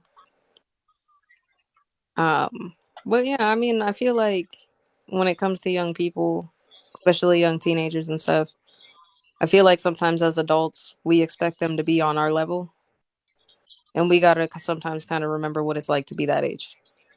At 15, yeah, I thought I Well, knew everything. To me, adults were stupid. I don't know why you guys are so dumb. I don't understand. So on and so forth. When I was 18, same thing, right? Well, 17. When I turned 18 and realized nobody knows what the hell they're doing, everybody's out here winging it. Okay, cool. That was kind of a shock. And then, as I got older, I realized I humbled. You know what I mean? I got humbled real quick. Because I mean, if you think about it at that age, you can tell them not all you want. You can say that till you're blue in the face. They're just gonna have to go through it. So, and I think that's very yeah, important to some remember because I do have a lot of people sometimes that ask me about like the younger generations and stuff and be like, I don't understand them at all. Like, why do they do this or why do they do that? And I'm like, you guys have to remember they're in their early 20s. We're all kind of, I wouldn't say dumb, like, I wouldn't say they're dumb. They're definitely unique, but we have to give them some form of leniency because they are young, right? They're in it's their early. social influence, though. Yeah, well, yeah, but the circumstances are changed, so we can't sit there and say that they have it easier or that we have it or they It's have not the this. same, yes. It's 100% different. They grew up completely different, but we also have to give them some leniency because even with social influence, there's certain things in life that we all go through, right? You Agreed. know, we've all gone through that 21-year-old hothead moment, most of us. We all go through, having huge All of egos us. and doing all that. So we have to sometimes give them a little bit more leniency, at least I do, because of that, because it's not their fault. I can't hold them to an expectation of them being 30 when they're 22 or 21 or 24 or 25. They don't have the life experience yet. So all I can do is just kind of be like, hey, you gonna learn one day. I can give them a little bit of May advice, I? but it click till they're older. Yeah, go ahead. Okay. Can we talk about different cultures, like Japan? Okay. So Yes, I can. Japan, yeah, I asked, but I really, thank you. I knew that you'd say yes. So Yeah. Japan, you can literally have 6 to 8 years old walking around in Tokyo Mhm. on trams, trails, and they have a hat that they can wear at 6, 7 years old to let other people around them know that they need help. Kids 6 to 10 years old Mhm. walking around on subways Mhm. through Tokyo, biggest cities in the world, Mhm. because they are equipped and designed in full emotional state to do that. And if they aren't, they wear a little hat that tells Tokyo that they may need help. Mhm. I had a conversation with my mom. Forgive me, I'm really, but I'm 46. She's like 74, Mhm. and I'm very close. I'm a mama's boy. I'm sorry, that's what I am. Nothing wrong with it. And she talks this, she talks that. I'm like, no. She talks to me about my kids. My daughter's 18. My son, like, well, kids just aren't equipped to do this, and they like no, kids are have been equipped to do this for hundreds and hundreds of years. Society has limited children from becoming adults. Yeah, This absolutely. is not their capacity. This is our ability to put needs or rules or demands Mhm. society, not ability. Yeah. Well, I could speak to a lot of that too because it is an East Asian mindset, right? And I just understand background. When my family is not from here, my mom's side. Um, so my mom is from the South Pacific. Um, so we have a lot of that Eastern um teachings. I have a very East Asian upbringing, for the most part, right? My bio dad is, of course, African American. So, I'm definitely a mixed kid. But with that being said, that to compare like the East Asian mindset to the American mindset, there's some similarities, but they're also very different. Um, when you're younger, Extraordinarily. you have way more responsibilities. Depending on what that culture is, obviously not all East Asian countries are the exact same, or people on that side of the world, they don't, it's different cultures, right? So for my culture, Okay. being from the South Pacific Islands, Micronesian Islands, it's not uncommon for us to learn how to take care of small children at a very early age, right? And have certain responsibilities and stuff. Where here it's seen as very taboo, right? Well, no, that needs to be a child. Like, what are you doing? So on and so forth.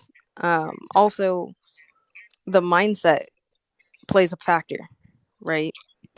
The mindset out here, one being in America, is very different versus being in, like, for example, back home, right? Like where I'm at from, we're very matriarchal, so I have a lot of matriarchal value. But I grew up here within the patriarchy, right? Some people would say those are two ideologies that don't work. For the most part, yes, you're kind of right, but no, you're not, right? So to bring this into Okay. kind of what you were talking about, I learned how to cook when I was 9. I've been barbecuing since I was 5. Like trusted with a grill to make chicken, things like that. So on and so forth. I could easily walk to the store and get stuff if I needed to at a very early age, right? I was trusted to be able to go on a city bus and go across the city at an earlier age compared to like a lot of my friends. And it's because Okay. we grow up with this level of responsibility constantly. We understand that we have to share this world with other people, but like the ideology, like say of my people is not only do I have to share this world with everybody, but I have an innate responsibility for everybody. So you're taught to be very considerate of other people. Like for example, if you're in Japan, it is very rude to talk on a cell phone on the train. It's very rude to talk on a cell phone when you're in an elevator, right? So if you go like say to Tokyo and you jump on one of their trains, nobody's on Sharing the phone. sharing your private conversation with society is not society, and it's therefore your responsibility. Yeah, because you're controlling yourself, right? You're controlling yourself because Agreed. that could be disruptive to somebody else. It's your personal conversation. You know what I mean? Maybe somebody has a headache and they don't want to hear noise. So when you go on those trains, they're actually relatively quiet, right? Agreed. Versus if you were to go, say, to like, you were to take like I don't know, like the little train or whatever in California, it's really loud. You got people, listening to music really loud. You got people talking on the phone really New York loud. City. When you're in the city, it's really loud. You know what I mean? All the time. Where they're very, Agreed. very much considerate. That you're taught to be that at a young age. So when you grow up as a kid, growing up like that, you become an adult, you're very considerate, right? I'm not saying Agreed. that people here aren't considerate, but I will say that Americans But struggle with they're that. not. They, Hey, they can I be. will say They, this: if you look at the South, where yeah, the policy is, and in the South, we hmm are very, very, very considerate. yeah. It depends on where you're from, right? Different, but it's a different culture in the South compared to the rest of the country. People don't know, Yes, ma'am. right? You go to the South, there's Agreed. different there's different ways people interact, right? I was having this conversation on a live the other day where I was like, even though we all live in America, we all speak different dialects of English. And somebody was like, "What do you mean?" I'm like, "If you go to the South, the way English is spoken is very different than it would be in California, than it would be in New York, than it would be in the Midwest. The Midwest and the South is semi similar when it comes to mannerisms, but sayings are different, right?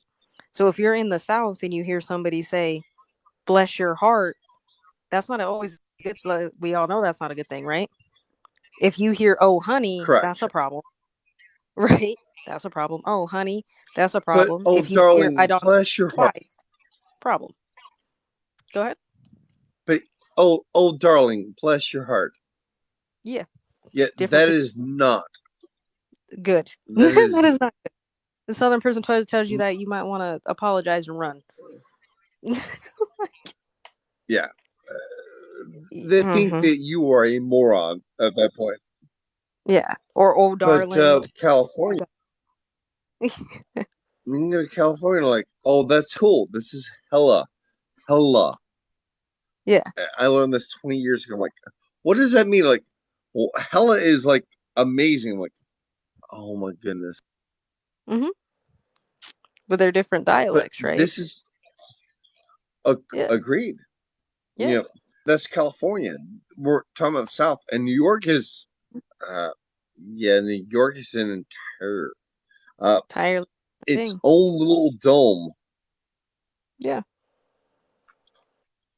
And that's the thing, right? But even within the South, depending on what state you're in, the dialect may change a little bit too.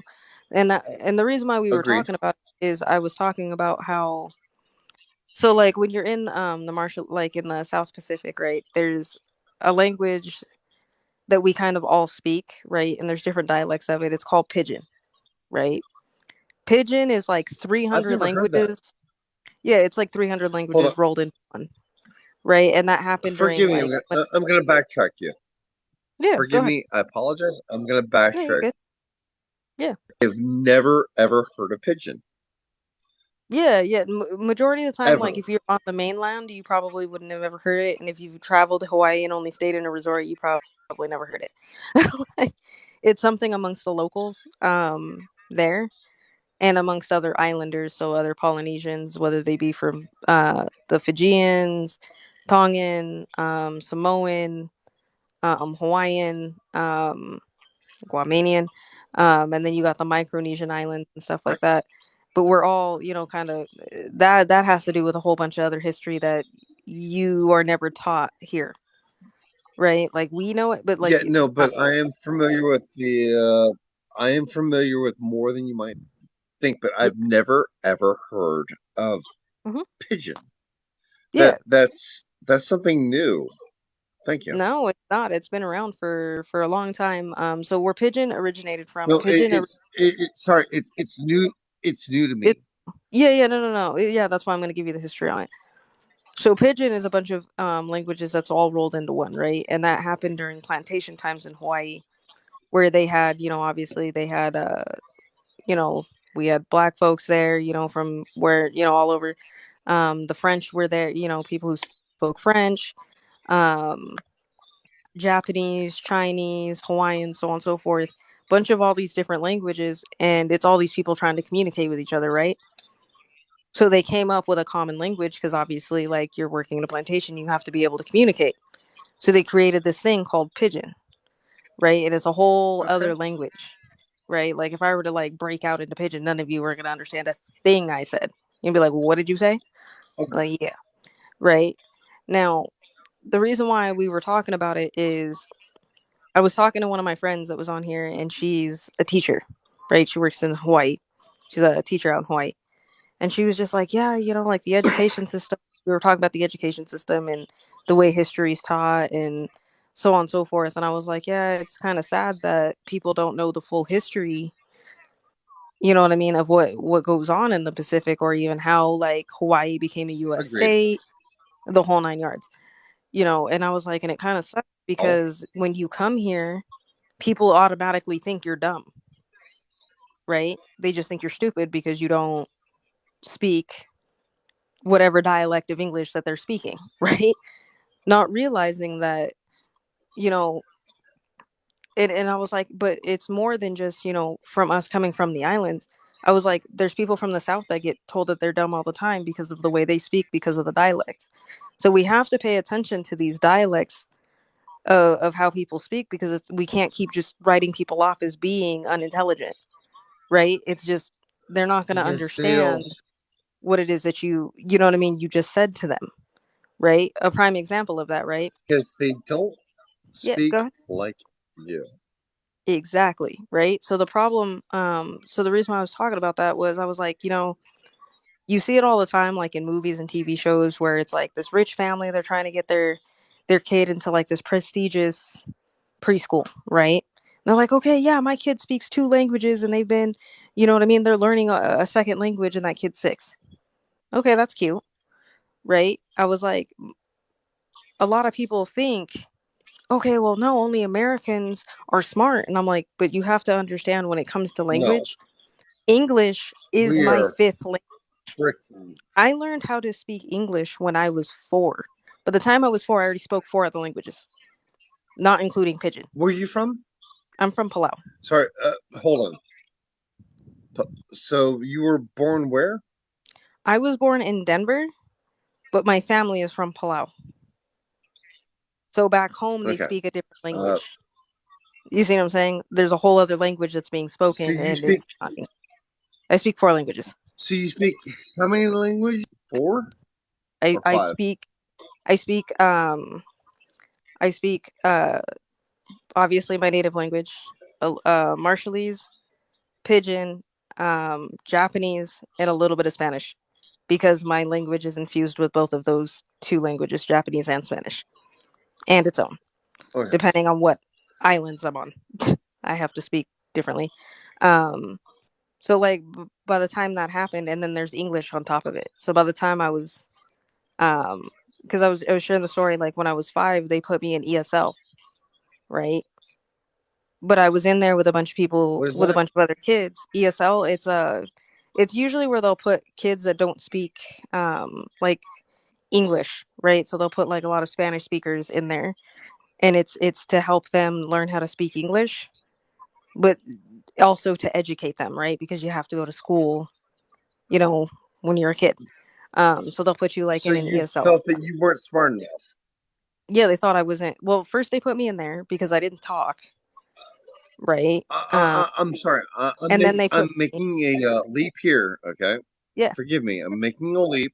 I hmm, have a very similar experience, yeah, but they put you in a class because hmm, they didn't feel that you could grasp or understand stuff in the they way thought that they wanted you to.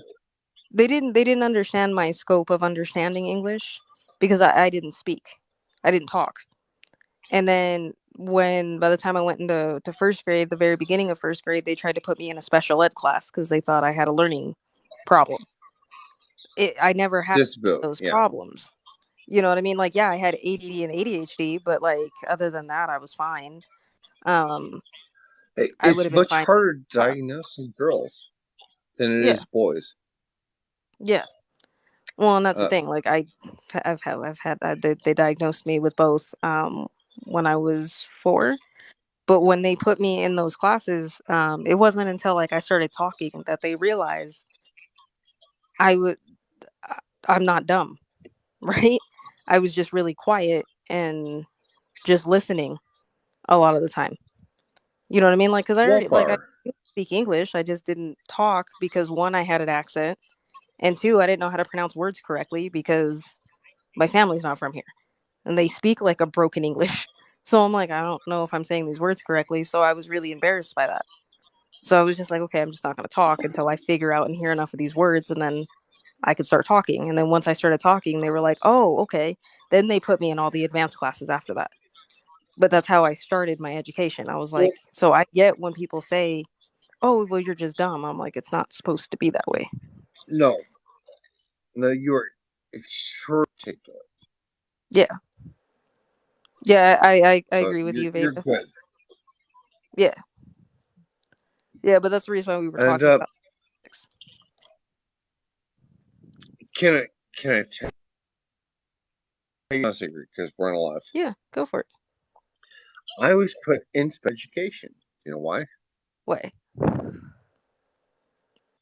Because they thought I was, and I didn't learn like everyone else. Yeah. Yeah. 7th grade. Mm-hmm. Mm,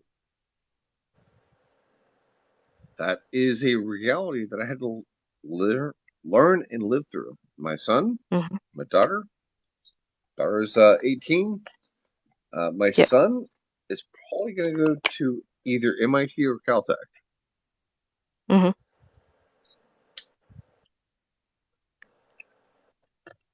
That's awesome. But That's I I yeah. was sent to special ed.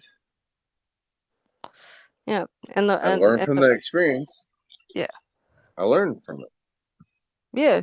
You definitely do. I mean, it definitely does kind of mess with your self-esteem. And yeah, Veda, you should I think they diagnose them after 5 now, but when I was a kid they didn't. Like a lot of people I know were diagnosed at like 3, 4. I'm like, we were just toddlers. You're 30. Yeah, I'm 30. Like I I'm went through all the 46. clinical, yeah, I went through all the clinical things with what was it? What was the Ritalin. I remember No. when Yeah, Ritalin came out. you're 30. I'm 46. I was put into and I remember the first day that I was put in special ed in 7th grade, and I remember sitting there at that desk and like looking around and the teacher asking questions. I'm like, I do not belong here. Yeah. I remember this like it was Yeah. yesterday. Yeah, yeah, I remember mine. They were sitting there and they were um I forgot what they were doing. I think they put something up or whatever. I think when I was in that class, and I was just really bored. And I kept finishing everything like super early. That's what I said, Veda. I was like, "How you gonna tell me I got that?" And I'm 4. Like, this is so stupid. Oh no, they were crazy back in the day. No, My generation. no, you are not stupid. You are Yeah, freaking brilliant. yeah, yeah. No, no. I said they were stupid back in the day because they were diagnosing everybody with everything. They also tried to diagnose me when I was like 11 with bipolar disorder. I was like, I don't have bipolar disorder. I'm No, a girl who just got her period. Like my hormones are everywhere. Like I have extreme highs and lows. I'm going through puberty. Who doesn't? Like, at yeah, that time, they know now you no, can't do no. that, but they did. Yeah, I was So like, I don't know. I can't pinpoint it, but I was had just between 155 based off the conversation. What was that?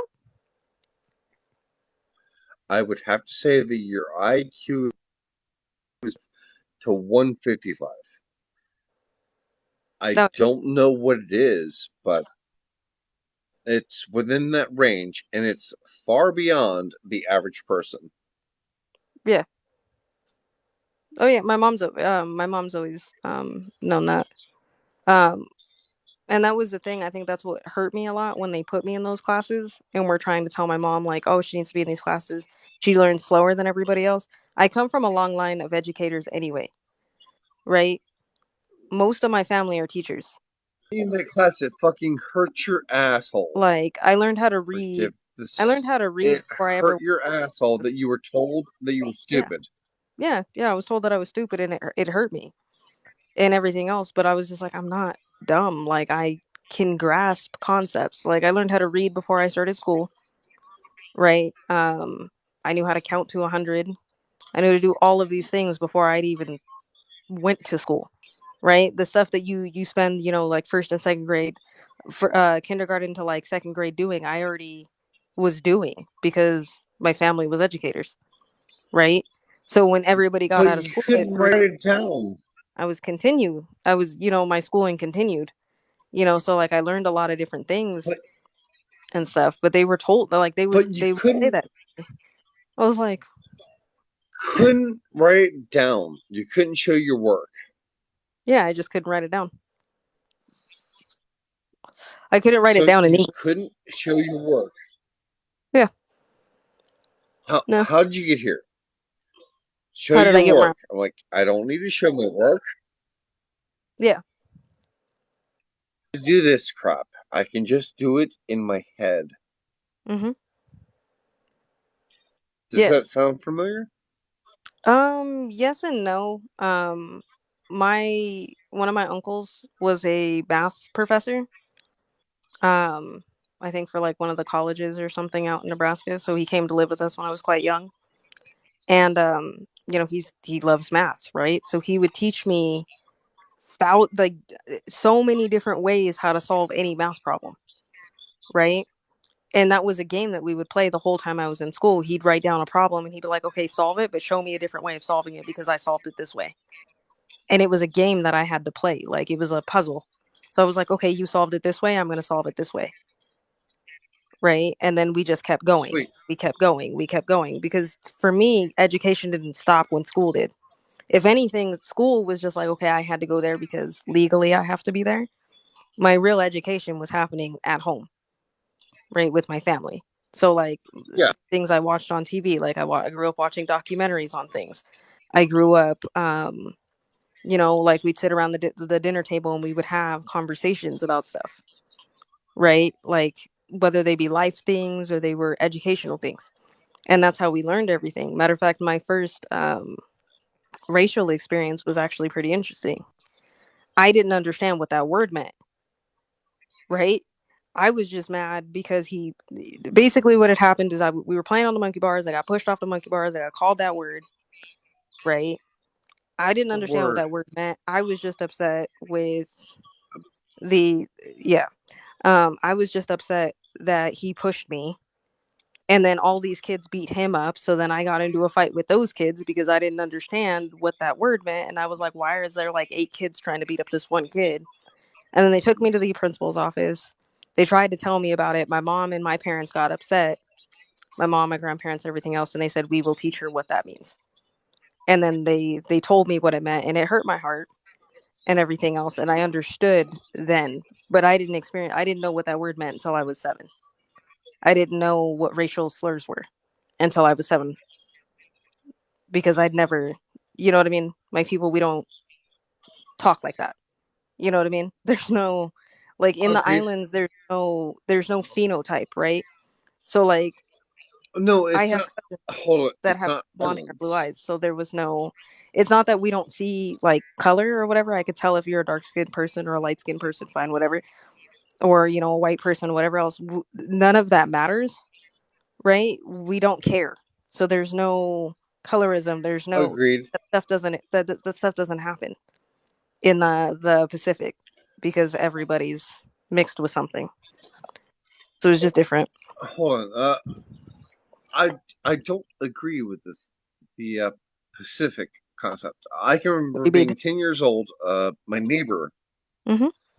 and if you give me a little bit of latitude here, Yeah. my neighbor across the street was gay.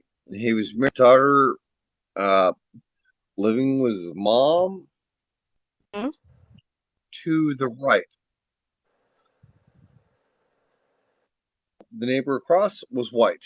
The Mm-hmm. neighbor to the right, uh, Mr. God, I can't remember his name. I apologize. You're good.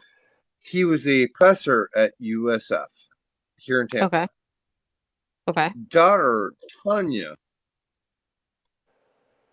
and her and I freaking ran around and had 10 to 12 fun, other than just having fun. Mm-hmm.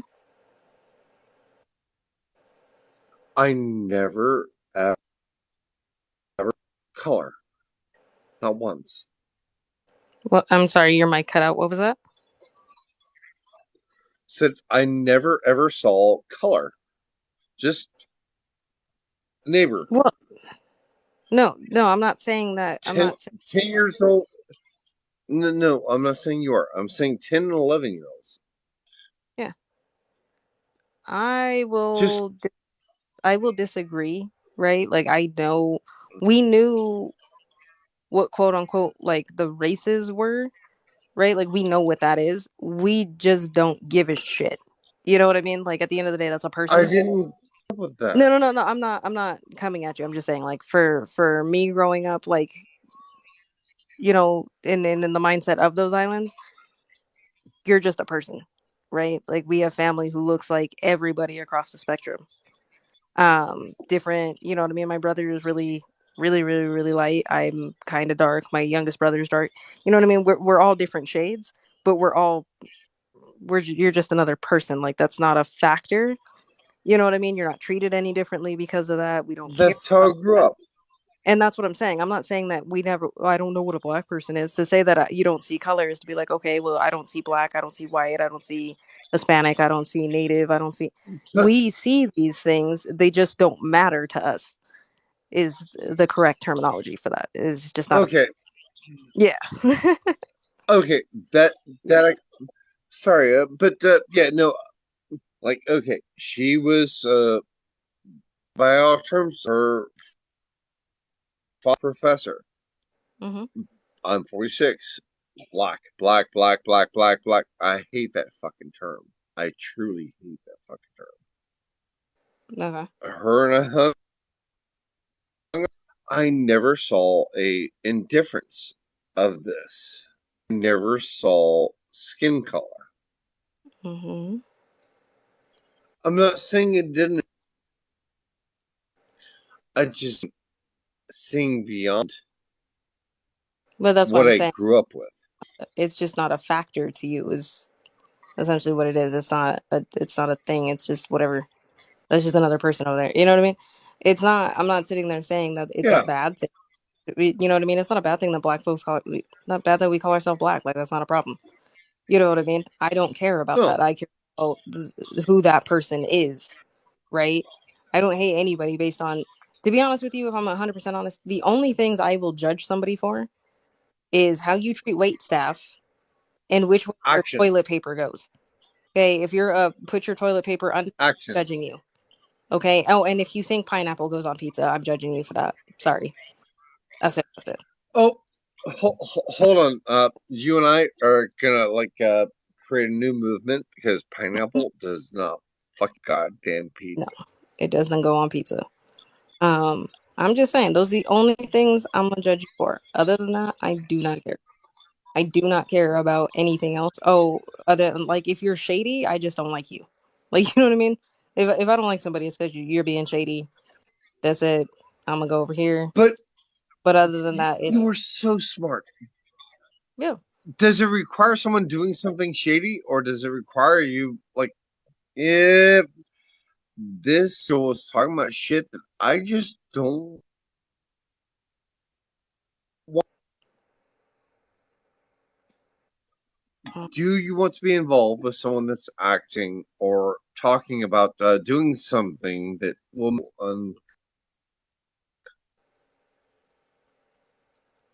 I mean, at the end of the day, I gotta protect my peace.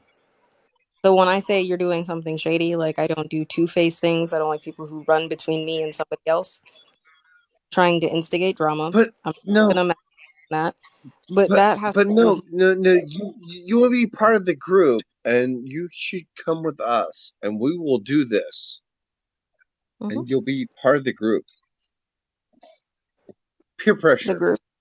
Yeah, no. You couldn't Peer pressure is real. it is, and we all are affected to it to some degree.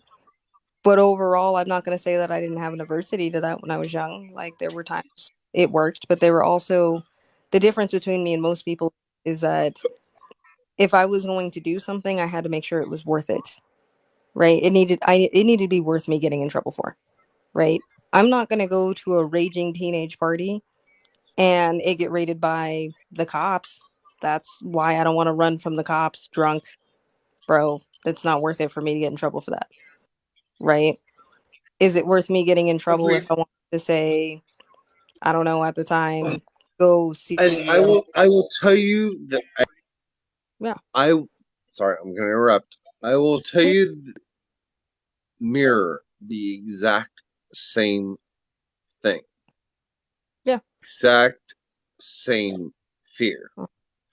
I don't want to have that fall on me Mm-hmm. as a consequence. Yeah. Yeah, like I said, I That I was raised to understand the consequences of what I do. My mom firmly preached a lot. If you're gonna do adult things, then you expect the adult consequences for those things, even as a young person. So if I wanted to oh drink god.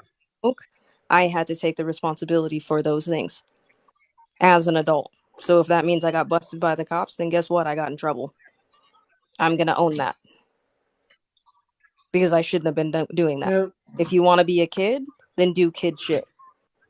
That was essentially what you want to be adult? the thing is. Do You adult shit. want, you're gonna deal with the adult consequence. You want to be a kid, deal with the kid consequence for it. That's what it is. And I think a lot of people miss that these days. They don't take that. A lot of people want to do adult things, and the moment there's consequences, they want to turn around and act like a child. You can't do that.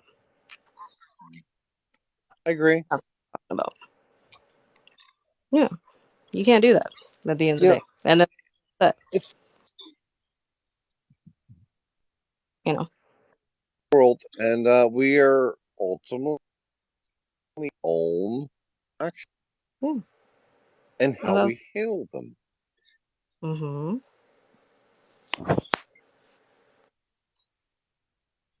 Well, that's the whole Okay, thing. well, You reap what you sow, right?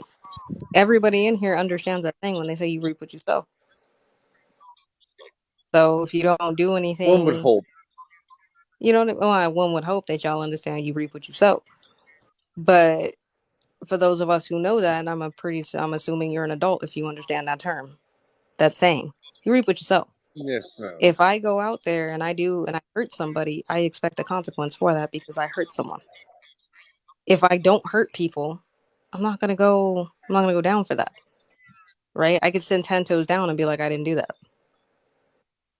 right? I'm not talking about, the system or nothing. I'm talking about in general, right?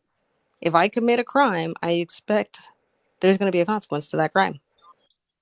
That's inevitable. Accountability. That's accountability. I'm going to take accountability. Yeah, I did that, right? The difference is I do not owe an explanation to certain things. I don't owe anybody an explanation for shit, right? This may be extreme, but if I want to walk up and punch somebody in the face, I don't have to explain that. I don't even have to explain that in court because all they're going to ask is, did you do that? Yes, I did. Okay, why did you do that? Because I felt like it is what it is. Okay, cool. Go to jail. All right, awesome. You know what I mean? That's the part people don't get. If you Oh, I do get stuff it. once. Yeah, no, I know Well, you get no, it anymore. okay. No, I'm gonna shut up. You go ahead. No. I was saying not a lot of people get that anymore. They don't understand that aspect of it. Um, and that's the thing. That's the reason why, accountability, especially in this life, is very important because it's not you can't. Oh well, I did this. I don't know why, and everything's terrible, and I don't know what to do. Like you got to take accountability, right, for certain things. If Agreed. all of your friendships or your relationships fail, is it those people or is it you? Is it something you're doing? It's a question. Well, very, very bad habit have when it comes to friendships. There's Mm-hmm. two primary sources.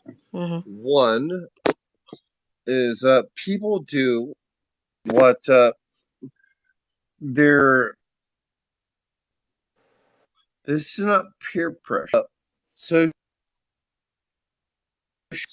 people do what their peers want so that they feel accepted. And Mm-hmm. the other is people do what they feel is right. Moral compass versus social. There are far too many people in this world, and it's not peer pressure, in my opinion. Don't do what other people want these days in peer pressure. People do what other people want. Because social media, online concepts, you have the ability to you kiss my ass. I don't care. Mm-hmm. What they don't want is to deal with the repercussions. Mm-hmm. They don't want to deal with backlash. Well, yeah, that's the whole thing of a cultural illusion. That's how cultural illusions work. That's what everybody is plagued with here, is we're stuck in these cultural illusions. And if you don't know what I mean by that, I'll give you an example. When we're young in school, you're told happiness or to be happy is to have the house, the two cars, the white picket fence, be married, and have children, right? That means that Oh, you're good supposed lord! to be, You just right? told me But that's my life to the early 30s. exactly right. People fall into that because they assume that's what's going to make them happy. That is a social construct. But People don't necessarily, hold on, people don't necessarily believe that, but they will buy into it because they think the majority does. The definition of a cultural illusion is when the individual does not personally believe what they think the masses believe. So if people think that that's common knowledge, if that's what's going to make you happy, people will fall into that. There's very few people like myself who don't. I know for a fact that doesn't make you happy. I've seen that firsthand. I've seen people achieve that and be the most miserable people on the planet. You can't convince me that that's going to be happiness. Like, sorry, you can't.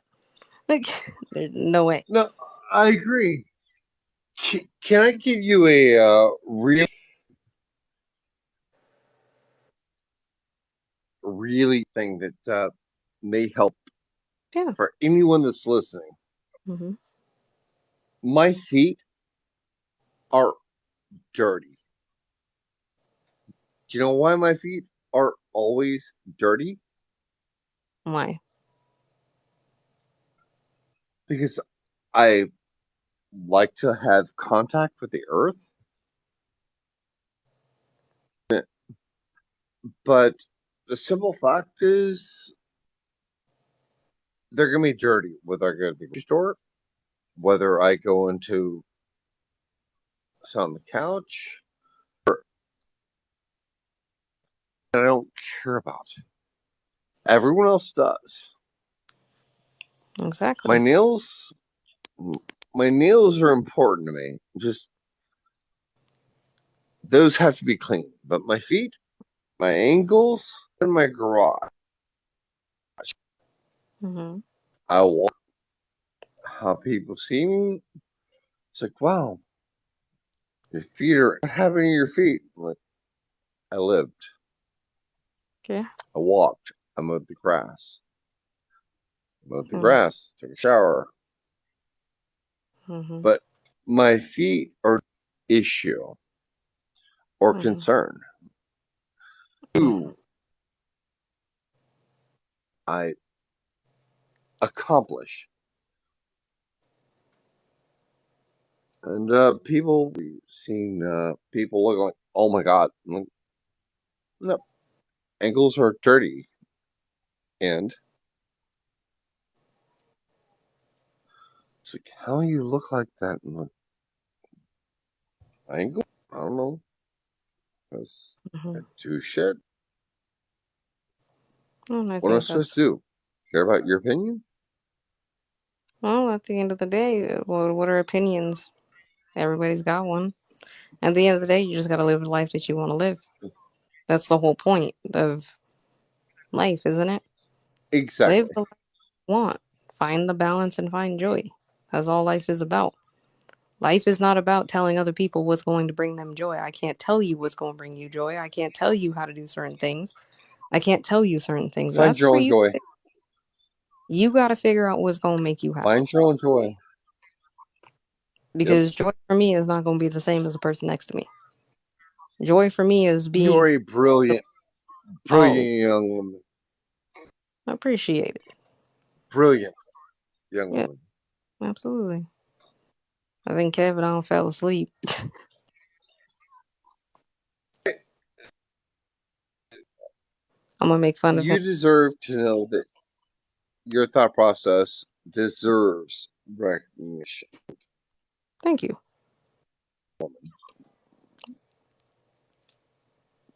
Where you at, Kev? You're welcome. You fell asleep, bruh. No, I appreciate that. I definitely,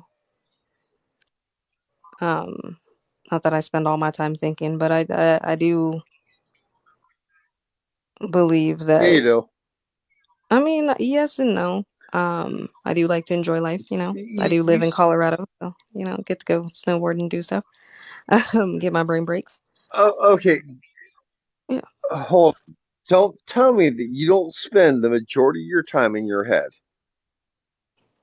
I used to, I don't anymore. I live in the moment. Okay? Yeah. When I used to live my life in my head all the time is when I was constantly focusing on what happened next, right? Oh, what's going to happen tomorrow? What's going to happen down Okay. the street? What's going to happen an hour from now? And then I learned how to ground myself. Being Well, present. favor, Yeah. So now I ground myself. I'm in the present now. we, and tell listening what you used to do and how you used to live. I'm sorry. What was that? Because will you back up and tell it's listening how you used to live in your head? Yeah. Yeah. I used to be in my head all the time. I was constantly thinking about what my next move needed to be. If I wasn't thinking about that, I was thinking about things in the past. I was thinking about everything but the present moment. But then I learned how to do grounding techniques to keep me in the present. That doesn't mean that I don't sometimes have my moments where, yeah, it's okay to be in my head, but I've learned this thing called balance, right? There's times I'm in my head, and then there's times I'm in the present. And there's times, sometimes I'm simultaneously in both, right? But that takes discipline and it takes time to be able to do that. Not everybody's going to be able to do that. I just try to be in the present sometimes Agreed. because at the end of the day, we Agreed. spend too much time worrying about what's going to happen next. Sometimes we just need to enjoy right now. You only get one Thank chance you. for that. Yeah, you only get one chance. You got to learn to enjoy today. You know what I mean? Be more appreciative Whatever of, is gone. yeah, what is gone. Whatever happens right now is now past. Well, of course. Right now, then past or potential future. Oh, exactly. And that's the thing. I'm not the most religious person, but I will say that I definitely have tremendous faith in me, right? That's part of the reason why I Spirituality said or I went through and I have been through hell and high water just like many people. Not saying that my story, oh, I got the worst life ever. No, I ain't even saying that. I have gone through hell and high water within my lifetime to know that whatever comes down the road, I'm going to get through. I'm going to figure it out. I'll be fine. At the end of the day, I'm going to be okay. It's what I do right now, right? That matters. If I don't enjoy the present, then I can't enjoy my niece being 4 and doing 4-year-old things and building forts and just having a day doing that. I can't enjoy my 2-year-old nice. terrorizing me if I'm too worried about what's going to happen when she's 30. You see what I'm saying? We gotta sometimes Oh no, I agree. live in that moment because for somebody who, I know you have kids, that time goes by fast, does it not? It's like you blink and they're 18. Like, what? Yep. You gotta learn to live now. Oh, trust me. Maybe my son, who is 15, Mm-hmm. coming on 16, was my cuddle boy, literally. And I can remember, like, son, please just step off of me. You are literally making me sweat. Mm-hmm. 6 years old, and like, literally up my butt, Yeah. making and asking him simple. Now I have to ask him or tell him a hug. It's like, what? Like, you will never be too hug. Mm-hmm. So push him away to asking him to give me a hug. Mm-hmm. That is parenthood in kids. And they grew up, as you said, way too fast. Exactly. And that's the reason why it's sometimes important to just take a moment and enjoy what you got right then. And there, yeah, sometimes it's But annoying, I'm we not never gonna will. lie. But you gotta, no, I you agree. can. You can't say you never will. You will. You'll be able to if you want to. You'll learn to live in the moment, and appreciate what you got. I know we're Well, very no, people, but no, I sometimes. mean, new parents never will. Oh no, no, no, absolutely not. Parents never will. No, they'll realize it when they're 18 and be like, man, I kind of miss them when they were 3, Yep. when they were babies. It's like you don't get that time back. Yep. You know, that's why you got to make the most of it when you got it. That's why it's not good to be in your head all the time, 24 hours, 365 days out of the year, because you're missing things that you'll only experience once that only happen one time, right? I'll give you a perfect example. I love baseball, right? I watched the Dodgers. I follow a couple different teams. If you're a baseball fan, you understand what I'm talking about. But I watched the Dodgers. I don't remember if it was last year or the year before. Pitch a perfect game. A perfect game. Do you know how hard it is in baseball to pitch a perfect game? My friend. That is Yep, difficult to tell. I do. But if I was in my head, do you think I would have noticed that moment? No. Because just like that, it was over, and I was like, wow, that was a perfect game. You know what I mean? That's why you can't be in your I head do. all the time. You gotta find the balance. But we want to be. No, you think you should be. You're conditioned into thinking you need to be in No, your head and we focus on want to goals. be. You want to be what? You want to be in the present or you want to be We in your head? want no, we want to be in our head. That's Why? easy. That's safe. No, not necessarily. Wants Not if you have control. mental issues. Not if you have mental health problems. Being in your head is actually very dangerous. You don't want to be in your head. Okay, well I then can honestly tell let's talk about that. So, but no, I'm we want to be in our heads because we can mhm. control what's in our heads if we have the ability, cognitive awareness, control our thoughts. Yeah. Do you disagree with that? I will say a lot of people think You that they're do? supposed to be in their heads. And because they've been in their head so long that they've gotten comfortable to always being in their head. All I'm saying is that you don't have to be all the time. At the end of the day, life is balance. Yeah, there's going to be times you're going to be in your head. That's perfectly fine. But you got to learn how to take yourself and put yourself in the Fires, present. but that requires people taking, and people don't like risk. Oh, Uh, but you took a risk, did you not? You took a risk that would that put you in a position to where you could retire. which Did you risk? not take that risk? Which no, hold on. I've taken a lot of risks. So which risk? Exactly. Any risk in your life, was it not worth that risk?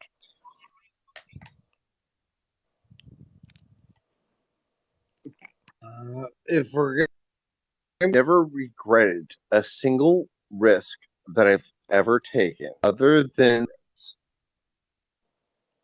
I'm not talking about regret. only regret. I'm saying, The only regret I've ever had is smoking cigarettes, and every other risk has been well worth it. well, that's the thing. I'm not talking about everybody has a regret. There's not a person on this planet that doesn't have some form of regret. There's no living and no regrets. You know, all you people who got no regret tattoos, that's a lie. Okay? You're gonna have regrets. That's inevitable. It's what you do with that regret, right? But that's a whole other conversation. The point is that there you can choose what person you want to be in that situation. You could be the person who plays it safe and never takes a risk. There are people that are like that. They never take a risk, but they complain a lot. Or you can be the person who takes the Yep. risk. Because at the end of the day, what do you have to lose? What do you have to lose by bettering yourself? What do you have to lose to making today better than you yesterday? What do you have to lose? What do you have to lose? You have nothing to lose. Oh, I agree. I agree. Yeah. Oh man, I don't know why I get angry sometimes. I get angry when I don't get reassured when I'm constantly there. Angry. Yeah. You sound determined. You don't sound angry. No, no, no. I was reading a comment. You're good. Um, no, I'm not an angry. I'm not angry. I got You're nothing to be articulate. angry about. I'm articulate. And I'm very passionate about You are. pushing somebody or pushing for self growth. But I'm passionate within myself. I if I can motivate or inspire somebody else to do the same thing, cool. Um, but you know, my mirrors are turned inward for a reason because I like to practice what I preach. I'm not going to tell somebody to do something or they need to process something that I have not myself done. I understand that I will simplify it and it may sound very easy when I say it, but I understand those things are not easy. It's not easy to be in the present moment when you are always in your head. I understand how difficult that is. That doesn't mean you can't get there. You can. Agreed. And Steph, I think that's normal. We do get it is normal to get angry when you don't get reassured. However, um, my question to you is, do you? Well, I guess the second question up there. Do you believe everyone deserves forgiveness? I don't think that's how it's worded, but same concept. Um, for Steph in the Mm, chat. And happy Easter, Marilyn. Um, but yeah, sure, I mean, Sunday, is it not? yeah, I think it's today. Yeah, today's Easter Sunday. Um, but at the end of the day, I understand that sometimes when you hear people talk like, oh yeah, you just do this, you just do that, we make it seem very simple, and it's not always simple, right? Like we know it's not simple. We know it's going to be difficult. We know it's going to be hard, right? But people don't ask the right question. Okay, I understand that that's how I need to do that, but how did you get there, right? How did you get to a point? We don't ask the right questions. It's what do I do? Well, okay, this is what you do. But do you have the follow up question? That's how you elevate the conversation. Well, how did you get there? And then that person will share how they got there. And you can either take that or leave it. If it applies, cool. If it don't, if it don't apply, let it fly. That's fine. And that's the part that people don't Objectivity. don't pay attention to. That's the part people miss. They don't ask the right questions. You don't ask the right questions, you're gonna get it. You're not gonna get the right answer.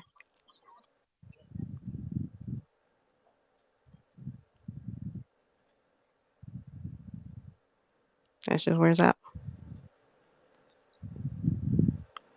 Ask the right questions. So, You want to young know? lady and Yeah, host, what are you guys gonna do for Easter? I am probably gonna hang out with the dogs. Probably hide some eggs in the yard from my nieces, and I'm gonna relax. I've been wanting to watch the new Black Panther movie. I haven't seen it yet. Nobody ruined it for me.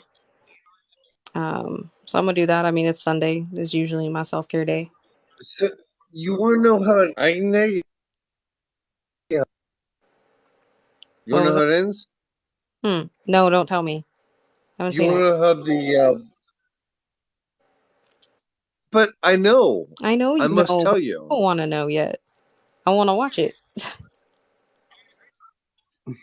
I'm teasing. Okay? Yeah, please don't tell me.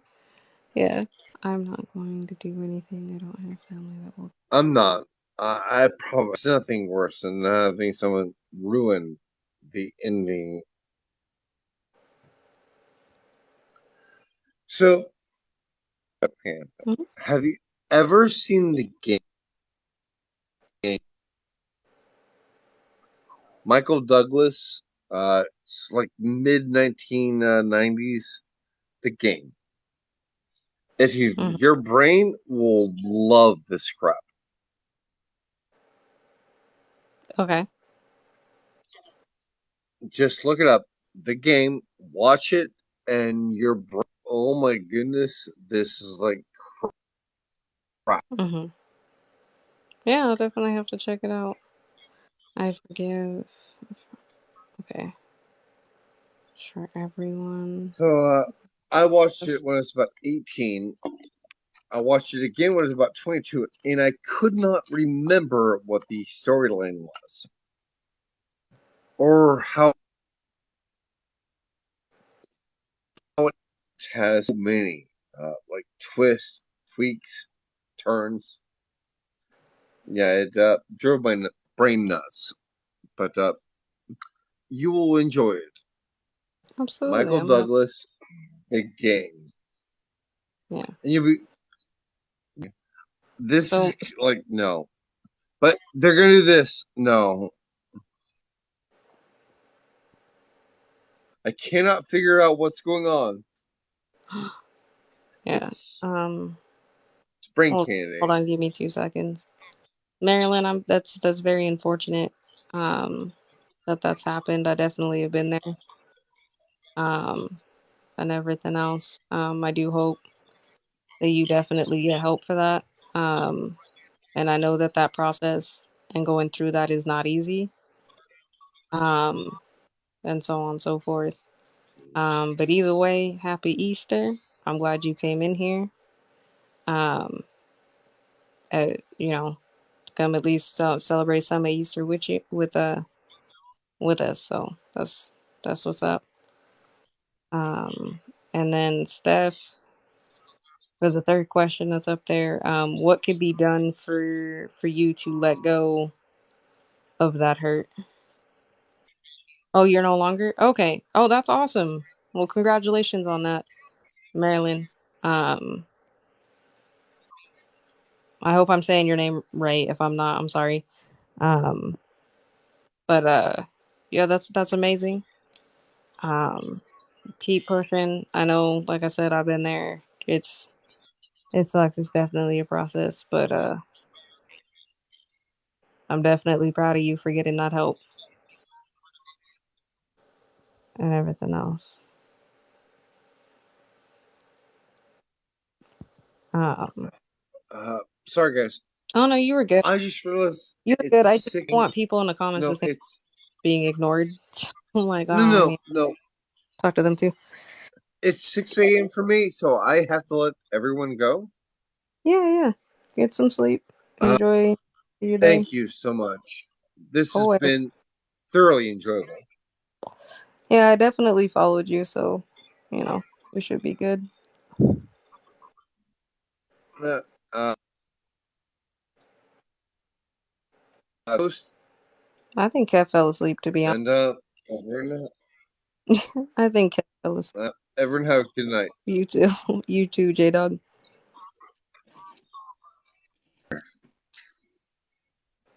All right. Not have expectations and accept. Yeah, absolutely. I mean, that's definitely one way. Um, you can go about it. Oh, now he came back. Oh, he don't took his little nappy nap. You don't left me, boy. I'm You talking don't about left me. Yeah, I no, was paying absolutely, attention Mary. while I was. Like I said, I'm definitely proud of you. I'm 17 months sober, so I get it. Um, y'all can tap the screen, share the live, everything else. Don't mind the host. He likes to just leave me to host by myself sometimes because he want to go take a nap and lie to me about it. Oh nap. He went and I took a was nap. That's when he letting. rubbing your neck. He's like, I slept wrong, got a kink in my neck.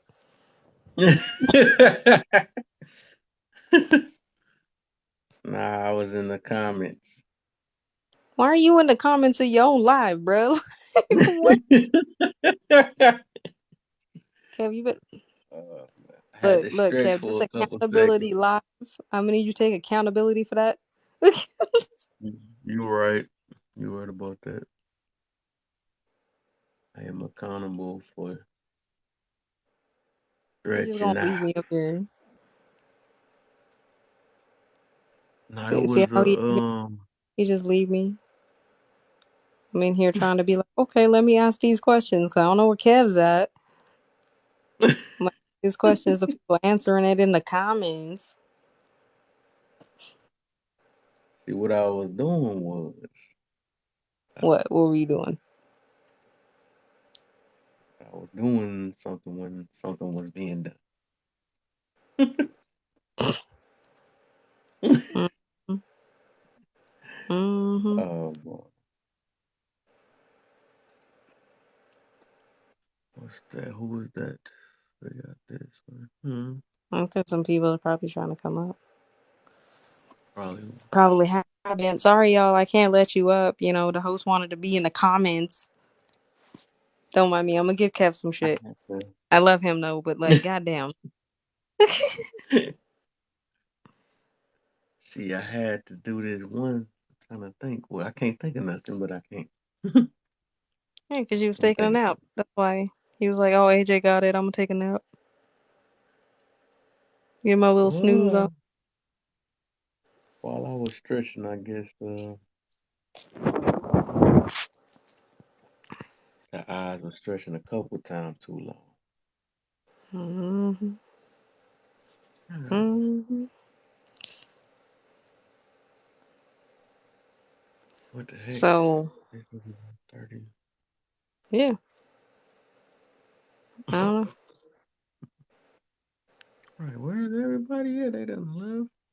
I mean, I No, left, there's but they like done. 27 people in here. There's been like 27 to 30 people in here Mm-hmm.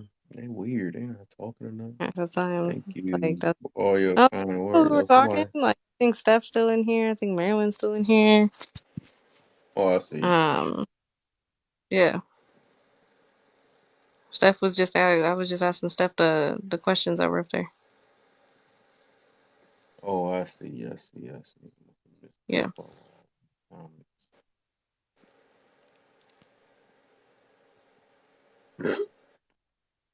So this is where we ask for forgiveness on Hmm. stuff when people end up in the comments. Yeah.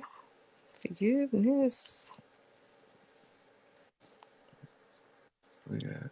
Oh, that's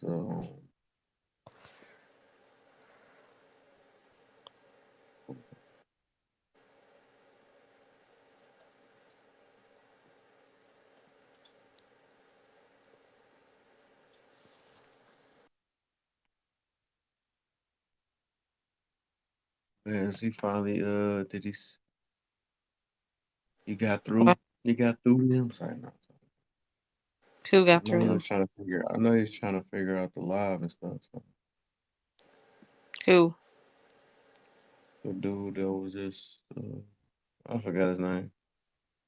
Oh, the guy that was just in here. Mm-hmm.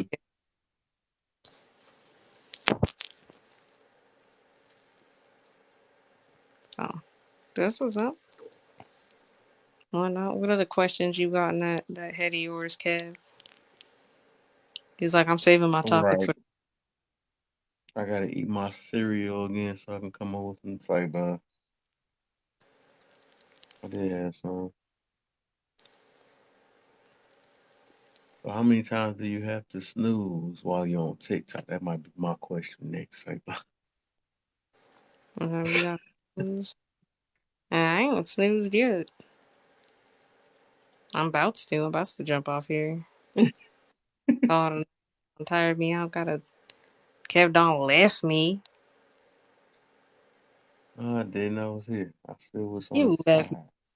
You I left was me, on the Kev. save.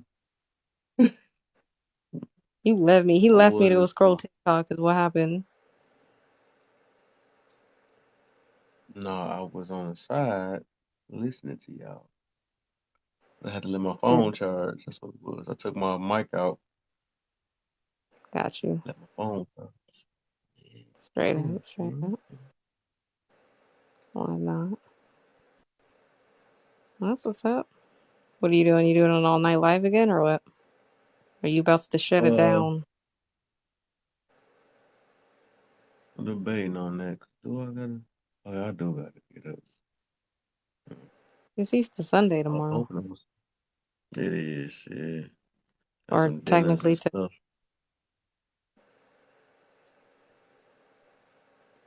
Yeah, ain't nobody talk. Yeah, yeah. I'm probably gonna shut it down. I was hoping that when I. All right, everybody. I'ma drop. See y'all later. And Kev, you gonna be on tomorrow? Nope. I'm taking off tomorrow. Okay, so you'll probably be back. Probably what, Monday? Uh, Are you streaming next? between probably Wednesday. Probably Wednesday. Probably Wednesday. Okay. Yeah. Take a couple All right. days off and stuff. Good And idea. Good live idea. hop for me. All right. Sounds good. Sounds good. All right. Well, I will catch you eventually. Uh, All right. y'all have a good night. Happy Easter, everybody. Easter. I love Good how luck there's like 30 to people in here now. Hi. There's 32 people in here now. Mm-hmm. Mm-hmm. That ain't Yeah. saying nothing at all. All right. I'm out. Bye. All right, for sure.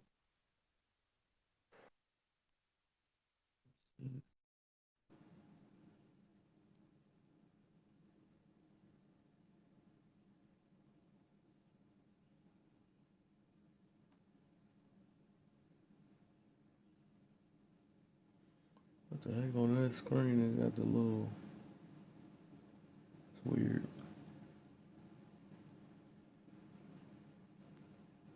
I don't get how it's that many people. Nobody saying nothing. Everybody that fell asleep in my live. Y'all done fell asleep in my life. I know.